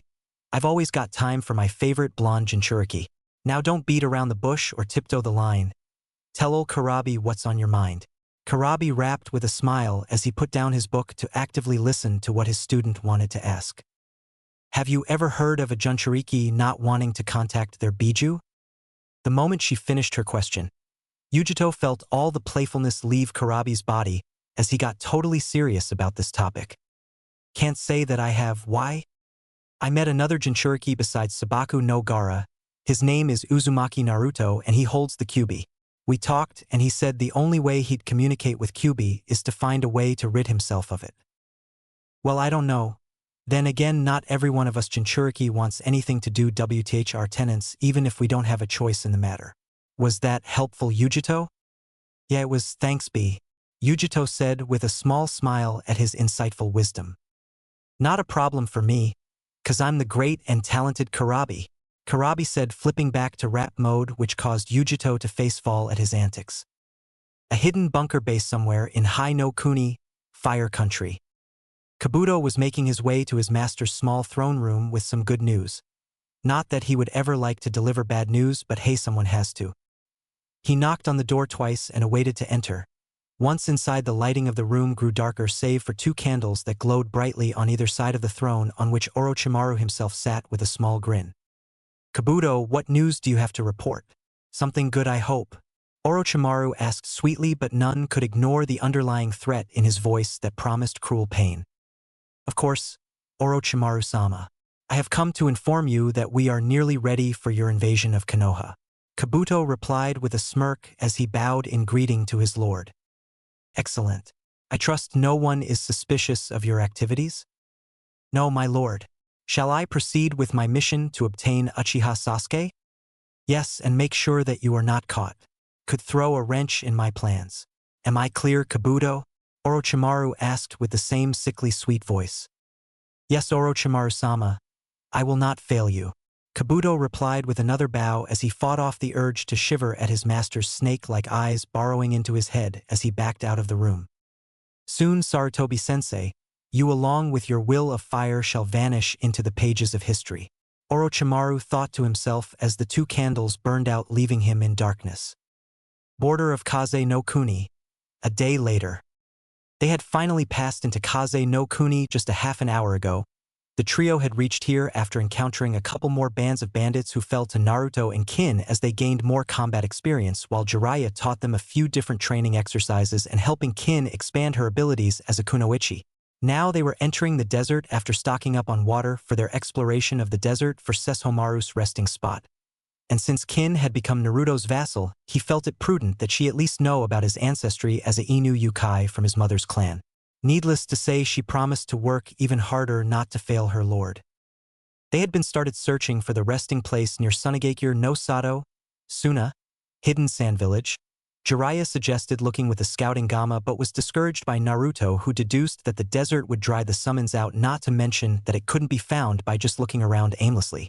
When Naruto tried to call Sesshomaru from the afterlife, he found out a unique ability to the Inu Yukai. They could summon the spirits of the clan heads from each generation of Inu Yokai ancestor to aid them, only in their beast forms. When the spirit appeared, Naruto discovered that this was a recent clan head from about 350 years ago, before the founding of the shinobi villages. Her name was Uzumaki Inutensho Akai. She explained that varying amounts of Yuki could summon the different clan heads, with Inutensho himself as the boss summon for the ability. Naruto asked if she could lead him to Sesshomaru's resting place, which she was more than happy to do. When the small group ended up in front of a large rock formation, they didn't think much of it, until Akane told Naruto to add a bit of his blood and Yuki to a hand indent on the rock face. After cutting his palm and smearing the indent, then passing some Yuki through it, a large boulder doorway slid down to reveal a stair leading downward. Naruto led the way down the stairs into the darkness, with Jiraiya bringing up the rear as he carried a torch he lit with a low-rank Keton Jutsu. Soon they could see a light at the bottom of the stairway and found themselves in a beautiful underground chamber with trees and a lake so pristine that it couldn't be done justice. Sesshomaru's actual resting place in the middle of the lake on that small island. Only you will be able to go across, Naruto-kun, Akane said as she got the young Uzumaki's attention as he took in the surroundings. Why is it that only he can go further? Jiraiya yelled as he looked at the spirit, feeling as if he was being disrespected. Because the amount of Yuki around the lake alone would be enough to cause your heart to explode inside your chest. Naruto replied as he stepped forward, causing Jiraiya to perk up in horror. On second thought, Kinchan and I will wait here for you, Naruto. Right, Kinchan? Jiraiya said with an expression of fear to the brunette, who paid him no mind as she looked at her lord. Naruto-sama, I shall wait here for your return, Kin said with devotion shining in her eyes as she sat down on the ground to wait while practicing channeling her chakra through her body faster for an easier flow of battle. Naruto gave a nod as he approached the lake with a look of determination to receive Tenseiga and Tokujin. Pillars slowly rose from the water to reveal their position, before they started to submerge and emerge at random intervals of insane speed. Not one to be deterred, Naruto began his jump across the lake. As he moved, Naruto could feel the pressure of the Yuki, and the speed of the pillars increased the closer he got towards the island. Wanting to get this over with, he timed his next 3 jumps so quickly that on the last pillar, which got him more than 2/3 of the way across, he leaped with a graceful jump. As he soared, Naruto could feel himself getting lost on the sensation of moving through the air with ease. Seeing his landing target coming closer, Naruto landed with a small thump on the soft ground. Looking back, Naruto saw the pillars recede into the water and decided to move on. He soon found himself in front of a tomb shrine with various chests and urns around the staircase. Without giving those items any thought, Naruto climbed the steps with a purpose in mind. Those two swords, as he reached the top, he found himself in front of two ornate doors which opened of their own accord to allow him entrance. Naruto walked through and came out on a cliffside to an expansive valley of death. The sky was purple with black clouds, and instead of spike made from earth, a large and dense forest surrounded the land, and standing out against this all was Sesshomaru's beast-form dog body. Think of Inu Teisho's tomb with Sesshomaru's smaller skeleton in place of the dog general's. Just as he was trying to figure out a way across, Naruto watched as a winged skeleton landed right in front of him with a regal bow of submission. "You are to take me across to Sesshomaru's body?" Naruto asked the creature that he knew could understand him, so it came as no real surprise when the creature nodded its head before growing to a size large enough to carry a human passenger. Naruto stepped onto the winged creature's back and found himself flying towards Sesshomaru's skeletal form. Once they got close enough, Naruto could still feel the lingering aura of Sesshomaru's Yuki wrapped in the very bones, and wondered how potent Sesshomaru's fathers would have been if it was the Inu Teisho's grave he was visiting. Looking upon the great form, Naruto could feel the objective awaiting him in the skull and directed his transport towards it. As he came eye level with the skull, Naruto could sense two opposing forces within each eye socket. Getting closer, he could feel Tokujin and Tenseiga calling to him respectively. Leaping into the eye socket, Naruto could see each blade resting on a pedestal, while Tenseiga Tokujin was just stabbed into the base of its pedestal. Deciding to deal with the more difficult sword first, Naruto walked over to Tokujin, which was making no attempts to halt the pure malice-filled Yuki in the air. Naruto gripped the hilt of the weapon and was instantly hit with the full force of the sword as he felt a new presence in his mind when he pulled the sword out. "Well, it seems another Uzumaki has come to attempt and claim me. Do you think you have what it takes, boy? You may have the blood of a Yukai, but do you have the will to be one? Fall before my might?" Tokujin asked with a gruff and cruel voice as it tried to impose its will upon Naruto, who gripped the sword tightly. Slowly, Naruto could feel the influence of the Tokujin invading every corner of his mind in an attempt to take over. This brought a certain level of fury to his veins. Even a sword is trying to force him into submission for its own gains. He remembered that he promised to never lose again as long as he could physically help it, as his Yuki flooded his body and pushed Tokujin's presence out. Once he felt no trace of the sword's sentience in his mind. "You will come to understand one simple truth, Tokujin. I'm willingly choosing you as a weapon. I could easily leave you here to sit and rust and age. That is, if you believe yourself too priceless to spill the blood of my enemies." Naruto communicated with the Tokujin as he made to put the sword back in its spot. Without a word of protest, Naruto's Yuki overwhelmed Tokujin's and caused its malice-filled one to dissipate entirely. Raising the sword to eye level, Naruto gave the blade a few test swings to get a feel for its weight before being satisfied with what he discovered and slipped Tokujin into the length of his belt for the time being. With that done, the blonde turned his attention to Tenseiga, which hummed a beautiful shade of blue, as if to say it was waiting patiently for its new master. Walking over and grasping Tenseiga's hilt, Naruto experienced the same sensation of a presence entering his body, but this was different than Tokujin. It felt more soothing and inviting, like the sun. "Greetings to you, my new master. I must say that other than yourself, there was only two others that made Tokujin submit so quickly to their will. Uzumaki Akane and my original master Sesshomaru-sama. You are indeed something special, and I look forward to working with such a master such as you." Naruto listened to the gentle voice as he drew Tenseiga from her saya sheath and brought the sword to eye level like he did Tokujin. He had to say that he was impressed with the quality and condition of this blade. It had no nicks whatsoever and still gleamed with bright intensity comparable to a pearl. "Naruto-sama, please, you'll make this old maiden blush with your praise." Tenseiga giggled softly in his head, confirming his unanswered question of whether the sword could hear him or not. Performing the same action as he did with the other sword, Naruto placed Tenseiga above Tokujin in his belt until he obtained more adequate clothing to wear.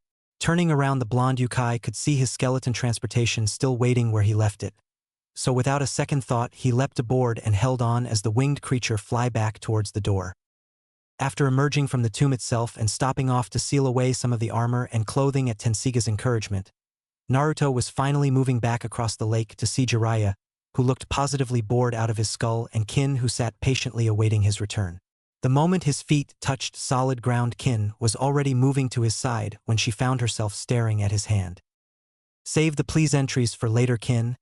I want to get back to Konoha as soon as possible," Naruto said as he began to walk, as she fell in step with a short "hi." Let's go, Jiraiya-sensei. I'm finished here, Naruto said as he passed his godfather who had managed to fall asleep. Anani? Jiraiya said with a startled expression as he woke up to Kin kicking him in the side after he didn't respond to his gentle shake.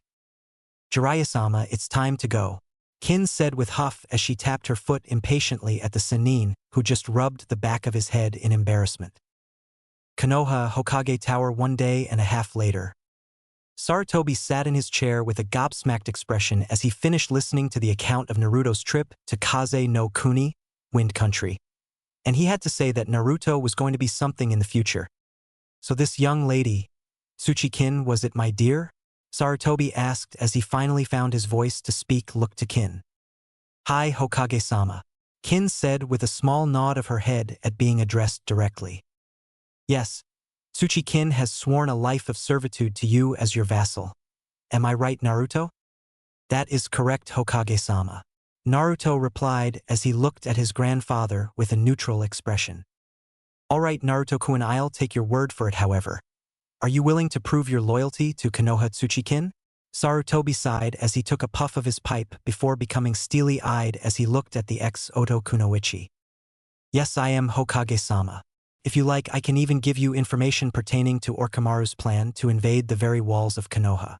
Kin replied with a bow while her face was full of so much conviction that Sarutobi had to admire her sincerity. Very well, I'll allow you to go with Naruto for tonight, but be prepared for an interrogation to prove the validity of your claims. Is this understandable to you? Hi, Hokage-sama. Then you both are dismissed, Sarutobi said with a wave of his hand as he turned his chair around to look out his window. You can take tonight to get her settled in and we can begin training tomorrow, Naruto, Jiraiya said as he watched his godson and Kin leave the office after nodding in his direction. Do you think we can trust her, Jiraiya? Sarutobi asked once he was sure no one else was in earshot. To be honest, Sensei, Naruto would have left that girl out there to die if he didn't think he could trust her. I could see that much, so I say yes, she can, Jiraiya replied as he sat on the windowsill. If what that young girl has to say is true, I'm going to need you here, Jiraiya, Sarutobi said as he closed his eyes tiredly. You can count on Jiraiya to not let you down, Sensei. Now if you'll excuse me, the ladies Jade Tenshi Hot Springs are calling me with their bodies, Jiraiya said with a puffed-out chest before his entire focus shifted into the perverted zone, which of course made Sarutobi chuckle at his students' antics. Once they got out to the street below, Naruto turned to Kin and looked at her with a critical eye. She had rid herself of the Oto Haite that she was given, and Jiraiya had been kind enough to buy her some new clothes to further distance herself from her like in Oto. Now Kin sported a simple mesh shirt with a button vest over top of it and a pair of shinobi pants that ended just above her shins. What would you like to do, Kin? We can go home and eat something there, or we can go out to find something to eat, Naruto asked as they walked up the main street where a lot of the hustle and bustle was. I'm happy with whatever you pick, Naruto-sama, Kin said as she walked a few steps behind him, only to run into her lord when he stopped and turned to glance at her over his shoulder. Let me clear one thing up right now, Kin. You may be my vassal now, but you are not without your own opinion. When I meant that I will not tolerate a weak vassal, that means that you are able to speak your mind somewhat freely. I am not without fairness, do you understand, Kin? Naruto said as he looked at the kunoichi under his banner. Yes, Naruto-sama, and thank you. I'd like to actually go and see where I shall be living, Kin said with a few tears in her eye, knowing that she made the right choice to follow Naruto as his vassal. Let us be off then, Naruto said as he took to the roofs and led the way to his home with Kin right behind him. As they traveled, Kin took in the many beautiful sights Konoha had to offer that Oto was severely lacking in, such as many parks that people walked in and the cafes and restaurants where all the delicious food smells were coming from. Soon Kin found herself in front of her lord's home, and the only word that stuck out in her mind was beautiful. It was a truly crafted piece of art that spoke of a humble living rather than extravagant arrogance. There are wards in place to keep unwanted people out. I'll have to key you into them another time, but for now come, Naruto pointed out as the gates opened at his approach, with Kin looking in wonder at the lush beauty of the front yard with its assortment of flowers. Naruto opened the door and led Kin inside as he gave a brief overview of where everything was, such as the kitchen, the bathroom, the library, the dojo, the onsen which Kin made a mental note to use tonight among other things. When they got upstairs, Naruto pointed out where everything important was kept up there. Pick any room aside from the master bedroom and the nursery and that will be yours. There is clothing and sleepwear in each room so it won't matter. I'm leaving you to your own devices as I'm going downstairs to the dojo, Naruto said as he headed back downstairs, leaving Kin to her own devices.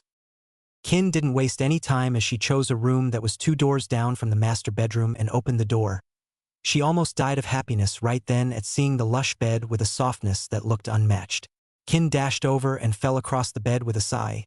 She just rolled over and thanked her good fortune that Naruto came when he did because she didn't want to think about the alternative. After getting a bath in the onsen like she wanted, Kin walked around the house in an effort to find her master.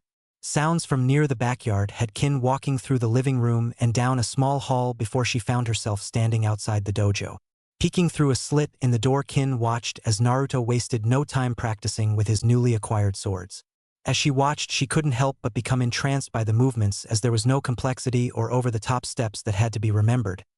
Yet Naruto made it seem like he was performing a dance as he moved with the natural grace and skill of a master swordsman.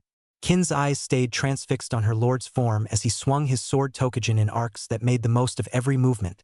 She could honestly say that he wasted not a single drop of energy. "What is it, Kin?" Naruto's voice drifted out to her, causing the girl to unconsciously eep in response before gathering herself. She was so lost in her thoughts that she didn't realize that Naruto had finished his one-sided dance of death. "Oh well, I was exploring the house when I heard noise in here and decided to check it out," Kin said after finding her voice. "I see, well, it was just me practicing. You should eat and get ready for your meeting with the Hokage tomorrow," Naruto said as he put Tokujin at his waist before walking over to her. "I will after I cook dinner," Kin said as she stepped back to let him into the hallway as she started for the kitchen. "That won't be necessary, Kin," Naruto tried to say to her as she continued to her destination. "Nonsense, I don't mind cooking for you since I learned how back in Odo, it was that or starve," Kin revealed as she walked into the kitchen only to stop at what she was seeing. Naruto at the stove tending to a pot of rice. "I said that because I was already cooking dinner. And yes, I know what you pledged, you are my vassal, not my slave. I can do things for myself, but that doesn't mean I won't ask you to do them on occasion as well," Naruto said as he watched her shoulders slump a bit before she turned to look at him from his last remark. "Of course, Naruto-sama. I see, thank you for explaining it to me," Kin said with a hug to the Uzumaki heir before he could stop her. "Gasp, I am sorry, Naruto-sama. I don't know what came over me. It won't happen again," Kin said as she jumped back in realization as if she had been burned. "It's all right, Kin, now let us eat some food," Naruto said as he stopped the girl before went on a rant that would last the whole night as they sat to the kitchen table and had a delicious meal. The following morning at Training Ground 14. Naruto had just unleashed another Kanatsu, sword pressure, from Tokujin and watched as it pierced the waterfall like a storm of senbon. "Good, but let's try it one more time before calling it quits on this," Jiraiya called out from underneath the shade of a oak on the shoreline as he watched his godson train. After seeing Kin off to the Hokage at around 9 this morning, Naruto had run into Jiraiya, who said that his training began today and that they would be working at the secluded training ground of 14. When they arrived, Jiraiya had Naruto give a run through the basics to get a baseline of his skills. His godson managed to perform all the basics, even the 2 basic chakra exercises. He was surprised to hear Naruto say that he could have done better if there wasn't a seal on his stomach messing up his chakra flow. At hearing this, Jiraiya asked if his grandson could show him.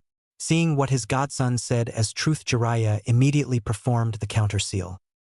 After that, Naruto ran through the basics again and Jiraiya could see the improvement that fixing Naruto's coils had done for his performance. So Jiraiya decided to teach Naruto the art of summoning. His godson said that he would pass on it, but Jiraiya managed to convince him that it was good to have some backup skills in case there was a time when his Yukai abilities were dampened or negated altogether. So in order to shut his godfather up, Naruto signed the Toad contract begrudgingly while stating that he would only use such a jutsu if he saw no other recourse. Then when Naruto godson explained that he wanted to explore his 2 swords abilities and become familiar with them, who was Jiraiya to say no as they worked to discover the attack known as Kanatsu locked away in the sword. From then on they practiced using the move to see how many times it could be done with repeated uses. So far Tokujin was holding strong. Naruto reared back and swung Tokujin for what seemed like the 100th time today and launched a Kanatsu at the waterfall only for the same level of attack to hit the water, a moderately strong wave of energy needles. Good, now let's move on to something else. Follow me, Jiraiya said as he got up and waved Naruto before leaping away in a burst of chakra with his godson right behind. The Gamma Sannin burst out of the trees and landed on the ground and walked forward a little ways before stopping. Soon Naruto had joined him at his side. What are we doing here? Naruto asked as he glanced over into the chasm while taking a guess but wanted to hear his godfather's response. Simple, you're gonna learn to control the Kyuubi's chakra by summoning the toads like I showed you, Jiraiya said with a smirk that Naruto didn't catch. Before Naruto could answer his godfather, he was pushed over the edge and began to plummet into the chasm. He managed to turn and see the smile on Jiraiya's face before he was out of sight. Naruto decided to see if this method could lead to anywhere, seeing as instead of sleeping the night before he practiced his Ukai abilities and found out that he could fly with enough concentration. As he fell, Naruto felt something pull in the back of his mind like call and decided to answer it. Everything went black. Inside Naruto's mindscape, Naruto opened his eyes to find himself in front of an enormous pair of bronze gates that seemed to stretch into the endless ceiling. In the middle was a small sutra paper with the word seal written in kanji. Walking closer, Naruto watched as a giant red paw reached out from the cage and attempted to crush him. Moving to the side, he only felt the intense wind the action produced, followed by the deep shake. Kyuubi, Naruto said as he watched with a neutral expression as the claw was dragged back inside the cage. Gaki, do you know how long have I waited for the day I meet my jailer in the flesh, so to speak? So tell me, Ningen, how would you like to be devoured by me? Kyuubi bellowed as it grinned, showing off its rows of teeth as large as a grown man's leg. Ningen? I think not. As for you, Vixen, you can cut the act and transform now. I don't feel like looking up 60 stories. Naruto commanded with unmovable authority as he looked at his tenant with a look that said he wouldn't be trifled with. This of course baffled the Kyuubi, although it didn't show it outwardly. How did such a lowly Ningen figure out that she was indeed a female, and what did he mean by she thought not? Intrigued by these turn of events, Kyuubi decided to humor her warden by switching forms. In a burst of light, the Kyuubi began to shrink until in its place as what could be described as a goddess given human form.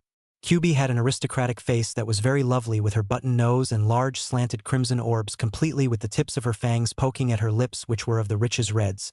She had an hourglass body with curves in all the right places to make the prettiest of women insane with jealousy, as she was still lithe with subtle muscle to belay the amazing strength she possessed. Her fingers and toes were tapered equally with sharpened claws on the end of all 20 appendages that were reminiscent of the Inuzuka clan. She had hair that was as bright as blood that fell from her head in waves as the skimmed over her generous bust that could match someone like Samui easily without looking out of place on her body. Her hair ended at the curve of her ample, but to top off her look, however, she was completely naked.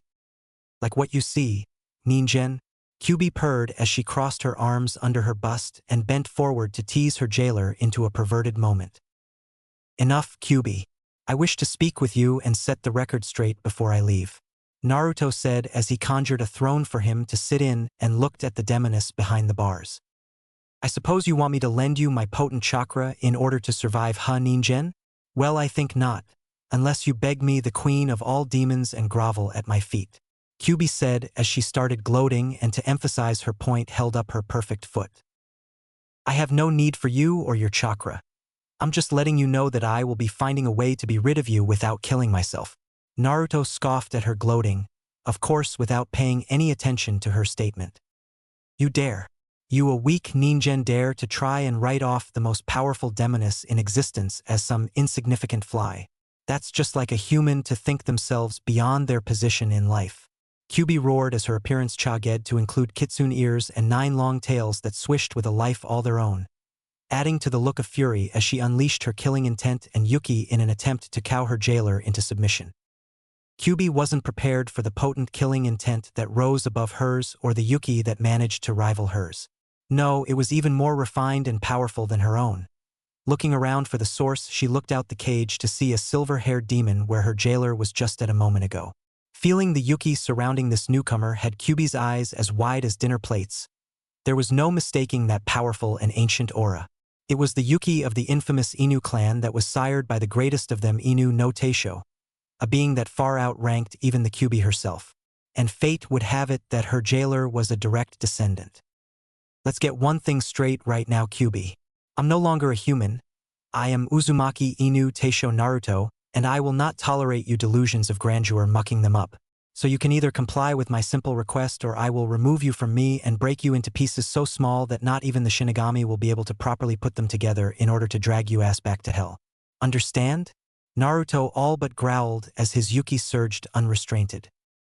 Kyuubi could only nod in her shaken stupor as she looked at her container. After getting his response, Naruto pulled his Yuki back within himself but didn't change back as he vanished from the mindscape. Kyuubi could only stare at where her container just stood with a shocked expression. As she slumped to her knees, Kyuubi felt wetness running down her inner thighs, and she wiped some up with her fingers. I think I may have finally found a mate more than worthy of giving me a litter of kits. Kyuubi said to no one in particular as she cleaned her fingers of her arousal with a sensual smile growing on her lips as the connection to her host's senses kicked in and she looked through his eyes. In the real world, in the chasm, Naruto had awoken to himself still falling at an incredible rate and decided to get out of here. Gathering a good amount of Yuki in his body, Naruto slowly became a ball of light as his descent came to a halt. With but a thought, the ball of light rocketed up towards the chasm opening. At the top of the chasm, Jiraiya was having a mini freakout. Why? Because he didn't feel any chakra building up, indicating that a jutsu was being used. After 10 minutes had passed, Jiraiya began to fear the worst for his godson, and was resigned to inform his sensei of his actions. Just as he was about to take off, Jiraiya heard the sound of humming coming from the chasm and getting louder. Rushing back to the edge, he managed to see a large ball of energy fly out of the chasm and land a few feet away from him. After a minute or so, the ball started to take shape, and soon Naruto stood before Jiraiya without a single scratch on him. "And Naruto, you're alive? How did you become that ball of light just now?" Jiraiya stuttered as he looked at his godson in disbelief. "Jiraiya-sensei, I want to have a word with you. What made it a good idea to push me off a cliff into a bottomless chasm?" Naruto's voice asked with veiled fury underneath his neutral demeanor as he drew Tokujin from his belt. "And now, Naruto, let's not do anything hasty. I am your godfather after all." Jiraiya tried in an effort to diffuse his godson's anger. Sadly, this did nothing to pacify Naruto, who unleashed a Kanatsu at the Gamma Sennin. Jiraiya began to dance around as he struggled to stay ahead of his apprentice's attacks as they become closer with each passing moment. While all this was going on in the seal, Kyuubi was going over her decision concerning her container status and her need for a mate. On one hand, he was human before his Yukai form kicked in, and on the other, he's going to be a force to be reckoned with, not to mention he's very attractive. So the downside to not offering myself as a mate leaves me with possibly being his enemy. On the upside, though, I can be the mate to one of the strongest demon clans in existence. Plus, I don't think I would mind carrying a human clan name in addition to a demonic one. Kyuubi said to herself as she weighted her options while her giant tails swished on their own as her mind wandered. Okay, I will present myself to Naruto as a potential mate, but first I must get out of here, and I know how. It's gonna hurt like hell and he may hate me for it, but I'm sure when he hears my reason for doing so he'll get over it. Kyuubi said with finality as she tested out her future mate's name before gathering her Yuki to attempt leaving the seal. On the outside of the seal, Naruto had managed to hit Jiraiya square in the ass with a Kanatsu and was about to finish beating him senseless, when a pain like no other erupted from his stomach, forcing him to take a knee as the pain became overwhelming. Jiraiya was at his side in an instant when Naruto fell completely to the ground, turning him over on his back, and knew that whatever was affecting his godson had Kyuubi written all over it. Lifting Naruto's shirt to expose his seal, Jiraiya could see that Kyuubi was pushing against the seal as if it was trying to break free. Grabbing an ink brush and some ink, Jiraiya quickly wrote out a sutra for suppression and slapped it on Naruto's stomach. Slowly, the Biju's chakra dissipated back into the seal until Jiraiya couldn't feel anything. Sighing, he sat back in relief that he wasn't too late to stop what the Kyuubi had planned. Suddenly, the Kyuubi's chakra burst forth and overran the sutra that Jiraiya placed on the seal, and when he tried to contain it, the chakra exploded with such intensity that Jiraiya himself was knocked back into a row of trees. As Jiraiya lay against a fallen tree with a huge bump on his head, the only thing he could think was that he hoped his godson survived whatever happened. About an hour later, Jiraiya slowly regained conscious as he heard two voices nearby. Blinking away the dull throb of pain in his skull, he sat up slowly. "Look, Naruto-kun, he's coming too," a silky voice said as Jiraiya sat up fully and looked around. What he saw had his jaw nearly hitting the floor. The entire landscape looked as if a war happened around him while he was out cold. Trees were uprooted. There was rubble and large craters everywhere, and sitting across from where he sat, Naruto was sitting comfortably against a log with a drop-dead gorgeous and naked red head situated in his godson's lap. Needless to say, Jiraiya passed out again, this time due to a massive nosebleed that caused him to hit his head on the ground from the force of the gush of blood. I think I broke the poor ninjen. Guess my beauty was too much for him." Kyubi giggled with a full-blown grin as she looped her arms around Naruto's neck. "Kyubi, put on these clothes. We won't be able to explain anything to him if he dies from blood loss," Naruto said as he unsealed a pair of pants and a simple black shirt for her to wear. "Humph, it would serve the pervert right. Besides, I don't see you complaining about me showing off my form. By the way, my real name is Sasuke. Kyubi is just my title among the Biju." Kyubi pouted as she crossed her arms under her breast, pushing them up. The sight alone would put Jiraiya into shock at seeing such a generous bust. Without much protest, she grabbed the offered clothes and put them on. Sasuke had just pulled the shirt down when Jiraiya regained conscious for the second time and sat up. When he looked at the young woman in his grandson's lap again, she was dressed. Suddenly the memory of Naruto's seal going haywire came back, and he looked around widely before addressing Naruto. What happened with your seal? And where's the Kyubi for that matter?" Jiraiya asked with a panicked look on his face as he expected to look and see the 60-story kitsune marching on Konoha in vengeance. "Yo," was all Sasuke could say as she tried not to bust up laughing at Jiraiya's antics. You're the Kyubi? There's no way you are Kyubi," Jiraiya said with a laugh while Sasuke and Naruto looked on as he slapped his thigh in amusement. "No, seriously, what happened with the Kyubi, Naruto?" Jiraiya asked as he calmed down enough to speak. "It's as she says, she's Kyubi," Naruto said as if it was the most simple thing in the world. "You obviously don't take our word for it, so how about a demonstration? I'll show you something only the Kyubi could know or do," Sasuke proposed as she looked at Jiraiya with narrowed eyes. "All right, prove you are who you say you are," Jiraiya said as he crossed his arms and looked at the busty red head in his godson's lap. "Uzumaki Mito, wife to Senju Hiroshima, wasn't as noble and upstanding like you all thought. She was a huge closet pervert if I've ever met one, and she made you look like a saint. She enjoyed everything from bondage to food sex, and you precious Shodame indulged her sexual appetite every step of the way." Sasuke started with a mischievous grin that spoke of great trouble as Jiraiya's jaw dropped once again at what he heard, but the best was yet to come. Uzumaki Kushina was a bit of a pervert herself, just not to the same extent as Mito. "If none of that is proof, then how about this?" Sasuke said as she watched Jiraiya's expression become even funnier before she took her hybrid form and her tails and ears sprouted. Jiraiya passed out for a third time during the day. After he recovered yet again, Sasuke and Naruto explained about how she had emerged from the seal and told Naruto that she wanted to become his mate. Then she went on to explain her motives for doing so, and Naruto agreed before they had a vicious physical battle that lasts all of 10 minutes before both were covered in bleeding cuts. Naruto in the end chose to take Sasuke as one of the many mates he would need to have. Jiraiya almost had another nosebleed when she replied to his question of her sharing Naruto with the idea of having a bisexual relationship with harem sisters intriguing. "So what do I tell the Hokage about you two?" Jiraiya asked as he let all the information sink in. "We will speak with Hokage Jiji a couple of days before the final start. For now, I'm going to train in the Forest of Death with Sasuke after we buy her a weapon to use. You should speak with the Hokage as he will need your help planning for the invasion," Naruto said as they all got up from the ground and went towards the village. Once they walked onto the main street, Jiraiya parted ways with them, mumbling something about research with a perverted smile on his face. Naruto and Sasuke walked around and spotted a shop with the name Higurashi Emporium written on a sign across the top. Walking in with a jingle of the bell over the door, the demonic duo looked at rows upon rows of various weapons and clothes categorized by type and price all over the store. Without a word between them, they began to browse the shelves and racks for a suitable sword. Tenten was having an off day. First, her sensei was given an A-rank mission outside the village. Neji had things to do with his clan, so he was unavailable.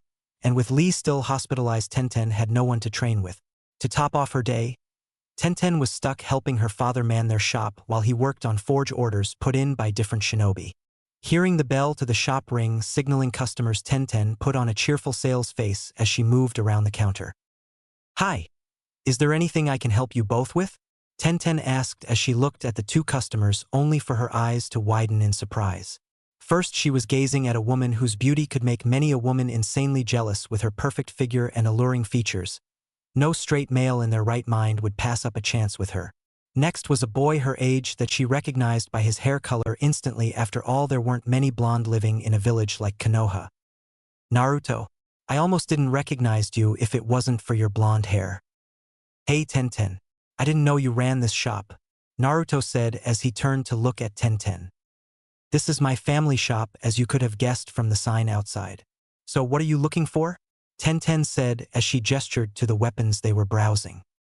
"I'm looking for a sturdy and practical sword for Sasuke here," Naruto said as he pointed to the red head who turned at the mention of her name. "Hold on, I have something that might suit her." After studying Sasuke for a moment, Tenten walked into the back behind the counter and came back out with a sword in a case. Naruto and Sasuke walked over to see a magnificent katana waiting for them. Picking up the blade, Sasuke gave it a few test swings before deeming it usable until she recovered her personal weapons, of course. Tenten took the sword back and offered a sword repair kit for half price, which they took as she rang up the total. "That will be 12,500 yen. Hey Naruto, that sword, where did you get it?" Tenten all but shouted as she gazed at Tensiga sitting against his hip. It's a family heirloom that belonged to the Uzumaki clan," Naruto said as he pulled out Tensiga for her to see. "Do you mind if I hold it?" Tenten said with a trance-like awe as her eyes were fixed upon the blade. Naruto, not really seeing any harm in letting the girl hold Tensiga, held it out to her, and Tenten took hold of the blade with such a careful reverence that she nearly let out a shudder at the subtle hum of power that the sword exuded between her fingers. "This blade is way above anything we have ever forged. Its quality workmanship can be seen throughout. This was obviously done by a true master of weapon forging. Tusan, can you come up here?" Tenten mused as she studied the sword with a critical eye before calling out to her father. He came up to the front to see what all the noise was. Higurashi Kenji was a man that loved his job and everything about it, so it was no surprise that he enjoyed looking at an interesting weapon even if it was only in a textbook. So the look on his face when he spotted Tensiga in his daughter's hands was like one of a man that has found drinkable water in the desert. "That sword is absolutely exquisite. Where did you get that, Tenten?" Kenji asked as he walked over and leaned over the blade with marvel. "It's Naruto's dad. It's a family heirloom," Tenten said, pointing to Naruto, who just watched them both with a critical eye. "Uzumaki Naruto, right? You mind if I?" Kenji said as he looked up to nod at Naruto. "Yes, I am, and I don't mind," Naruto said as he watched Tensiga change hands and looked on as Kenji studied his sword with a master eye. "This sword of yours is truly a masterpiece. Only a master forger could put this much detail and dedication into a blade such as this one. I would be honored that, if on the off chance it needs heavy repairs, that you bring it to me and I will do it for free," Kenji told Naruto as he gave the blade back over.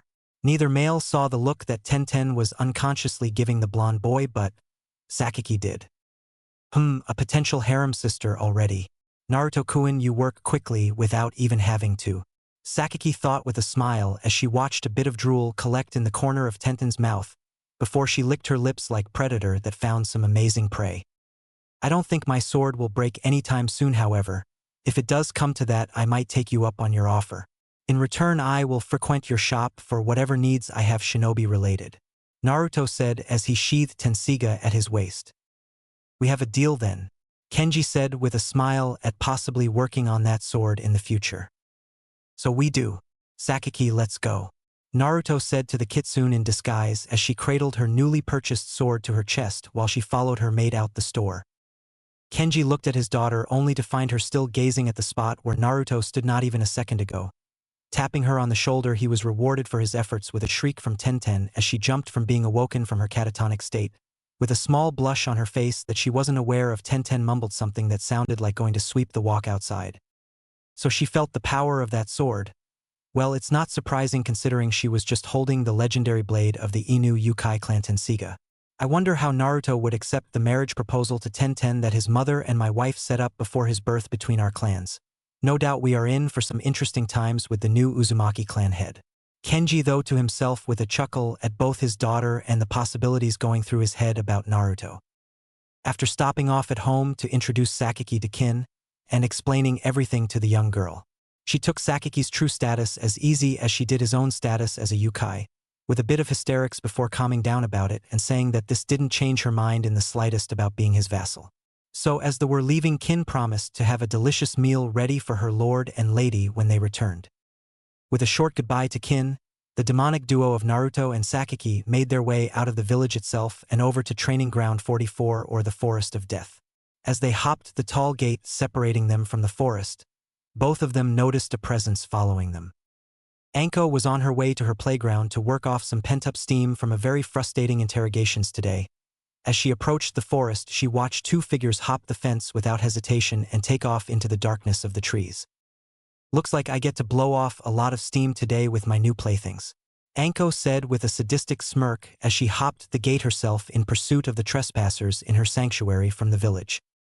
Little did Anko know that unlike when she encountered her ex-mentor in this forest, her life was about to change all for the better after the meeting she was about to have. Chapter 5, The Finals Part 1. Hokage Tower, day of the finals a month later. People from both Konoha and the rest of the elemental countries were flooding into the stadium with whispers of eagerness. Some for the competition itself, others for the money to be made off such an event. Saraboy sat in his office looking at the village itself below with a torn expression. Joy at the up and coming genin taking part like Naruto. Then there was the lingering thoughts of his former student Orochimaru, planning to destroy a place he once called home. Thanks to Kin's info about the invasion, Sarutobi was able to plan accordingly. He just hoped it would be enough to keep his village from being overtaken. As he puffed his pipe, Sarutobi thought back to the conversation he had just the other day. Flashback, Fuin. Sarutobi sat behind his desk with Naruto, Kin and Jiraiya as they sat over a map of Konoha and all her surrounding land. They were discussing their countermeasures to the invasion set to happen the day of the finals. So that it then? With those preparations, we will have Kurenai launch the Genjutsu to blanket the entire stadium before they can, which gives us a few seconds to organize before Orochimaru makes his moves. Sarutobi said as he leaned back in his chair. Sensei, you know that he's gonna try and corner you alone so that he can kill you, not to mention the other Kages if he could. Jiraiya pointed out as his sensei just lit his pipe in silence. I am well aware of that, but if I can keep him from using Edo Tensei, I might have a good chance. As for the other elemental shadows, they can handle themselves, Sarutobi said after letting out a puff of cherry smoke. Well, what about Gaara? If he unleashes the power of his Biju, then we can kiss our asses go by. Jiraiya asked just as Naruto got up and started heading for the door with Kin in tow. I will handle Sabaku no Gaara, Naruto said as he got to the door. How are you going to do that? Jiraiya asked, looking at his godson as he gazed at Jiraiya over his shoulder. I will handle Gaara, simple as that, Naruto replied as he walked out the office without missing a beat. Sarutobi just swiveled his chair around to look out his window. I hope that you do, Naruto. I know it sounds selfish of this old man to ask more of you when you've already given so much, but I need your strength to see us through the days ahead, Sarutobi thought as he took another pull of his pipe. Flashback. Kai. Sarutobi was brought out of his musing by a small spike of chakra behind him. Turning around, he saw one of his Umbu captains kneeling before him. Yes, Usagi? He asked with a raised eyebrow at the masked shinobi. I'm sorry for interrupting, Hokage-sama, but the finals are about to begin and the other Kages shall be arriving soon enough, Usagi replied as he looked up at his leader. I see, thank you, I will be along shortly. Please tell the other teams to prepare accordingly, Sarutobi said as he gestured for the Umbu captain to rise. Hi, Hokage-sama, Usagi said with a crisp salute before disappearing in a burst of chakra. So now we wait, Sarutobi said as he grabbed his Hokage hat before walking out the office. Konoha Stadium. As civilians and shinobi alike were getting seats or standing in line at the betting window, the senseis and teams of the remaining rookie 9 that didn't make the finals were all sitting together with Tenten of Team Guy as they waited for the finals to start. This year's matchups are going to be something to remember. What do you think, Kurenai? Asuma asked right before he lit a cigarette and took a drag of it. They have been interesting so far, that's for sure, Kurenai said as she waved the smoke away from her nose. Kurenai-sensei, have you heard from Kakashi-sensei in a while? Yeah, and what about Sasuke-kun? Sakura and Ino in the row below the woman asked respectively as they both turned around to hear her response. Before Kurenai could answer, a woman's voice cut her off. Turning to look at the owner of the voice, everyone saw two women standing there. The first woman was a bit wild-looking with brown shaggy hair and a feral expression on her face. She had a hint of fanged canines poking out her mouth and eyes like a predator's. What really stood out about her was the two red triangles on each of her cheeks. The second woman was a bit younger and looked like a carbon copy of the first woman, with the exception that her hair was a bit more tamed and pulled back into a ponytail. They were the Inuzuka clan matriarch head Inuzuka Tsume and Inuzuka Hana, Kiba's mother and older sister. "Ohio, Tsume-sama," Asuma said in greeting as he quickly put out his cigarette, knowing how the Inuzuka matriarch was. While Kurenai would threaten him with a beat-down, Tsume would follow through on her promise with extreme prejudice, something he didn't look forward to in any given situation. "Ohio Mina, you mind if we sit with you guys?" Tsume replied after everyone else gave respectable greetings to her. "Not at all, please join us. You both are here to cheer for Kiba, I take it?" Kurenai said as her row stood up and moved over to allow them seats. "Of course, the pup worked hard to get here, and I'll be damned if I didn't come and watch my Sochi compete," Tsume said with a feral smile that held pride in it. "So this is where the rookie teams are seated, right next to the action. Kin Sakaki, we're sitting here. Fine with me, sounds good." At hearing the familiar voice of Anko along with two unknown ones, the rookie teams, Asuma, Kurenai, Tsume, and Hana all turned to see an interesting sight. There stood Anko with a partial net shirt that hugged her assets nicely. In place of her once orange miniskirt was a pair of hip-hugging pants that were just above her shins, and over the shirt she wore a darker version of her usual jacket. The young girl next to her was instantly recognized as Tsuchi-kin from the preliminaries. She changed her look though. Now she wore a pair of baggy pants that left her calves exposed with a bodice, and a small cape that covered where her cleavage was exposed. No one could miss the wicked-looking pair of blades that lay strapped to her hips or the Konoha headband that she wore on her waist as a belt. The last woman is what caught everyone's eye the most. Sakaki wore a pair of deep crimson leather pants with laces where the seams were supposed to be. Her top was even more provocative than Anko's mesh shirt. She wore a mesh bikini top that were keeping her breast held in place by the sheer luck of kami, and over top of the bikini she wore a black and gold haori with a large spiral amongst golden leaf all over the jacket. In her hand was the beautiful katana that Naruto had brought for her. "Anko, you made it. Who are these friends of yours and what's with the new look?" Kurenai asked as she was the first one to break out of her stupor to question her long-time friend. "You could say that, Nai-chan. You all know Tsuchi-kin from the prelims, and this is Sakaki, she is new to the village. As for me, well, I decided on a new look. Gotta keep him guessing, right?" Anko said as she used the cover story that Sakaki herself came up with and explained her change as if it was an everyday occurrence. "Hey, you were with that team from Odo that attacked Sasuke-kun and me," Sakura said as she got into the conversation with her outburst. "Yeah, so, now I serve under Konoha's military banner," Kin replied as if it wasn't a big deal as she took a seat next to Anko. "But you were with Odo," Sakura tried to explain as if it was the most obvious thing in the world, causing Anko, Tsume and Sakaki to laugh their asses off. "Oh man, here's a little tip and I think all you ickle greenhorns should hear," Anko replied as she got her laughter under control enough to speak as she had all the rookies looking at her. "Today's enemy might be tomorrow's ally. Keep it in mind and you might live long enough to reach the age of 21, which is a godsend in our profession. And if you reach old age, then damned if you ain't lucky," Anko said with a sadistic grin that was shared by Tsume and Sakaki. As the three mega hotties shared a laugh, Tsume's Nin-ken, ninja dog, partner Kuramaru took a whiff of Sakaki as she moved to sit down. Thinking that his skills might be dulling a bit, Kuramaru took another sniff just to be sure. Listening as Anko introduced Sakaki and Kin to everyone, he spoke up when she was finished. "Tsume the redhead. She smells like a kitsune." Kuramaru growled a bit in warning. "Why thank you. I am a vixen, aren't I?"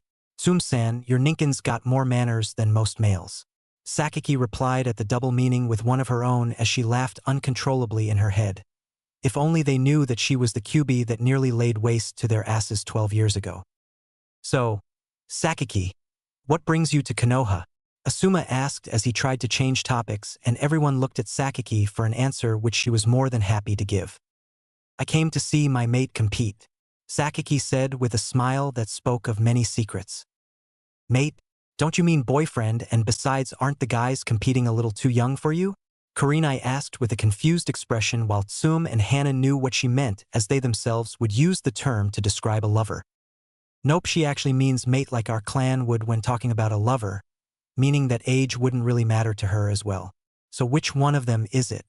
Tsum explained before turning to Sakaki with a questioning grin. That is my little secret for the time being. Sakaki replied with a wag of her fingers and the secretive smile. Well, could you at least describe him, give us clues? Hana asked as her curiosity was getting the better of her about a mysterious boyfriend. He's powerful like you wouldn't believe. After only 10 minutes of fighting, he forced me into submission. His eyes are cold and empty at first glance, but when you look deeper you can see the true resolve and determination there.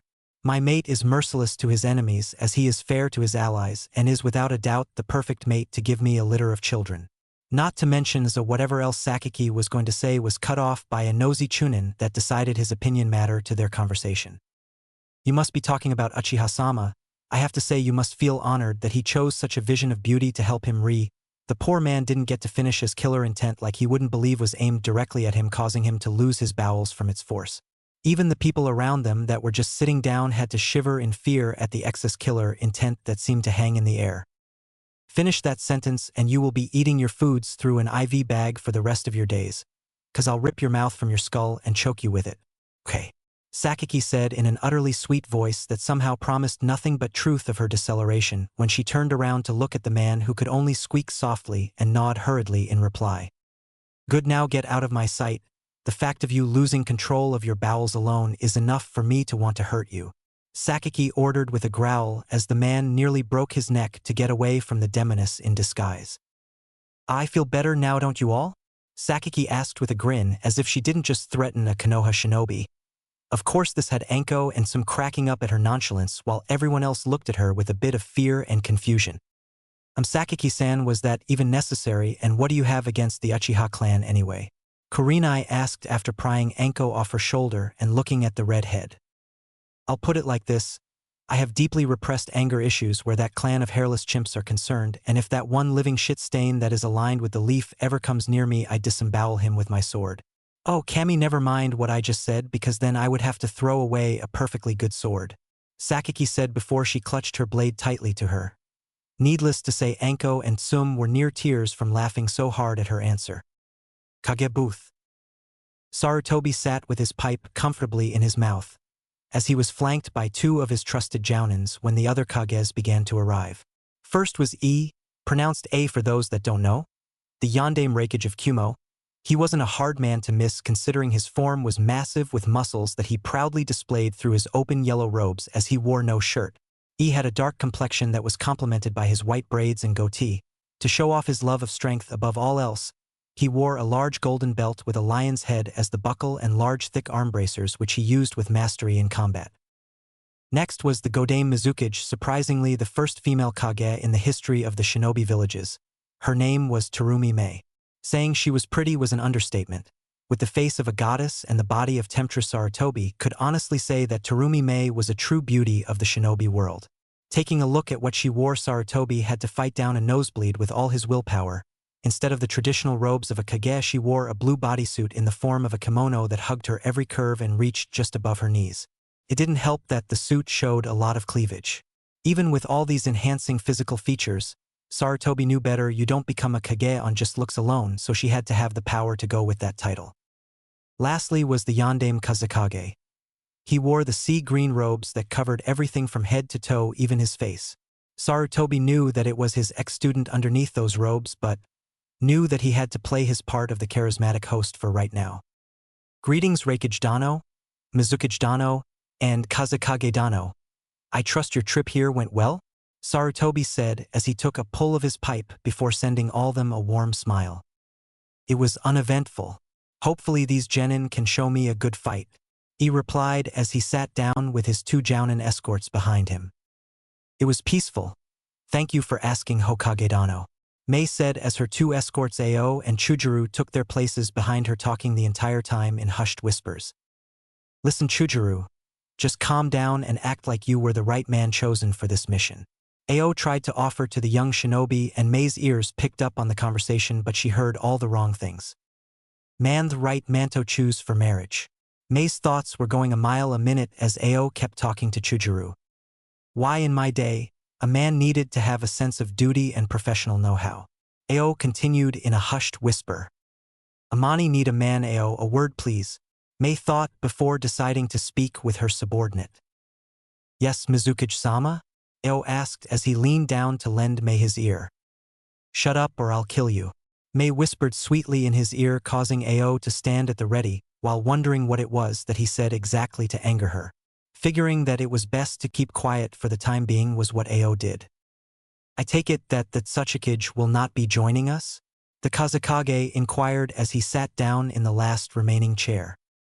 I guess not, and it's a shame considering one of his genin are competing in the finals, Sarutobi said with a small sigh when a voice interrupted their conversation.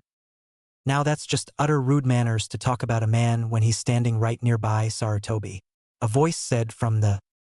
Well, forgive me then, Inoki. It was an honest mistake. We didn't think you were going to show given our past history against each other, Sarutobi said with a humble smile as a chair was brought out for the Tsuchikage, as the elder of the 2 sat down with his granddaughter and another jounin behind him. To be honest, I would rather be anywhere but Konoha. However, I realize that this event is just as important to my village as it is to my country. So begrudgingly here I sit, Inoki replied as he looked over at Sarutobi from underneath his thick eyebrows. Okay, that's enough out of you 2 old men. Can we please get on with these exams already? He asked with impatience as he tapped his foot. Yes, of course, Sarutobi said as he signaled for the gong to be sounded. All over the stadium, the sound of those large gongs rang out, causing all other side conversations to cease immediately. Every spectator's eyes turned their heads towards the Kage booth, where there was truly a sight for the ages. All 5 of the elemental shadows sitting together as one to view this year's Chunin exams, which had everyone anxious to see a mind-blowing finals. Using a chakra to enhance the power of his vocal cords, Sarutobi stepped up to address the entire stadium. It's time once again for the biannual Chunin exams, and we the spectators are sure in for an experience like no other, as all 5 shinobi villages have potential genin competing this year. So without much further ado, I now turn over control to the proctor of the finals, Sarutobi said with practiced ease, which had everyone applauding his charismatic speech. Stadium floor. Shiranui Genma jumped down to the stadium floor to see that all but 2 of the competitors had shown up to fight. Chewing on a senbon, he stepped forward to the center where everyone could see him. All fighters front and center. Now then face the stands. Every single pair of eyes up there have come from all over to watch you 13 genin take part in these finals today. So try to give as good a show as possible. To make sure you all understand, these finals will be completed via a tournament bracket. All the matches are permanent and will not be subject to change unless said otherwise, Genma explained while all the genin looked on in silence. All the rules of the preliminaries still apply. Now then, would the other competitors clear the arena floor except Uzumaki Inu Teisho, Naruto, and Ryuga? Genma called out as he added the change to Naruto's full name to include his Yukai clan's heritage. As the other genin wordlessly walked off the field, Ryuga stood patiently with his arms crossed. Genma looked around and didn't see Naruto anywhere. This of course had the crowd murmuring about the first match not even being a match, as Naruto, or the demon by most of Konoha's citizens, wouldn't even show up to such a major event. Uzumaki Naruto, if you are not in the stadium then you will be disqualified, Genma called out as his voice carried over the area. After he said that, right on cue a ball of light flew into the open stadium, which immediately caught everyone's attention as it hovered a few inches off the ground. Slowly it took shape to reveal Naruto sporting a new look, both in honor of his Yukai ancestors and his Uzumaki heritage. He wore a pair of pants that looked to be made of the finest silk yet looked to be made for combat. He wore a yukata top of the same make and quality as the pants, and over his chest was a black and gold trimmed do maru cuirass. that looked battle-fit as well. Along Naruto's arms were a pair of kote, arm guards. On his shoulders Naruto had a pair of large spiked pauldrons not unlike Inuteshio's and black boots instead of sandals. All the armor pieces had the symbol for the Uzumaki clan embossed right into the metal, and his silver hair with blonde highlights was pulled into a high-top ponytail in honor of Inuteshio himself for the occasion. So with a face covered in the markings of his clan, the cold look in his eyes and the two swords strapped to his waist, Naruto looked pretty formidable to say the least. "I'm ready to compete. Start the match," Naruto said as he just stared down his opponent, who stared right back. Genma silently looked to the Kage's booth, directly at Sarutobi with a questioning stare of, "Is this really him?" To which Sarutobi just nodded in return, once indicating that it was indeed Naruto and that he, Genma, should start the match quickly before people got restless. Round 1, Match 1. All right, the first match of the first round. Uzumaki Inu Teisho Naruto of Konohagakure no Sato versus Ryuga of Iwagakure no Sato Hajime, Genma said as he got the entire stadium's attention before jumping back away from the field. For a full minute neither genin made a move, as they sized the other one up to find an opening to attack. Finally tired of waiting, Ryuga launched a barrage of shuriken at Naruto, who quickly unsheathed Tokujin and batted most of them away and dodged the rest. Then he turned around to block a kunai strike to the heart from Ryuga. Naruto knocked his opponent's weapon arm away before delivering a vicious left that sent Ryuga spinning before he righted himself and landed in a crouch. The moment his legs tensed enough, Ryuga rocketed towards Naruto and threw another barrage of shuriken and the kunai in his hands. As Naruto dealt with the shurikens, Ryuga went through hand signs and brought his hands to his mouth. Dokujiri, poison mist. Ryuga inhaled a bit before spewing out a purple fog of poison in front of him. As he listened for signs of his opponent dropping in the cloud of toxins, he was unprepared for the whip of light that shot out the fog. Moving quickly, Ryuga dodged as the whip came down and literally cut into the ground before disappearing as Naruto burst from the fog with Tokujin poised for a diagonal slash that Ryuga barely managed to block with another kunai. Back and forth they began a dance of death as Naruto wielded Tokujin with precision against Ryuga, who was keeping the sword from making a direct hit. As Naruto threw a punch and Ryuga threw a knee strike, both boys jumped back to avoid the hits and reassess the fight. Neither looked winded as they stared each other down. Ryuga took a glance at his kunai to find deep cuts along its surface. One more well-placed attack and the kunai would buckle and be cut through, leaving him wide open. So without much preemptive, Ryuga threw the kunai and flew through hand signs. Naruto sidestepped the thrown knife and rushed in a high speeds as Ryuga finished prepping his jutsu and slammed his hands on the ground. Doton, Doryusu, Earth Release, Earthen Rising Spears. As Naruto neared Ryuga, spears of earth erupted from the ground, causing Naruto to jump away 3 different times, and then leapt into the air as the spears attempted to skewer him at an angle from all sides. As Ryuga was going through hand signs for another attack, Naruto had reared his arm back and fired a kanatsu at the IWA genin.